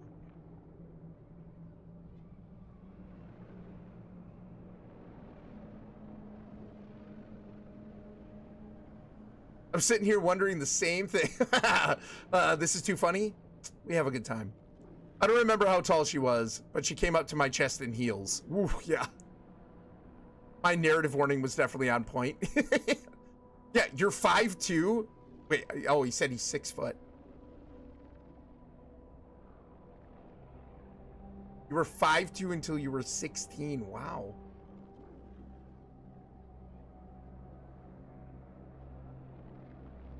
Yeah, oh yeah, Lufaya, yeah. Yeah, girl I dated, she was 4'11". She was super short. What is that in metric? Hold on, we'll figure it out. Inches to... You wouldn't do it by, like, would you do it centimeters? Would you do it centimeters or would you do meters? But you typically, wouldn't you say height in centimeters? So 4'11" would be, what is it? 4 times 12 is 48. So 59 inches, right? It'd be almost 150 centimeter, Lufaya. I'm 12'7", but that's in metric. Grew 10 inches that summer. Wow, Buggy, that is a growth spurt. Holy cow. Yeah, I have no idea what I am in metric. Yeah, oh, Perforce, because don't you do height in feet and inches? Painful. Yeah, I bet. I'm 6'2", old age and being overweight shrank me. Oh, yikes, really? I'm still 6'2", thankfully, but I'm getting up there. Real old. No doubt, geez, yeah. They're trying to convert. Yeah, I am. I'm trying to convert. We so use feet, but I like centimeters. Oh, really? So you're 176 centimeters. So she was almost 150. So she was, this says it's 149.86 centimeters. What would I be? 72, 74?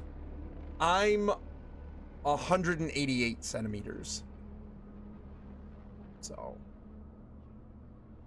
So going from like 150 her to 188 me. 6'4" in high school, been 6'2" for the last 7 years. Gotcha. That's why I made up a number. Yeah, Sloth, you are young. You're not old. You're what, 30, 31? Sloth, that's not old. We use feet and inches? Yeah. First, you're 5'10"? Okay. Yeah, one of my brothers is 5'10". Oh, you're 5'10" as well, Elbow? Yeah. Hang on, gotta do the math. 31. Yeah, 31's not old, Sloth. 31's not old, man. I know it feels old sometimes. I've been there. But, in fact, I was there 11 years ago. Nearly 40. I don't want to hear it, Sloth. Are you really, Buggy? I think at one point you told us how old you are. But yeah. I just turned 42. Don't feel it. Except when it comes to like recuperation and healing. Then I feel it. I don't recoup like I did. Sloth be like, I used to be 6'4", but I've been 4'6" since I sat down today. One of my brothers, hold on a second. One of my brothers, I only have one, thanks for that, Peripherus, is 6'4". Wow, yeah. I have a cousin who is 6'5", a cousin who's 6'6", an uncle who's 6'6". But I've told you guys all that before. That one got me. Yeah. I'll be 38 this year. Oh, okay, cool, Buggy. Yeah. Buggy's doing the Orrinn thing and rounding up. That's not the Orrinn thing. Why isn't it the Orrinn thing? Huh? I don't round up by the decade. Yeah. Whatever. Okay, Elbow. Whoa. That's about the age Elbow is. Whoa, hold on. Death Star, I was 31 once. 31 ounces? You found the joke. Round up by the decade, so I'm essentially 40. You are not. No. Orrinn said he was nearly 40 when he turned 31. No, I didn't. Not seriously. Joking. Just joking.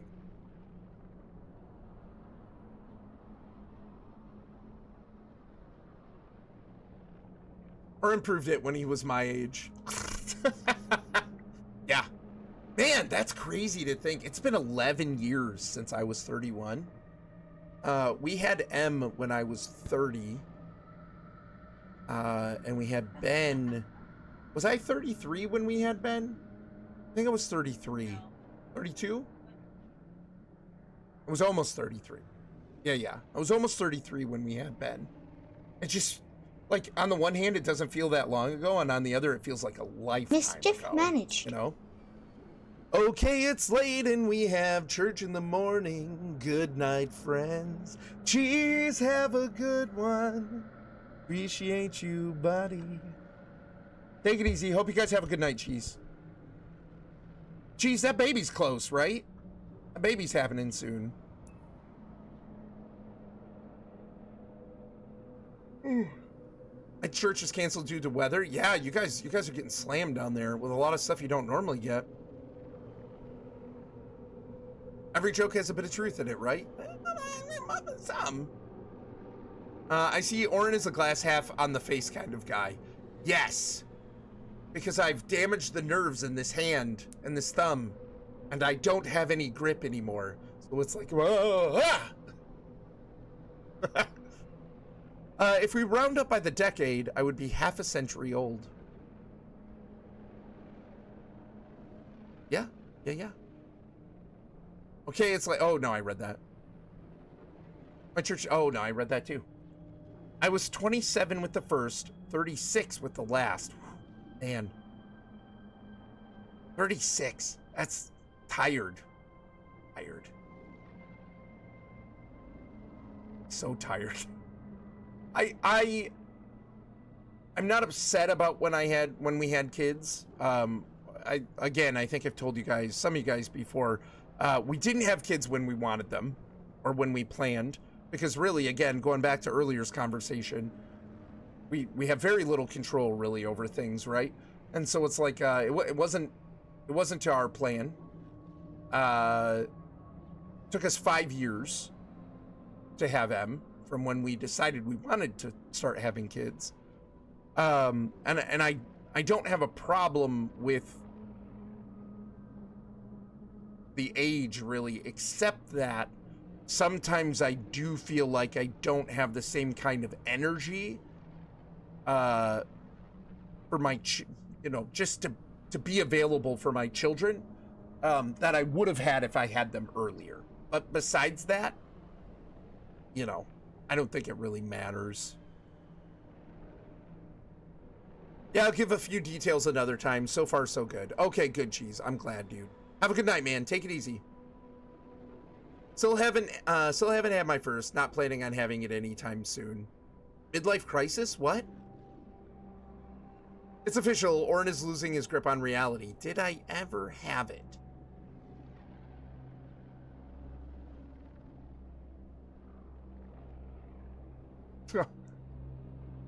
There was one in the middle too, right? Yeah, for sure. Sleep is optional, right? I mean, try that. Eventually, you will crash. I need to start looking for a new church. I've been putting it off for way too long. We have two, actually. We have two. Got to the point where our old church, like, it just wasn't doing it for us anymore, for a lot of reasons. But it's hard to find a new one. Feels like there's several criteria that you want it to meet. And when they don't meet some, what are the ones you're willing to compromise on? Oh, it's hard. It's tough. I was 36 with my first and a couple months shy of 40 with our second. Yeah. Heather, I think you probably know what I'm talking about. It's like, really, I don't think there's any difference except energy levels. I don't bounce back like I used to. I became a husband, dad, and grandpa all in the same day. I got it all out of the way at once. Oh my gosh, Death Star, that's right. So intense. They will appreciate you more because of your old man bones. I mean, do they though? Because let me tell you, when this old man tripped in the lawn and smashed himself on the driveway so hard that his rib cage impacted his gallbladder and did a flip, his son had no sympathy, ran up to him, threw a ball at him that they were playing with, and yelled, "Gotcha, Dad!" So whatever, Lufaya. What? Old man bones.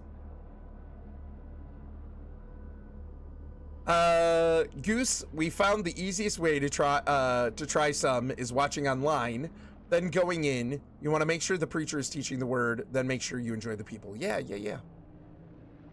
My pastor's in his 50s and just fully adopted 2 girls. He says he definitely doesn't have the energy he has when his 3 boys were born. Truth. Oh, truth. Yeah, that's been the only thing, I think. So, but otherwise, I feel like in a way my children sort of benefit from my life experience and me growing more and me, I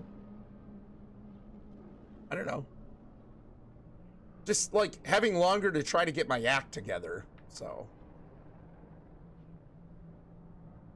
yeah. Just think, it's a quarter of a century since the world ended due to the Millennium Bug. My friend snuck down to the basement to turn off the lights to hit the breaker because I was like, yeah, you all are freaking out for nothing. Quit being dramatic. So what does he do? He sneaks down, turns off the breaker at midnight. And I was like, no way. And then he turned the lights back on, came upstairs, and we all had a good laugh. Yeah, we knew what church we wanted to try before we even closed on the new house. Been there ever since. Nice, that's awesome. I didn't know about that Ben part. You didn't, Goose? Oh my gosh, it was so funny. Kyloris comes running out of the garage like, oh my gosh, are you okay? Because all she saw was me hit the driveway, right? She comes running up. Are you all right? Ben tears up next to me, standing over me next to Kyloris, chucks the ball down at me and goes, got you, Dad. Well, I think we can all agree he got you good. He really did. He really did. He really did. I mean, I'll give him this. He was smart. He had his opportunity. He had me cornered. I couldn't do anything. And he took it. Well done, son. My grandkids came in our room the other day and said, you're old, and then just laughed. And you're like, you'll be there one day, kid. You'll be there. If you're lucky. That was a hard time for those of us hoping to go into. Yeah. Hoping to go into IT. Right. Yep. Very stressful. I would have left the breaker off, then come back up and say, what happened? Yeah, if he would have done that, I would have been like, what did you do? Because he was that kind of guy. I mean, I'm here to hit you with a ball, and I don't care about your feelings, Dad. Yeah, absolutely. I mean, they will appreciate you more because you play with them. Oh, yeah, for sure. We really try to make... I think if I didn't have kids, I would stream earlier. Probably more often, right? But the reason why we stream so late is because our kids take precedent, right? And we try to make the time where Kylaris and I aren't working, we try to take that time between work and their bedtime. That's family time, right? That's when we were going to hang out and do things together. We're gonna have opportunities to talk, hang out, and so that's really important to us. So even like on the nights where we, like Friday night, we let them stay. They're getting older, so we let them stay up a little bit later now. On Friday nights, and so that's where like even FPS Friday, the start time has gotten pushed back a little bit because we like hanging out with our kids. We like that family time. We value it, so yeah, and that's the thing. I don't think I have to be in the best shape of my life and be young again to give them my attention. It's just there's some things that I'm like, man, when I was younger, I'd be able to run this soccer field with them, I'd be in a lot better shape and I wouldn't tire out. I wouldn't tire out as much as quickly as I do now, but I can still be present. So that's why you stay up late. You are getting older. They're getting older. But yeah.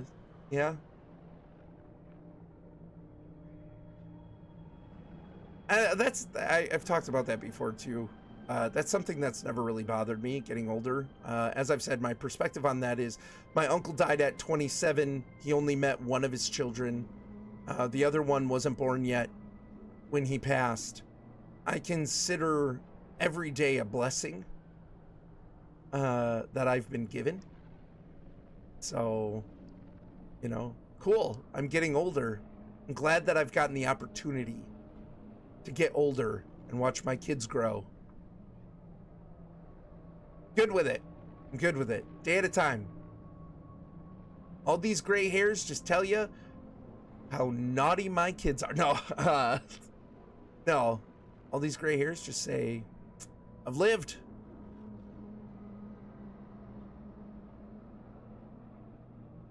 Family time is the best to me because I miss those times with my nieces and nephews that are now all grown up. Yeah, for sure. Because the dynamic changes, nothing ever stays the same. I think that's something like Kylaris' mom really struggles with, is that if given the option, Kylaris' mom would go back to a time where both of her girls still lived at home, their kids, parents were still alive, and I mean, to her, that is the best time, right? And if she had the opportunity, I think she would have a hard time not sacrificing everything else to go back to that time. because she doesn't really like change. She doesn't want things to change. And I'm kind of the perspective of, you can't stop it, roll with it. You know, like I take things a day at a time. I appreciate what it is now, but like it will, the dynamic changes and it will change again. It will.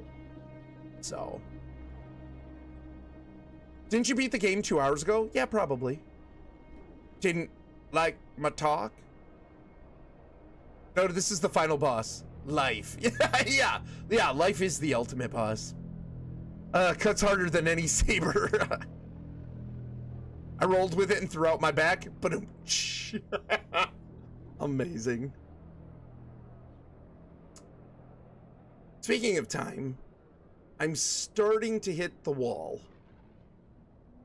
of where I'm almost feeling woozy.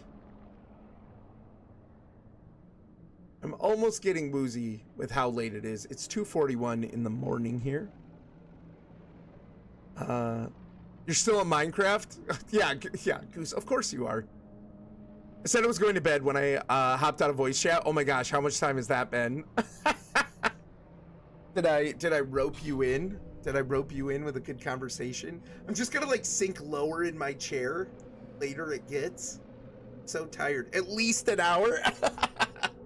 Well, I'm glad you guys enjoyed talking with me. I enjoyed talking with you. Shortly after you beat the game. Yeah, for sure. I should go to bed. Should absolutely go to bed. This has been fantastic. Let's actually outro. We'll get it set up for Kylaris. Oh, Delima. Oh.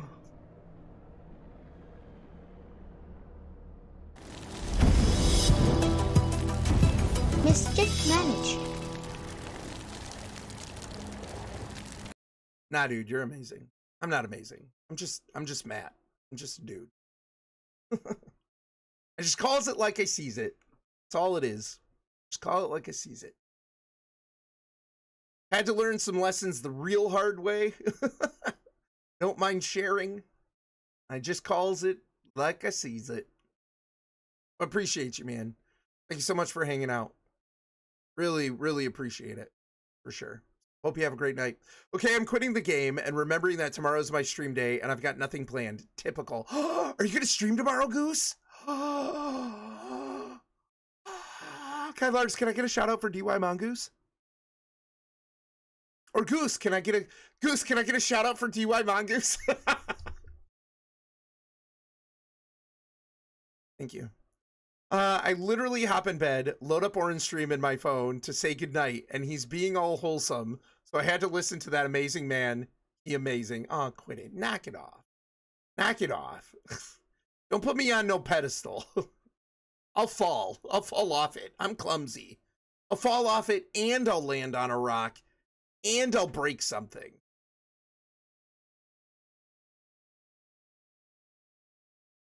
We're gonna snooze that ad because Michigan goodbyes. Goose, Sea Thieves. Night, Orrinn, and thank you again. Hey, Padme, thanks for hanging out. Hope you have a great one. Take it easy. Nice chatting. Have a good day or night, and take care till next time, everyone. Have a good one, Desar. Appreciate you, man. Not sure. I think I might be done with it for a little bit. Not 100% on that, though. That's fair. Yeah. Well, that's cool, Goose. I'd be excited to see you stream. Always a good time hanging out with you, man. Goose, I appreciate you a ton.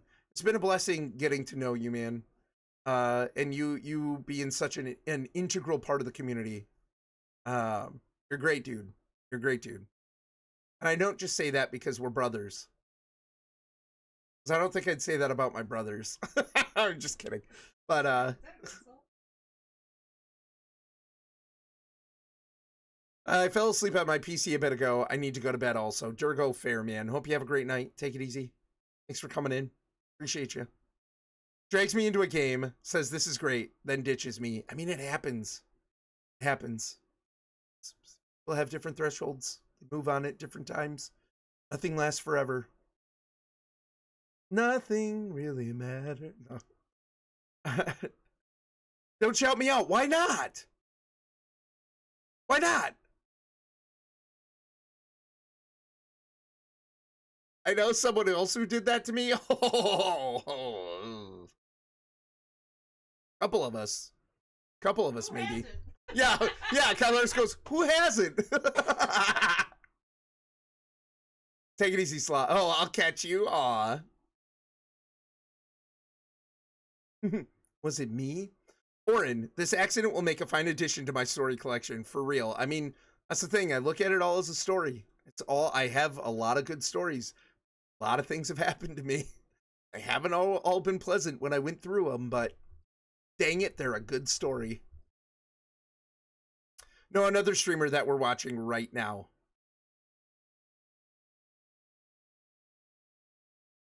Sorry. Yeah, no, Sea of Thieves. Yeah, for sure. We were like, Goose, come play Sea of Thieves. And then we stopped playing Sea of Thieves. I feel so bad. Oh, man. Orrinn, appreciate y'all too, dude. I'm glad I found y'all. Hey, Goose. Yeah, man.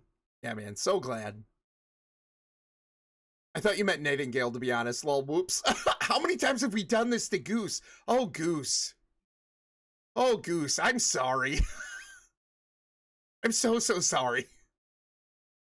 And I'm not even kidding about that. I'm laughing, but that's because it's terrible. It's hit Orrinn laughter. It's that terrible level.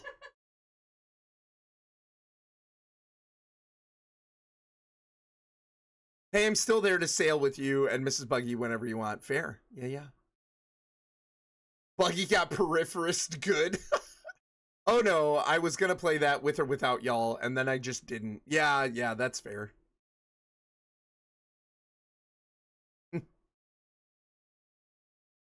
I'm still waiting for my turn. It's like, hug me.